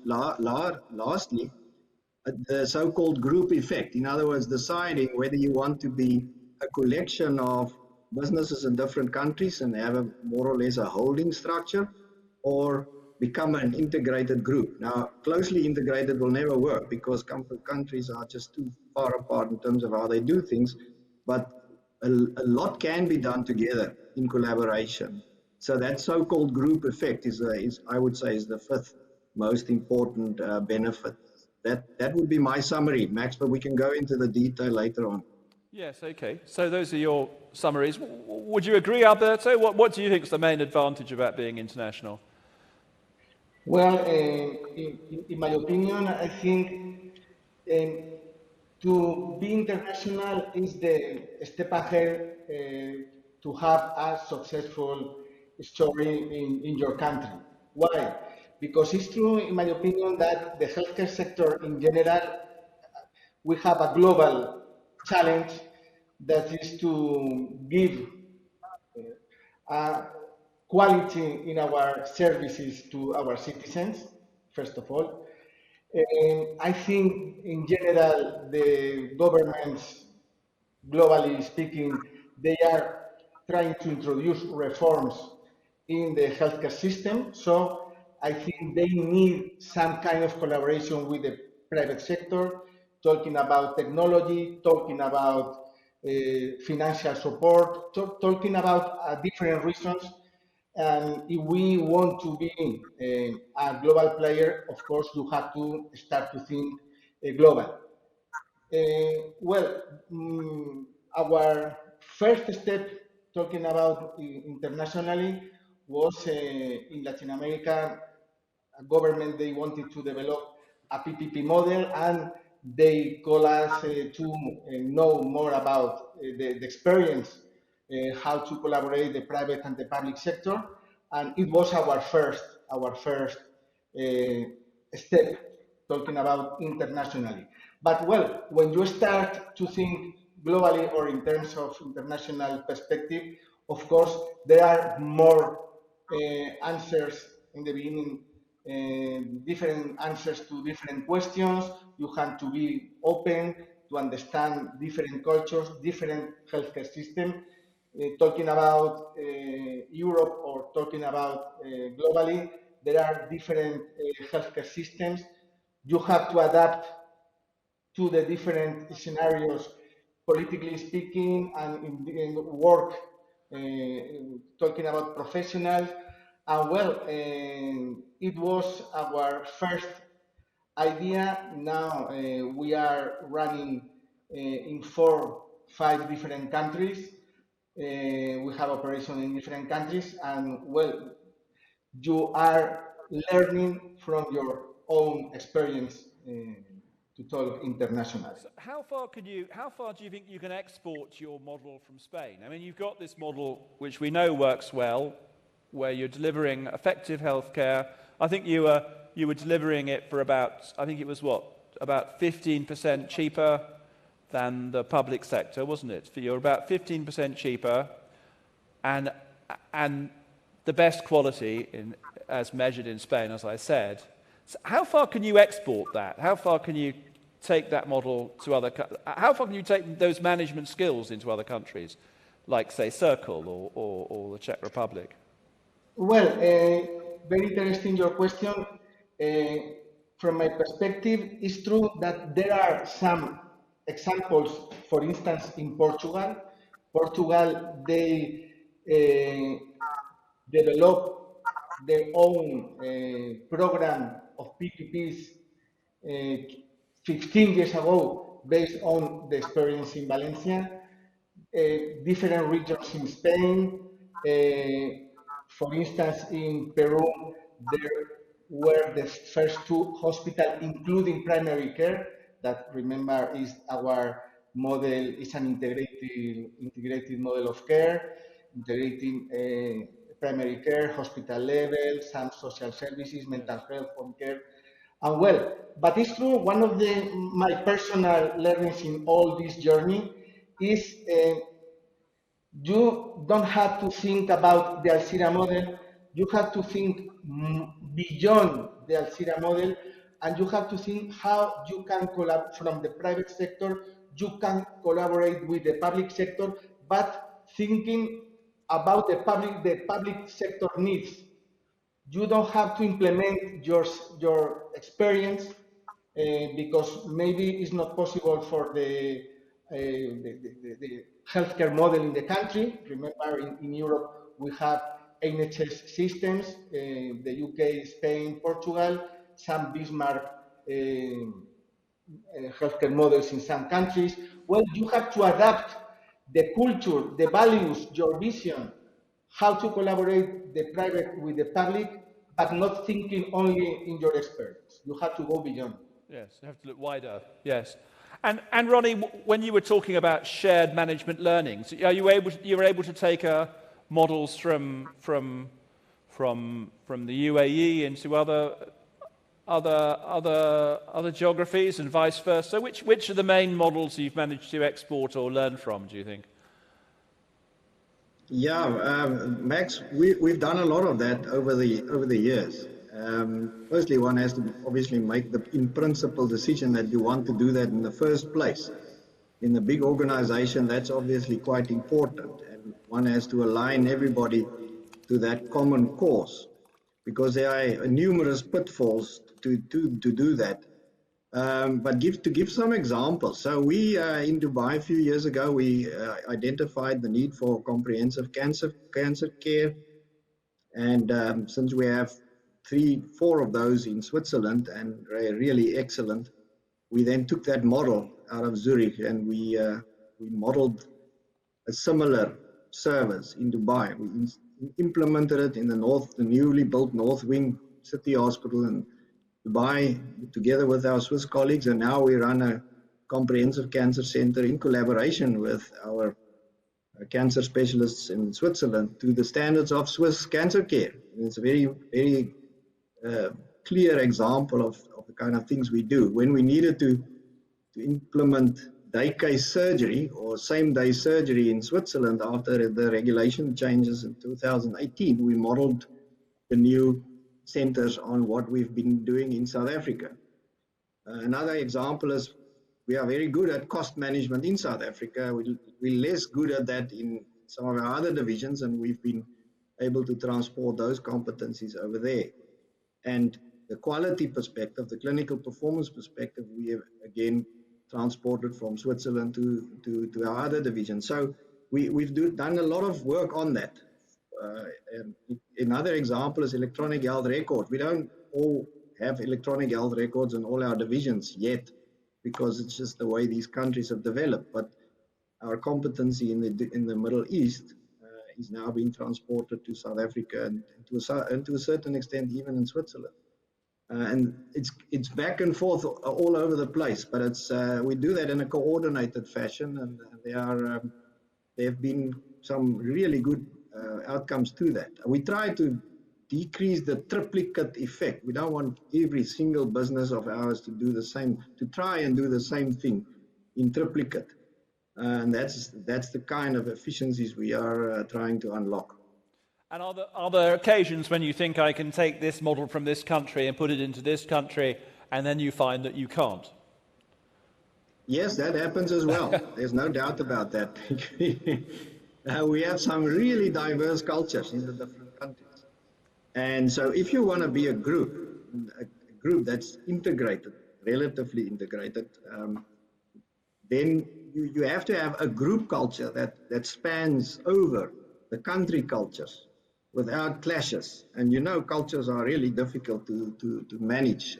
And there's a saying that culture eats strategy for breakfast. So that's a very important aspect. So culture makes or breaks your success. And many times when we try to do something in one country that we've transported out of another, it is usually a cultural matter. Sometimes it's just not practical, but usually it's a cultural matter, and then it's a decision. Are you going to go and try and break through that, or are you going to let it be? We tend to move along and mold the cultures and align everybody through proper communication, and eventually we get it right. Yes. Okay then. And what's the? I mean, but obviously, I mean, you know, being international also brings its challenges, doesn't it? I mean, what are the sort of challenges? I mean, what's the biggest issue about being international for you, Alberto? What's the hardest thing about it, about being an international business? Well, the biggest challenge was to define the principle of our management model, and we in our opinion, or in my experience, we defined 3 principles that for us are really important. The first principle, operation must remain very close to the external customers, government, insurers, citizens, individuals, or internal customers, professionals mainly. So our first idea of our first principle is the local approach. For us, it's really important to manage this experience locally. The different market dynamics and the different healthcare systems in each country where we operate make us really believe in this principle. The second principle is, at the same time that this local approach is, technology allows us to set up a common policies in areas such quality, shared services, and to create some kind of innovation system. So at the same time, the second principle, at the same time the first principle is local approach, is to create an integrated network to increase our capabilities for your current operations and for the future. And the third principle is, there are, of course, some services that you can give these services in creating shared services, for instance, in financial areas, procurement, or compliance, these kind of things. So I think to get synergies and to increase your margin, operational margin, is really important. So the 3 principles are, first of all, a local approach, second, to create a network using technology, and the third idea is to get synergies. I think this combination of these 3 principles are at the same time, our biggest challenge, but at the same time, is how we think you have to grow internationally speaking, because the cultural issues are really, really important. Yes. So actually, that's And very Max, much mirroring what you think, Ronnie, isn't it? That's very much. Yes, and if I can add to that, Max, just one or two things. Is firstly, I mean, we being international is one thing, being a group is a different thing. And we distinctly went about to say we don't want to be a company with investments of businesses in different countries that are running themselves independently of one another. We distinctly said we wanted to be a group. Now, that's an important decision, and then everybody has to understand that. Now, the reason why that's so important is because it's not easy to do. It's really quite complicated and difficult. What are the most important challenges? I would agree with what Alberto said. I mean, culture is a difficult one. Culture, working in silos, second one, especially the way the company is structured in terms of the P&L responsibilities. Thirdly, complex organizational structures, matrix structures that you have to bring in order to make all of this work. Misalignment, fourth. And then lastly, leadership. It's very important that the core leadership of the company understands what has to be done and why it has to be done and how to go about it and how challenging it could possibly be. Therefore, there can be no misunderstandings or miscommunications ever. And and then everybody has to understand it's going to take a while. It's not going to happen overnight. But it's worth it as far as I'm concerned, no doubt. You think it's getting better? Definitely, yeah, it's getting better. I don't know Alberto's experience, but I mean, I've been battling with this for many years, and it's most certainly getting better. Especially in the last 2 years, I think COVID escalated or accelerated our efforts, and people understood through COVID how important it was to work together, and so that gave us a boost, to be honest. Yes.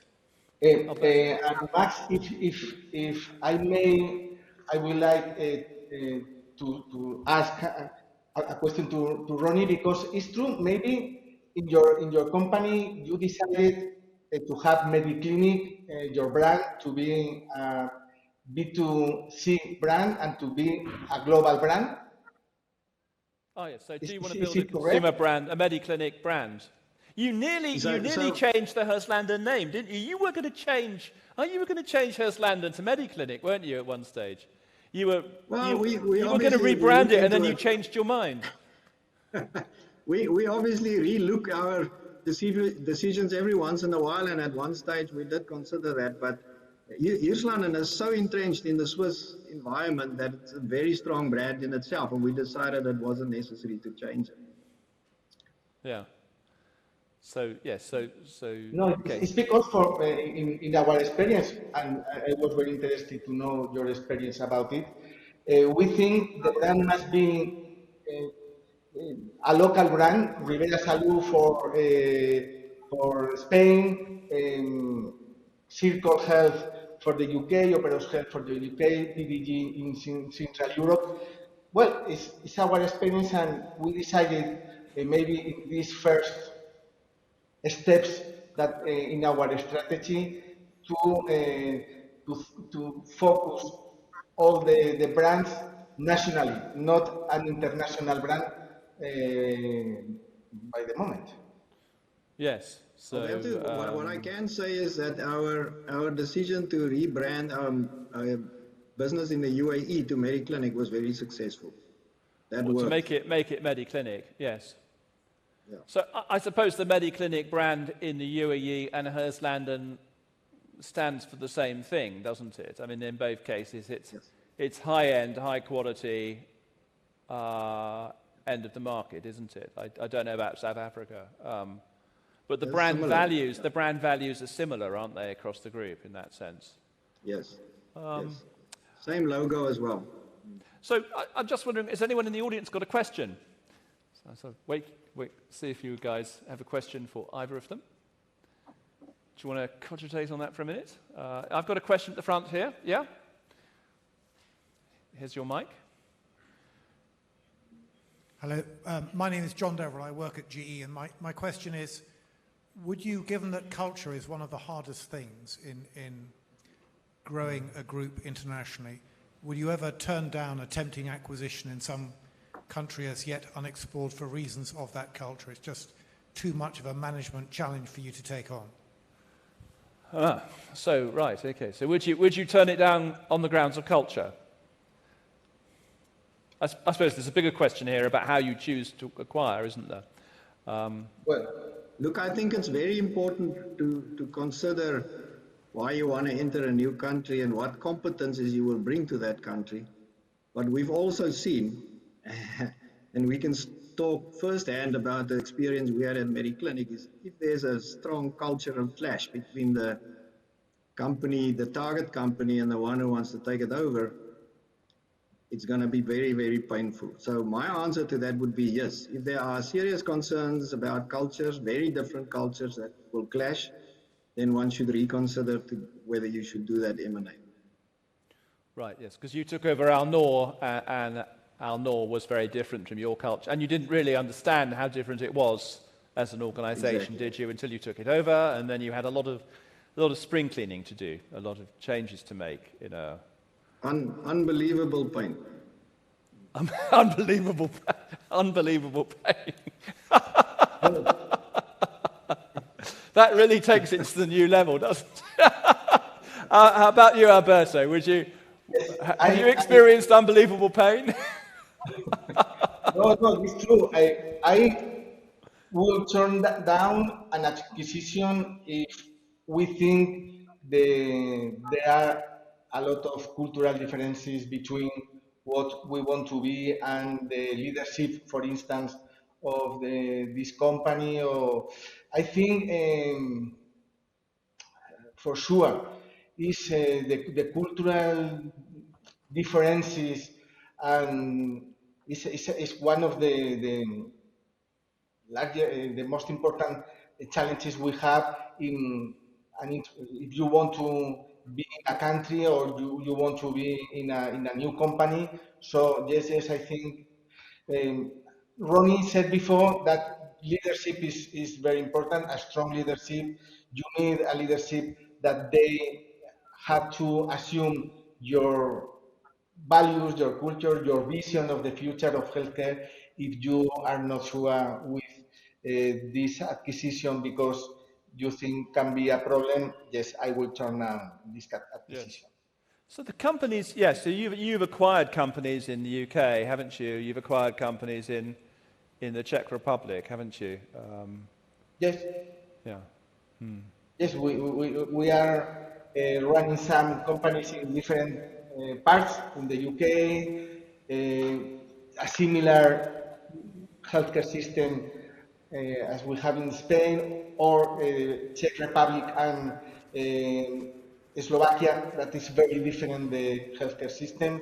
And well, I think Centene has very strong teams in each company, in each country, and we are really happy with the companies and with the leadership,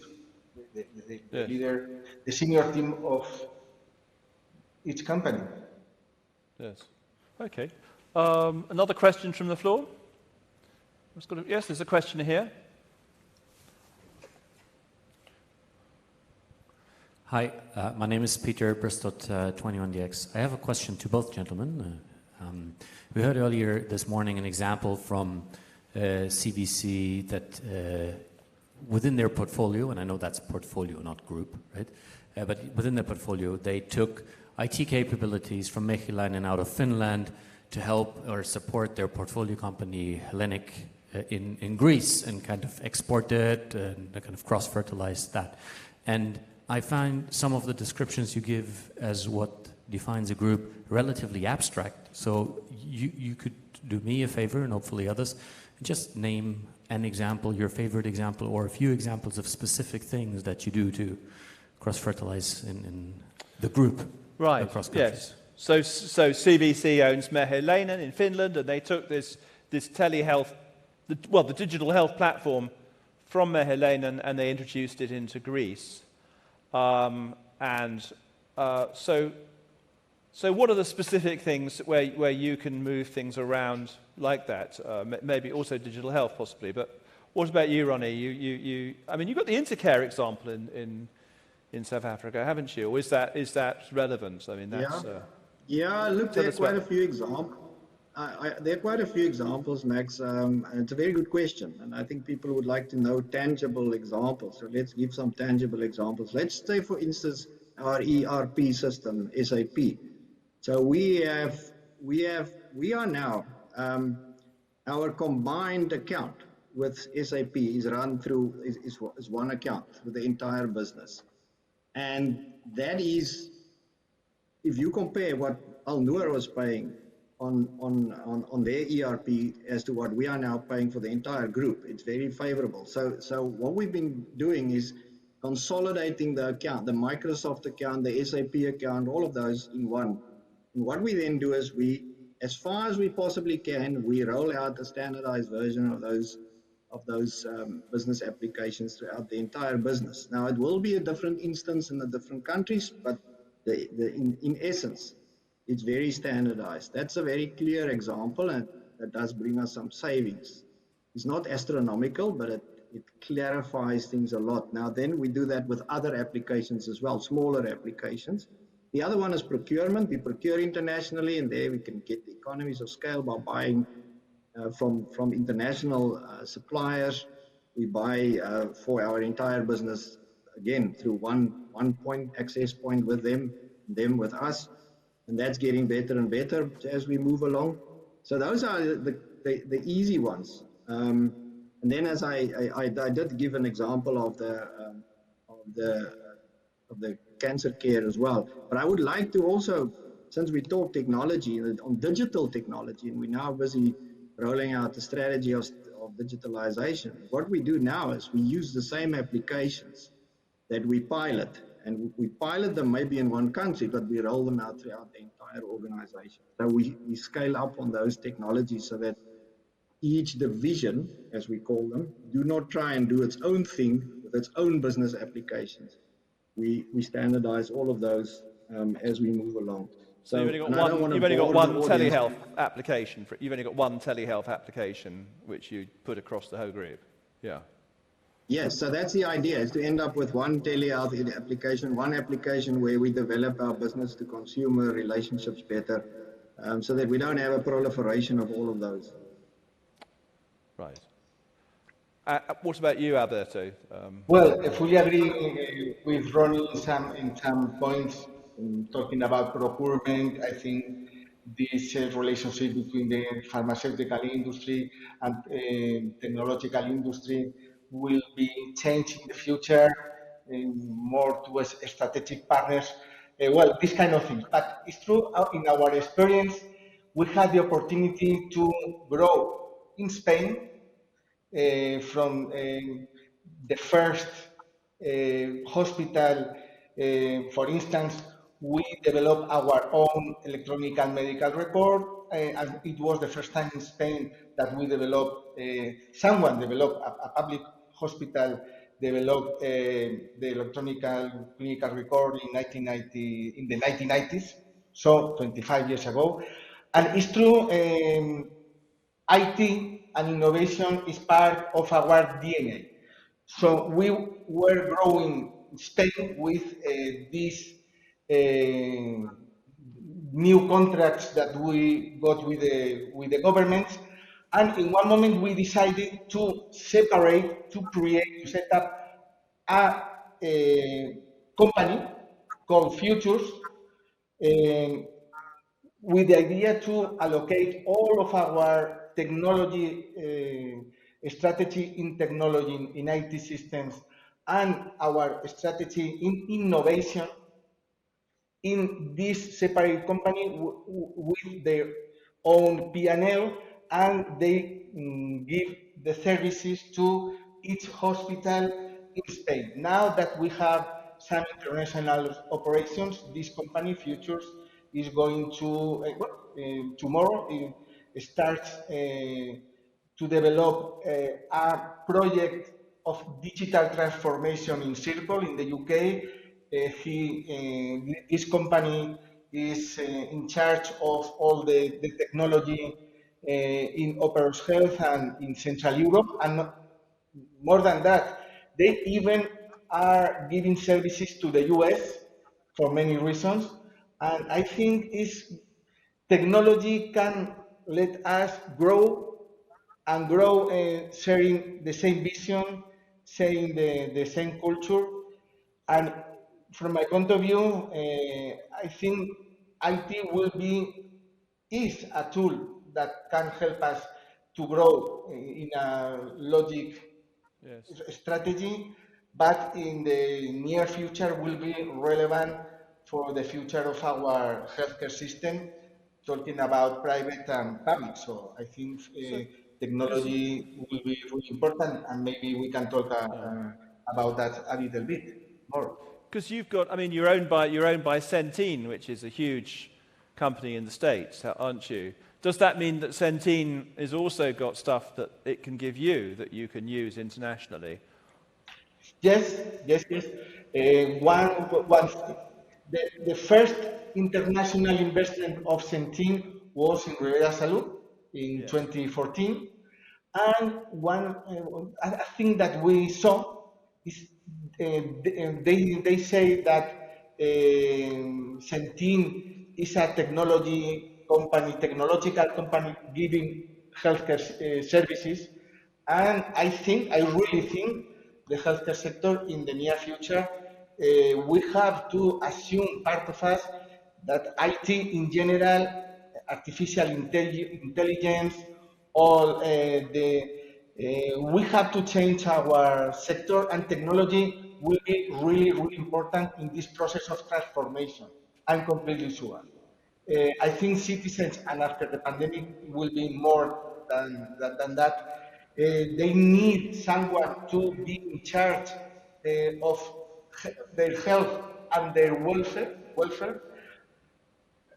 And we can develop an IT strategy to give them all these things that they are going to need in the near future, and they are going to pay for these things. So technology is one thing that between Centene, Rivera Salud, and all the subsidiaries is we share this culture to think that IT is a part of our DNA. Genetics. Okay, fine. Thank you. Another question from the floor?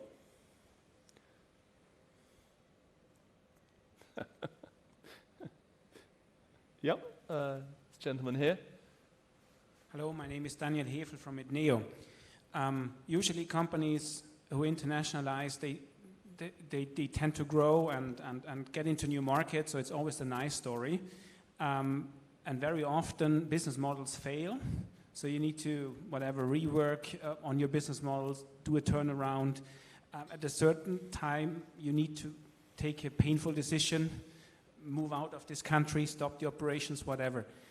And in my experience, many companies hesitate to do that.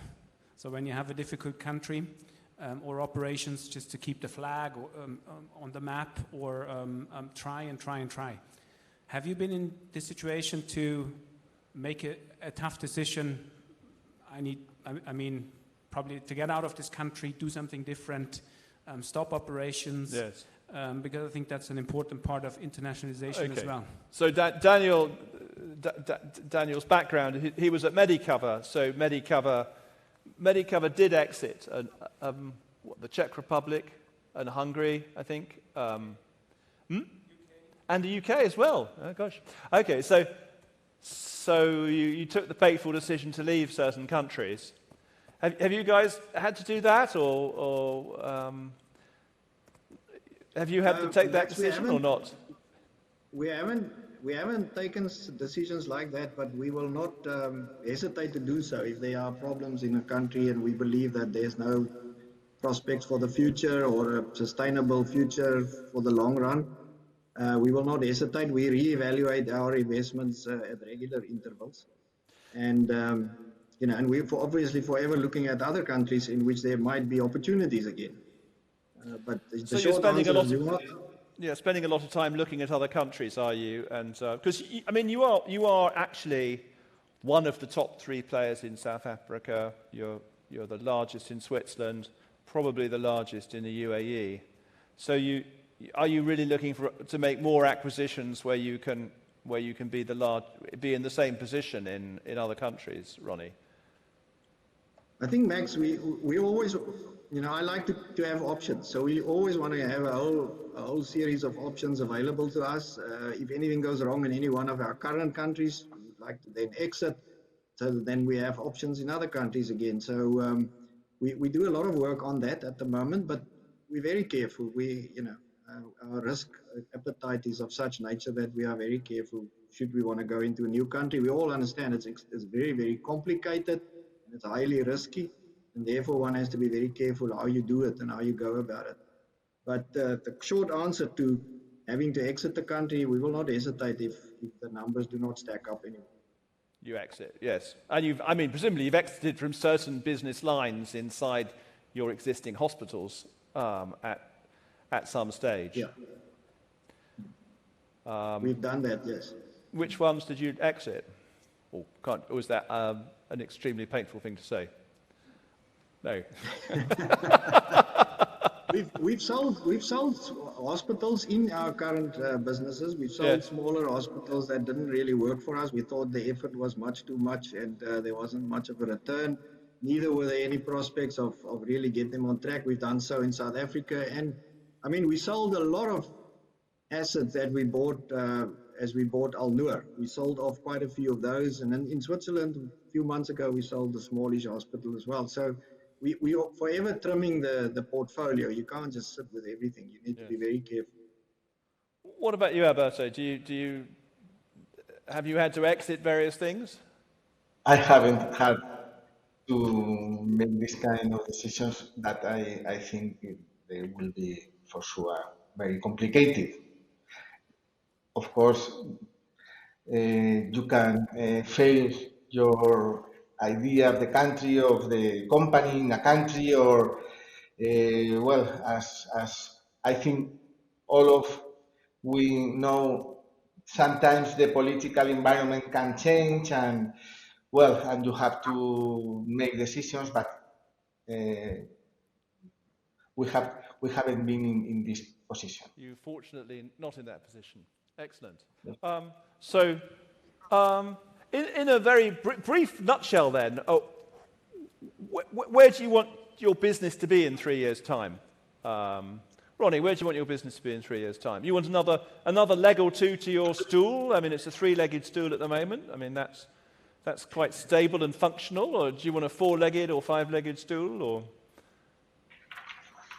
Max, I think the ideal position, if you want to look at diversification, would probably be to be in 5 different geographies with no more than 20% contribution in any one of those. Then from a diversification perspective, that's probably very balanced. We will not be there in 3 years' time, but we are obviously looking at new horizons. But then we are also transforming the business entirely from a very hospital focused to a more integrated group.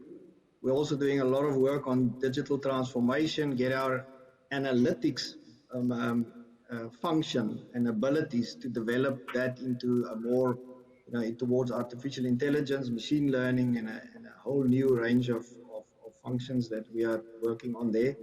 And when all of that culminates in 3 years' time, hopefully we'll be more of a business to consumer type integrated organization where we've made some good progress on our digitalization. With a much greater drive towards outpatient. I mean, outpatient as a percentage of...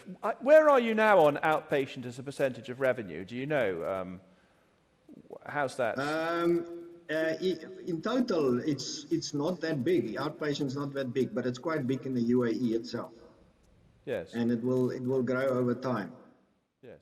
One has to understand what's happening with acute inpatient hospitals, looking at medical technology and how that changes the way in which we run hospitals and where we do certain procedures. That out-migration into lower care settings, that's pervasive and it will carry on. And one has to be clear on how you want to position your business for the future with regards to that particular impact. Yes. So, okay, thank you. And you, Alberto, where do you think you'll be in 3 years' time? Well, first of all, is to say something about my diagnosis of our healthcare sector after pandemic. It's true the governments are going to face three important challenges. Waiting lists I think we are in the worst situation ever. Secondly, is the delay in diagnosis because the curfew, all these things. So there are I call it a hidden pandemic because there will be a lot of new situation that we have to face in the next future, and well, all the unidentified problems after the pandemic. So we don't know exactly what the pandemic are going to affect in different mental health or different things. So everything, the sum up of this is the pressure on the cost to the government and the pressure in the what citizens are looking for will be really important. Because of that, in my opinion, the private sector must be ready, must be prepared to see IT as a tool to attract, retain, and get internal and external customers, loyalty, artificial intelligence applied to healthcare to obtain an immediate connection with the hospital, doctor at home concept through robotics will be a key tool to create the per health welfare with a proactive and predictive healthcare model. This is the first point, IT as a strategic tool. And the second point is fast access to the system. People need easy accessibility and they will pay for it. Waiting lists in consultation, diagnosis, and surgery will be associated with bad practices. Excellency will be identified with productivity and accessibility. And I imagine Centene with a strong technological commitment, a wider implementation in those markets where we are already operating, and entering in new countries where we can implement a strategy based on digitalization and accessibility improvement. Okay. Thank you very much. Well, we're out of time, so thank you very much, Ronnie, Alberto, and really appreciate you taking the time to do this. And if delegates want to message you or ask you questions, you're happy to take those offline, are you? Yes. Okay, great. Thank you very much. Thank you very much. Thank you. Max, so now we know if you get a clash of cultures, it's unbelievable pain in store for you. Unbelievable. That was great, wasn't it? Absolutely yes. Fascinating, fantastic. I just want to point out again on the agenda that for the session after the tea break that's just coming up, there are 2 further sessions again to choose from. One of them wasn't on the agenda earlier, so do have a look. You can choose between the European hospitals or Elderly Care Part 1 on nursing homes. But for now, we're going to take a break, cups of tea, probably some cake, sugar and networking. Thank you. Good. Okay. Thanks very much, Steve. See you later. Thank you. Thank you.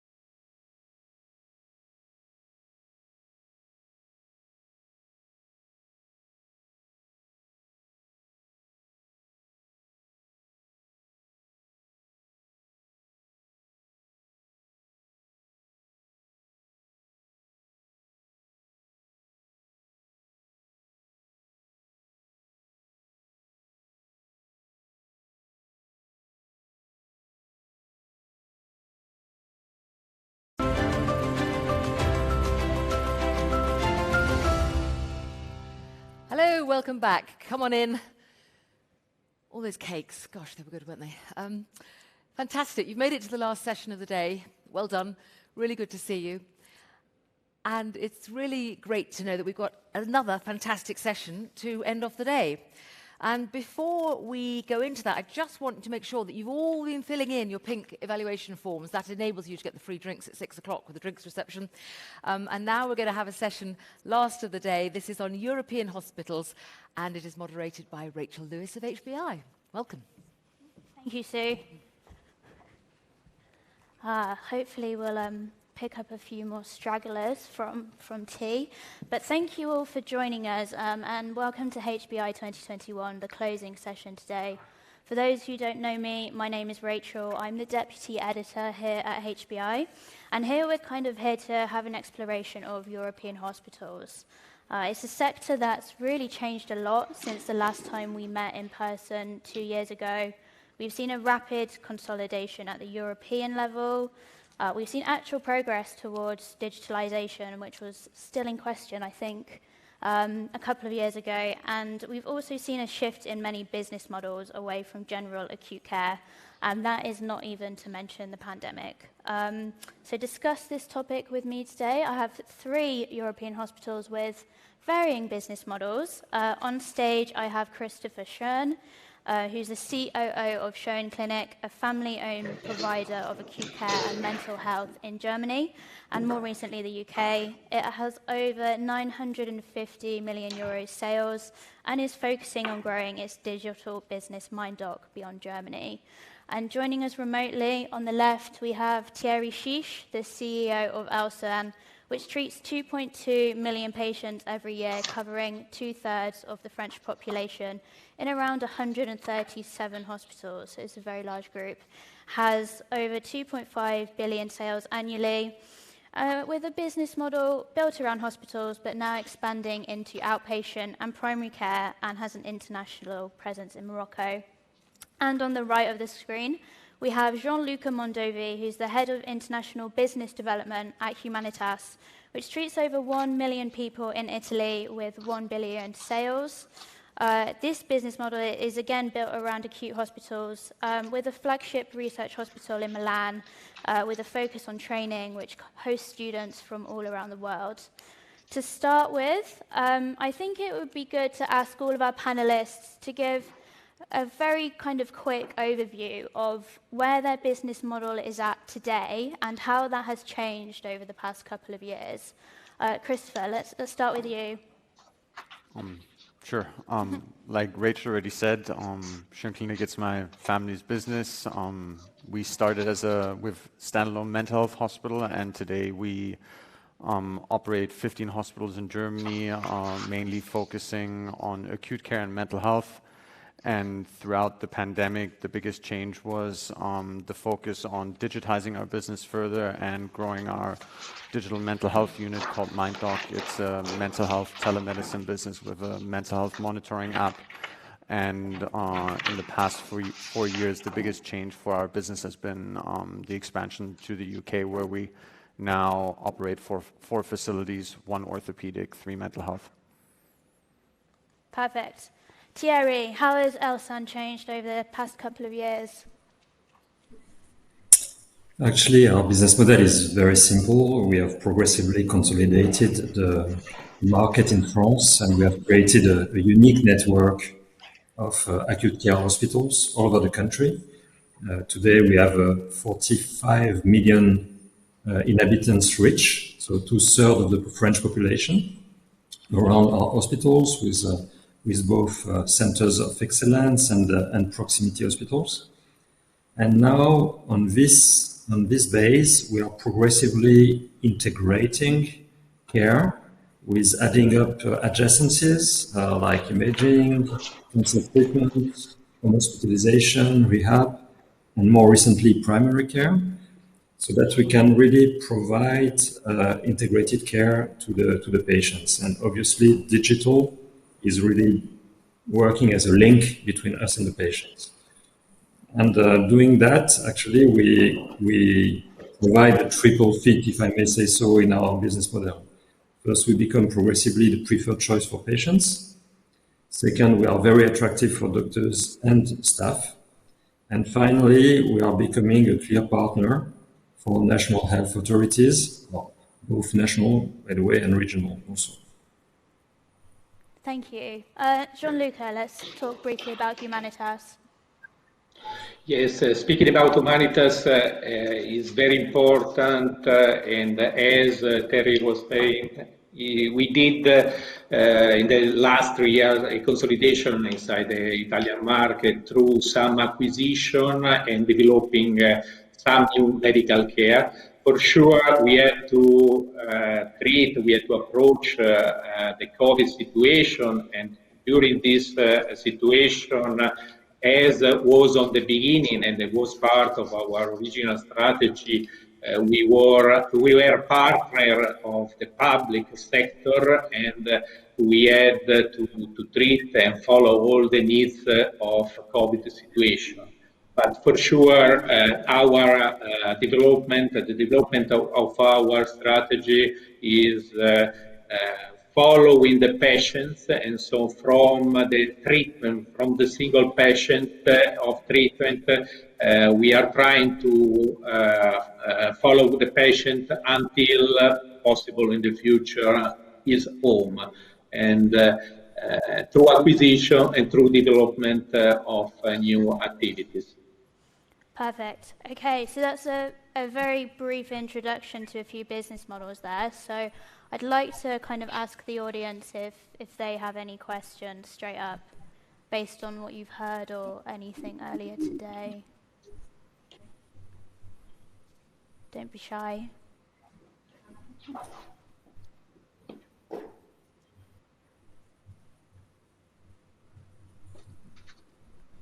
Come on, somebody must have a question.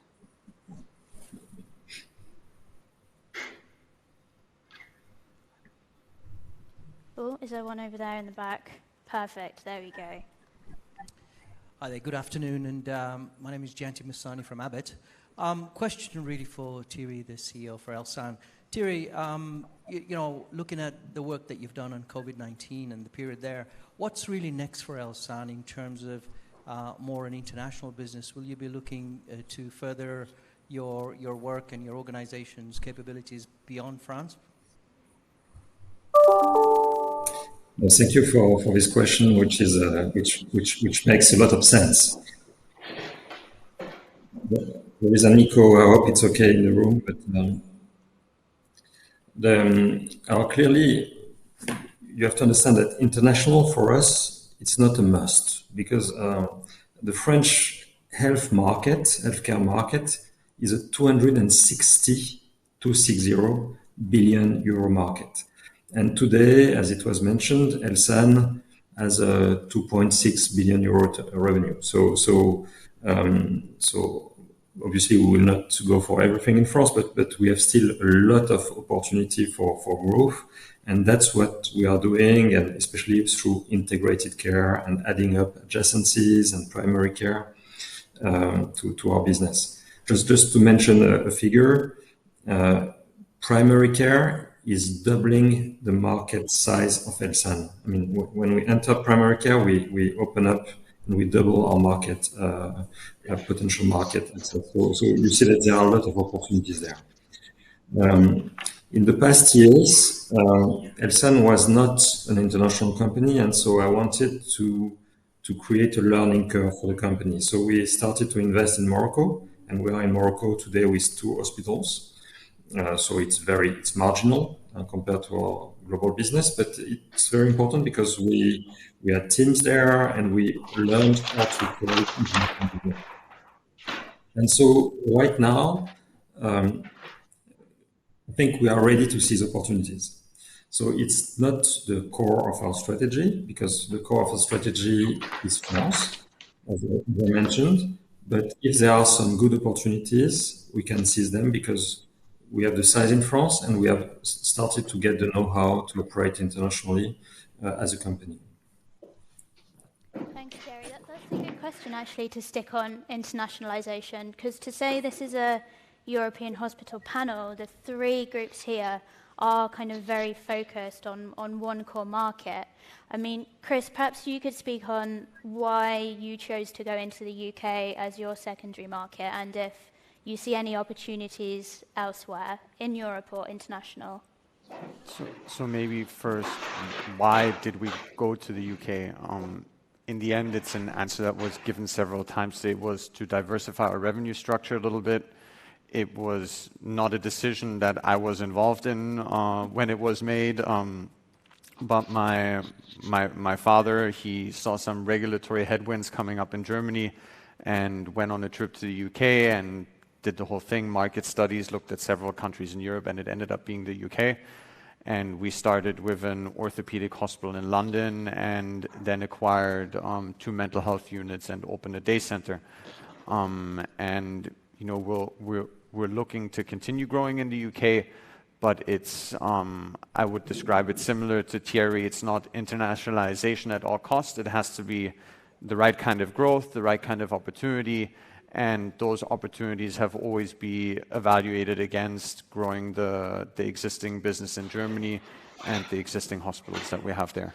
And I think internationalization comes perhaps in different respects. You know, you can actually set up the operations abroad, like Thierry has done in Morocco, but you yourselves and Humanitas, I know you have a kind of a large brand of international patients, particularly from the Middle East. Do you want to talk about that a little bit? I mean, we have, yeah. Sorry, Gianluca, you go. Yeah. Talk about your international patients.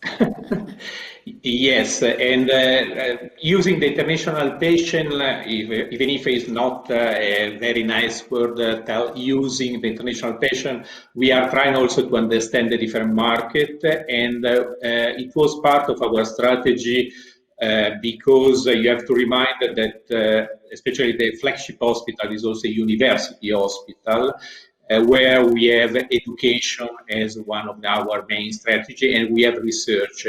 And you cannot have an international university as Humanitas has, because we are teaching only internationally, only in English language, and we have not Italian courses in our university.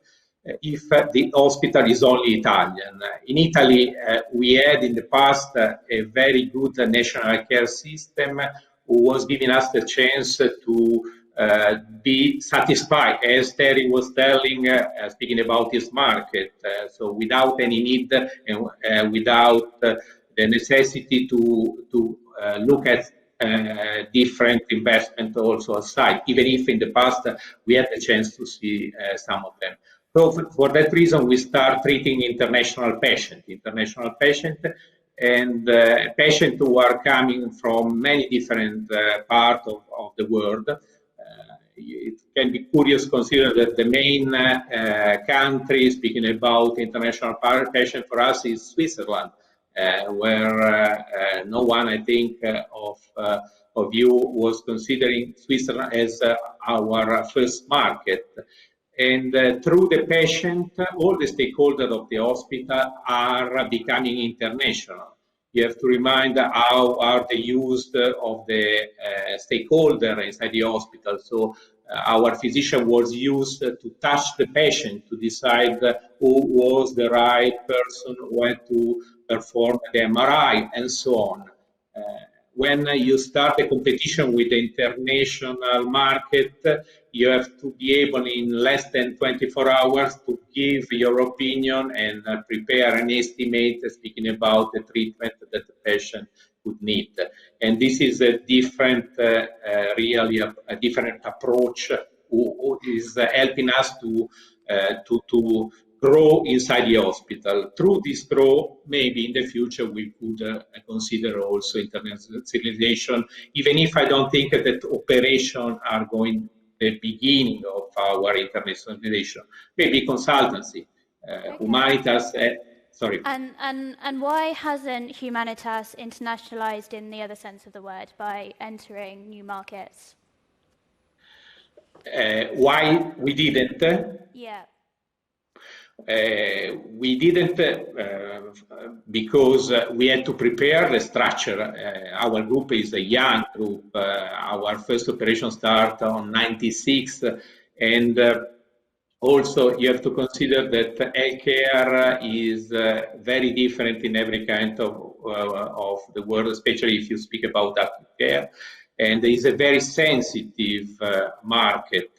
And so we have to combine the needs of our group on our holding company is a very big industrial group, is a family group, as the German hospital who is today speaking with us. And so all the consideration that we did in the past, considering new investment in different countries, was how sensitive was in that country and how was the feedback for the other kind of business. We didn't think to be ready to do it. Okay, thank you. Is there many more questions on internationalization, or there's one in the center here, if you could, please. Thank you. That's okay. No, I meant on anything. I didn't finish my question properly. Thank you. Thanks. I actually have a question on digitalization. We have heard before about the 3 layers of digitalization. So first, in terms of clinical information systems, making life easier for employees. Second layer about the customer experience, so say customer-patient journey, so say. And the third one, using data to better understand using AI.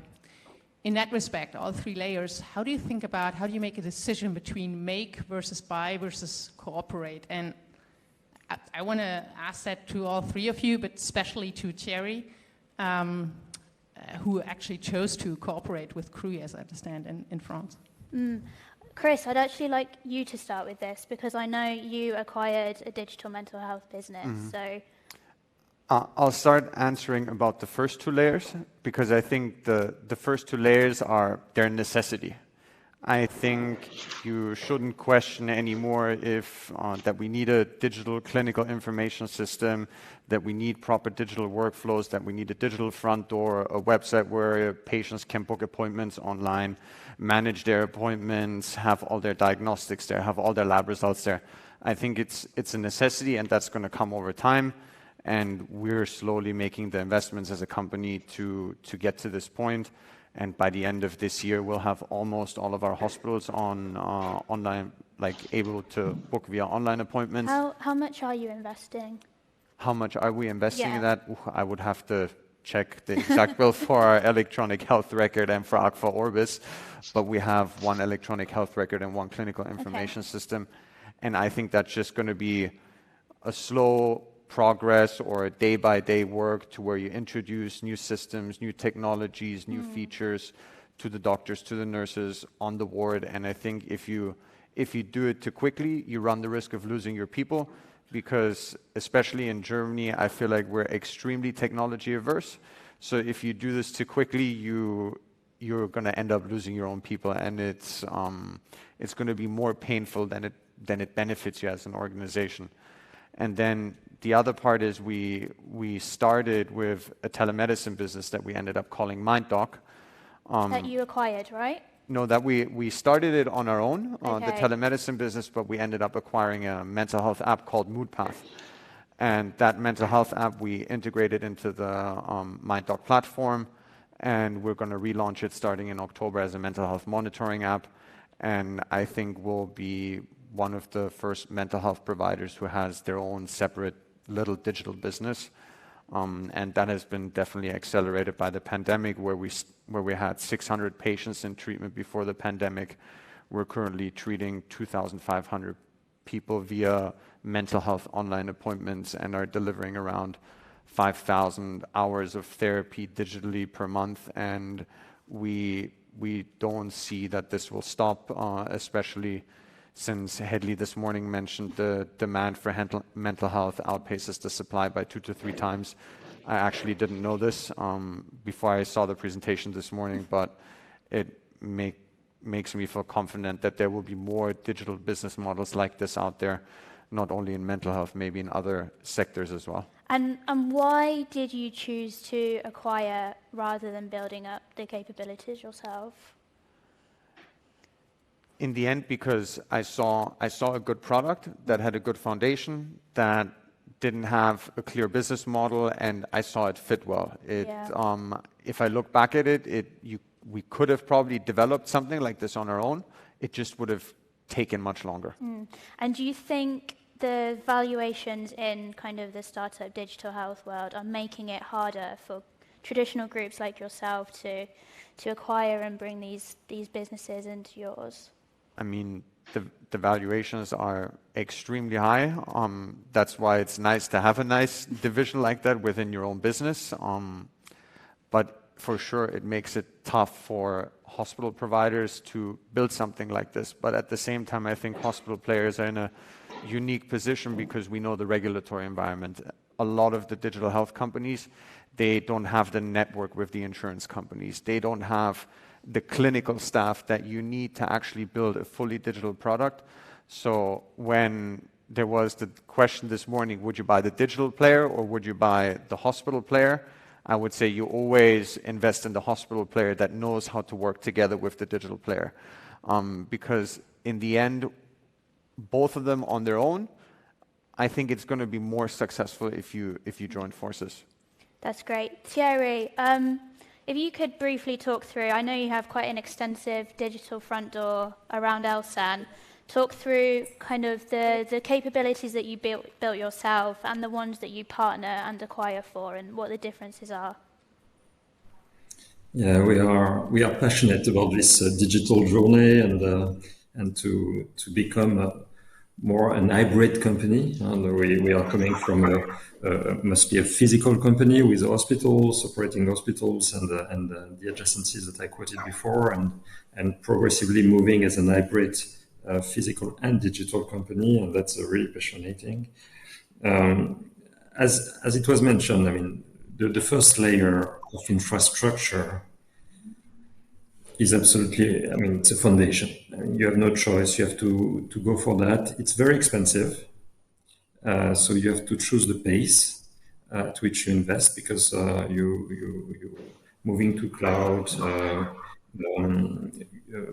standardizing the EHR. I mean, we have 100% EHR, but they are not standards. So we are standardizing them so that we can really make the most out of them, moving to SAP everywhere as an ERP, and so on and so forth. So this is really expensive, but it's really the foundation. And here, there is no way. I mean, we are going fully with partners, and the idea is we try to pick up the best partners for the different products.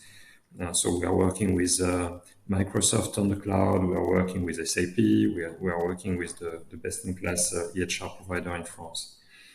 In terms of patient experience, obviously this is even more strategic. I mean, and for us, clearly, that's one of the most strategic parts.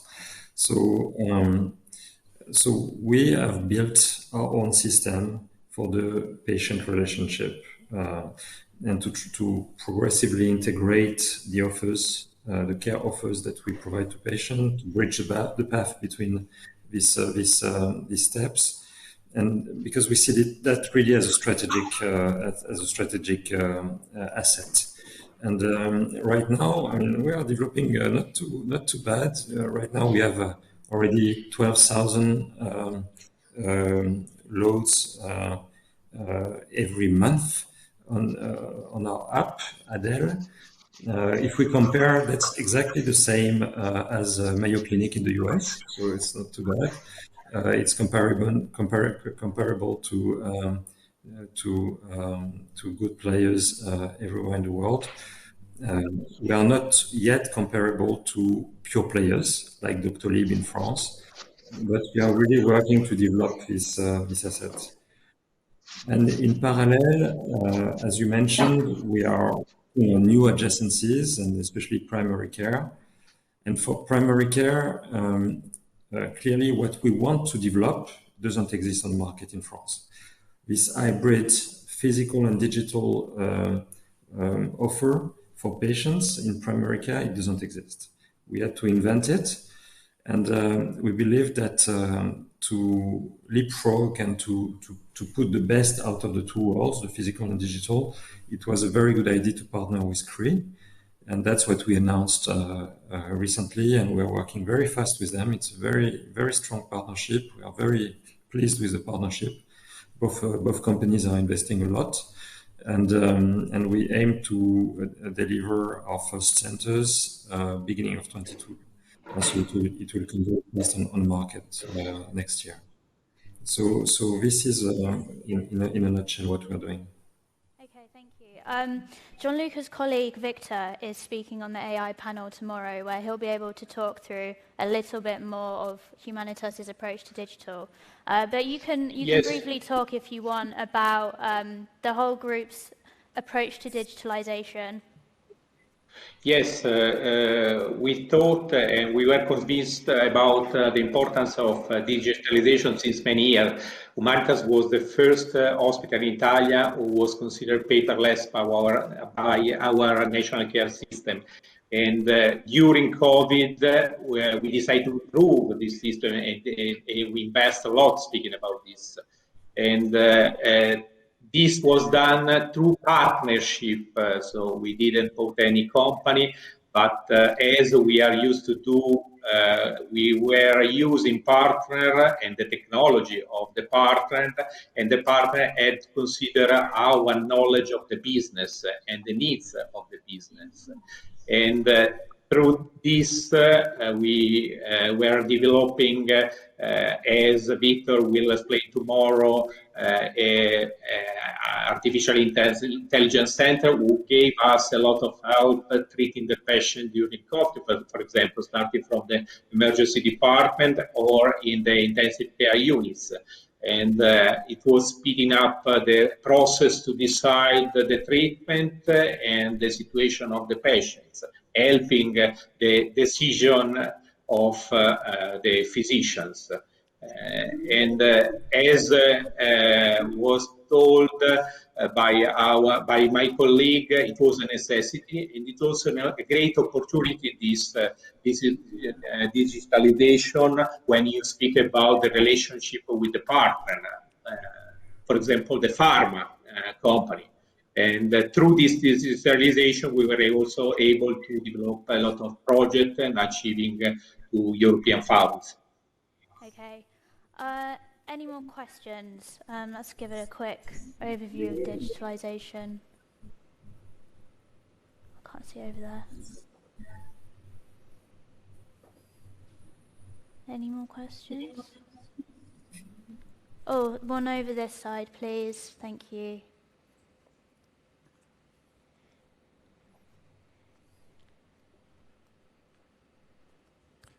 Hello, my name is John Deverell. I work at GE. My question is, in your different businesses, you are tackling different aspects of the continuum of care, including mental health and primary care and acute care. Is part of your business model one of integrating those to make a coherent whole?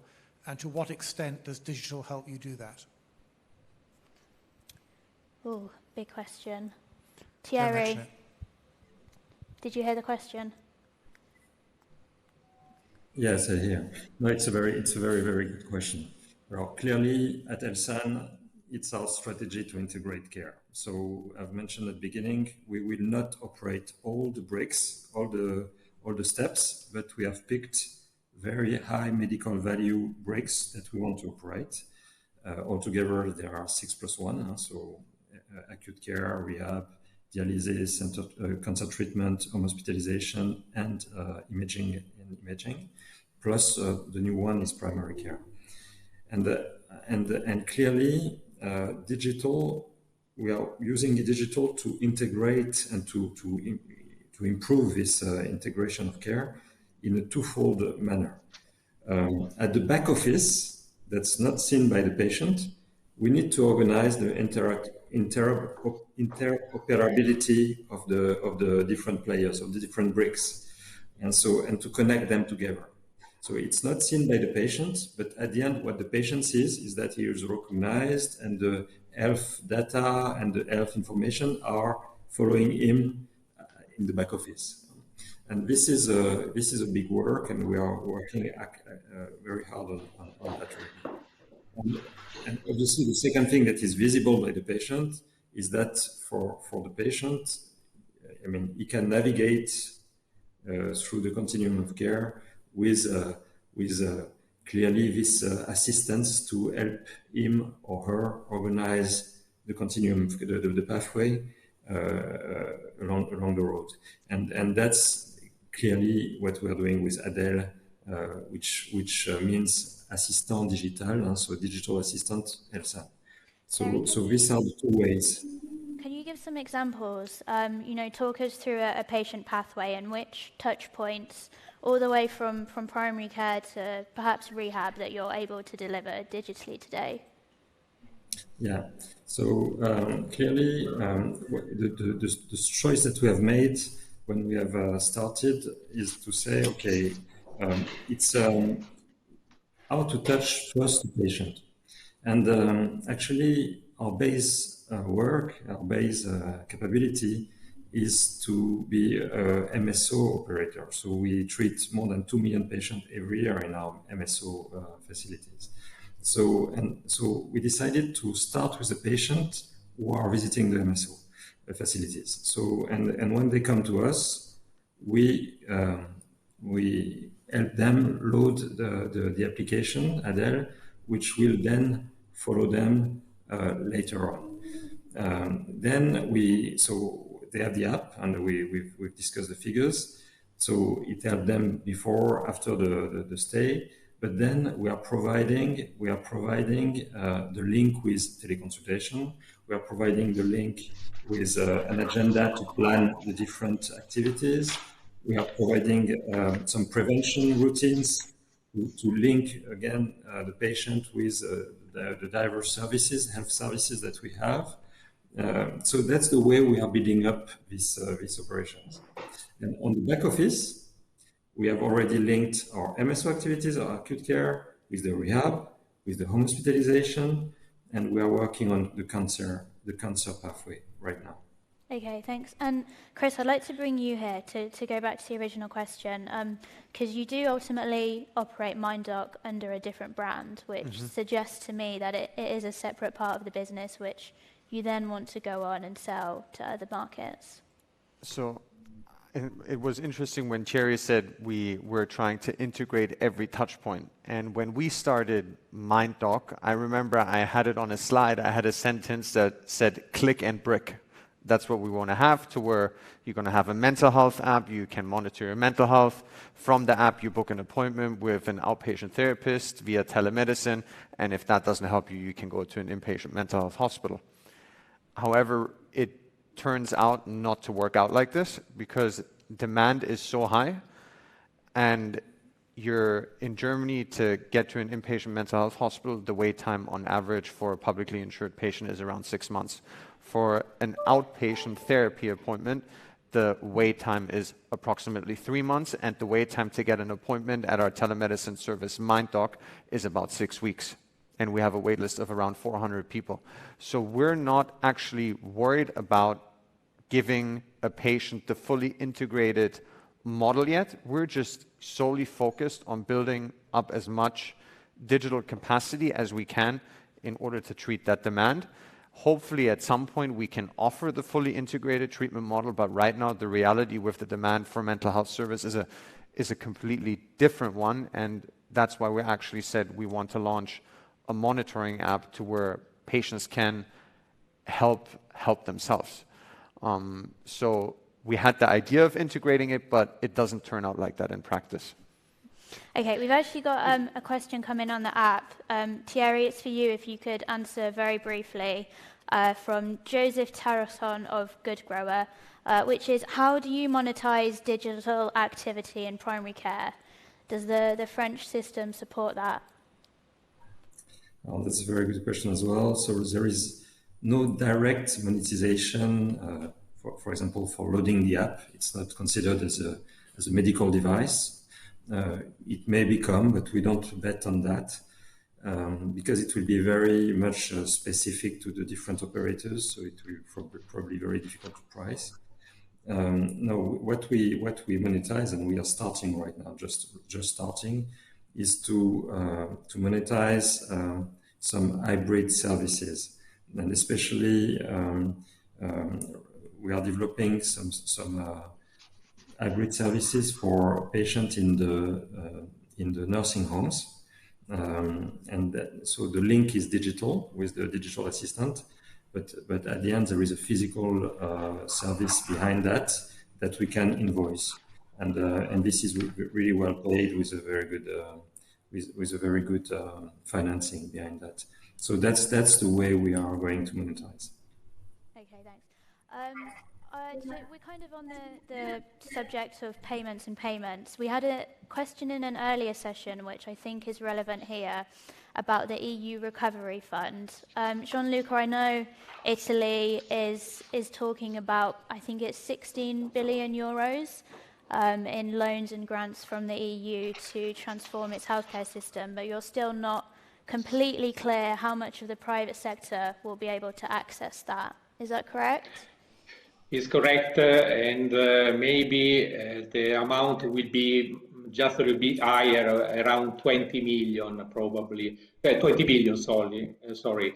And what happened is that our healthcare system has already designed the chapters, has wrote the rules and how they will be used, but then you have to implement the rules and the way to develop this chapter. For sure, Humanitas, as is part of his history, is providing a public service. It's a private group, but who is providing a public service, as we did during the COVID, and as hopefully we'll do using this funds, who are a great opportunity for our healthcare system. As you probably already knows, this fund and the chapter that were designed by our government are focusing on the proximity network, and so they want to develop what they call home, proximity home. So the territory will become always more important, because during COVID, Italy has a problem on the territory more than on the acute care.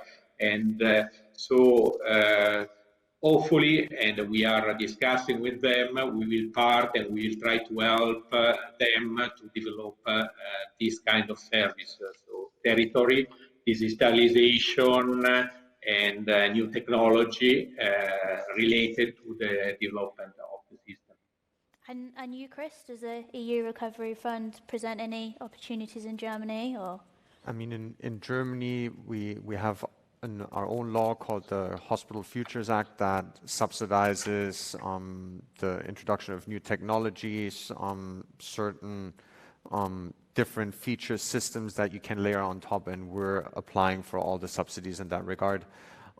However, it's, I would say, a typical German long bureaucratic process.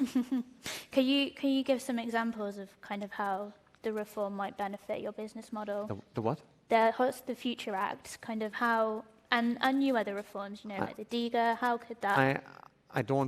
I think the Hospital Futures Act makes the introduction of technology more financeable. Okay. I think that's what it does, and it's trying to accelerate that process all across Germany. DIGA, what you mentioned, is a completely different reimbursement framework that was put into action by the German government a little less than a year ago, to where the normal GP or the normal outpatient therapist can actually prescribe an app, and you will get it reimbursed as a hospital provider if you have an app or if you're an app provider. So are you seeking reimbursement for your app? We are seeking reimbursement through it. However, the application to get into the register and become a reimbursable app by the public health system it's a long process, because the app is being treated as if it was a pharmaceutical, as if it was a drug. And we have to make decisions with our technology and decide, do we want to treat it as a pharmaceutical? Because then every time we change a feature, every time we add a new feature. So assume we're going to add motion tracking or sleep tracking to the app. That's something we have to reapply for, and it's just a very burdensome process. And at the same time, the DiGA law and the prescriptions has not been adopted as quickly as people probably have expected in Germany. So right now there's around 9 apps in the registry, and 20,000 prescriptions have been made throughout the year. So for me, it's still up in the air whether that DiGA reimbursement framework is the reimbursement for digital technologies in the future, or whether the patient might actually pay for these services themselves, or maybe the law is changed in nuances to entice more providers to actually utilize the law, because right now it's still pretty slim. Okay, thanks. And Thierry, looking to new EU budgets, is there any opportunities for you in France? I'm not sure to understand the question. If you look at the EU Recovery Fund, I know Italy has designated a large amount to healthcare reform. Have you seen a similar trend in France? It's not directly linked to the EU Recovery Fund, but there's been a huge funding of the healthcare system by the French government in the recent years, and clearly we have seen that, we have benefited from that, and we are benefiting from that because it's a long-term support. First, we have seen a 6.2% tariff increase to enable us to increase the wages of the paramedics, so the nurses and care assistants. So you can imagine that it's a huge support, and it has been really appreciated. There are also some investment supports. So we benefit from them as well. So for a company like Elsan, it represents between 10 and 20 million euro every year. So it's already not bad. And so we use that, to improve the capex, and especially the maintenance capex of the different hospitals. And finally, and it's more marginal, there are some support for the digitalization of the hospitals. But here, we believe that we're quite advanced compared to the other hospital right now, especially the public hospitals. And these funds are more dedicated to the basics, the foundations. So when we still have to invest on that, we ask for the subsidies, and if not, we keep moving forward. Okay, thanks. We've got about 5 minutes left. Does anyone have a closing question? Oh, one over here, thanks. Before we all go for networking drinks. Frederick Clement from GE Healthcare. Question regarding digitalization. As you mentioned, there are a lot of investments in digital, but how do you make sure that you can drive adoption by the end users? Is there any specific program that you're putting in place for people to use those tools? Make it easy to use. It has to work like shopping on Amazon, then people will adopt it. Thierry, how do you persuade people to use the Elsan app? No, it's a test and learn approach on the adoption.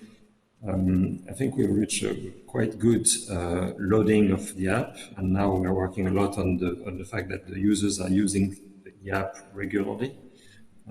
Prevention is one of the domain that we are working on to create this usage, this recurrence of usage. But it's a bit early to say that we have found all the solutions. We're working on it.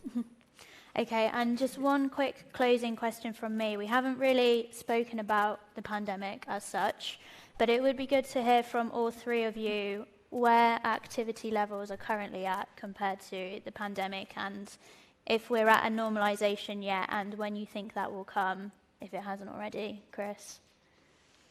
For us, it differs hospital by hospital. In mental health, the activity is higher, and in the acute care facilities, it's region by region, it's slightly different, but the more complex neurological treatments, they're back at 2019 levels. And the only thing that is still slightly lagging behind in some facilities is orthopedic care. Okay. Thierry, quickly. Well, clearly, there is a normalization of the activity in France right now, and we believe that it could be sustainable because of the very high vaccination rate and because there are more than 50 million people vaccinated right now. Today, we are at the group level, we are +2%, +3% above 2019 in terms of global activity, and we are probably lagging 5 to 10% behind what we could do. And the reason for that is not anymore COVID, it's the impact on COVID on the sick leave of the staff. So we are working actively to really normalize the staff situation in the different hospitals. And Gianluca, to close. Speaking about normalization, I think normalization, we are far away from normalization, even if we consider patients, COVID patients inside the hospital, for sure we are in a very good situation compared with the situation that we have in the last 2 years.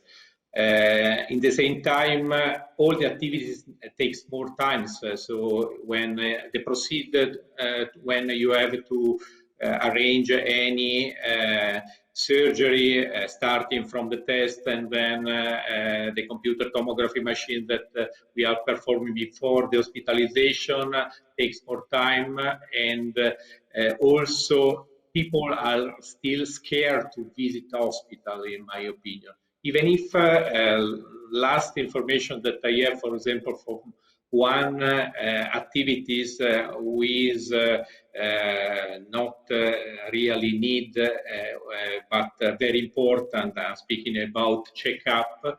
In the last months, we had a huge increase of the checkup inside the hospital. So people are probably opening the mind, but in the same time, given the same capacity that we had in the past, we are not able to perform the same activities because every activity takes more time and people are scared about this. Okay, I think that's a good note to end on, but thank you all for listening and thank to my panelists, and I hope to join you all for networking drinks coming up, so thank you. Christopher, thank you both very much indeed. Thank you. And you'll be seeing more of Rachel tomorrow. She's coming back for a bit more digital transformation to moderate a couple more sessions. So thank you so much. My goodness, what a great day. So much has been packed into this first day, focusing on investment and mergers and acquisitions, but how much we've heard about digital, about hybrid, and indeed there's a lot more focus on that tomorrow. So many key things, a lot of things have struck me, something that Sharon Lamb said from McDermott earlier about healthcare, of course, remains very national and indeed therefore very political to do with the reimbursement systems we've been hearing about. And of course, Ronnie there, Ronnie van der Merwe saying about the culture clash, and if you get it wrong, how difficult that can be. So much there. We really want to hear what you make of it. We've got those evaluation forms. Please do fill those in for the sessions today. But we'd like to have a word with you in person. We have a camera crew lurking about in the lobby out there, just near where the food was. And if I may, I'd love to invite some of you, all of you, to come and have a quick word about what you've made of it, what you're getting out of it, what would be the key things today, why you're here. It'd be really lovely to capture some of that. So do come and meet me and the camera crew out there in the lobby. Tomorrow morning, there's lots more. There's an early start for those who are invited to the breakfast briefing at 7:45. Everyone else can join the breakfast at 8 to 9 o'clock for network breakfast here, and then we'll kick off with the plenary session here at 9 a.m. So, as Rachel mentioned, there's drinks coming up at 6 o'clock just outside here, but do come and join me for some vox pops to capture your views. Thank you very much indeed. It's lovely to see you all today. Thank you.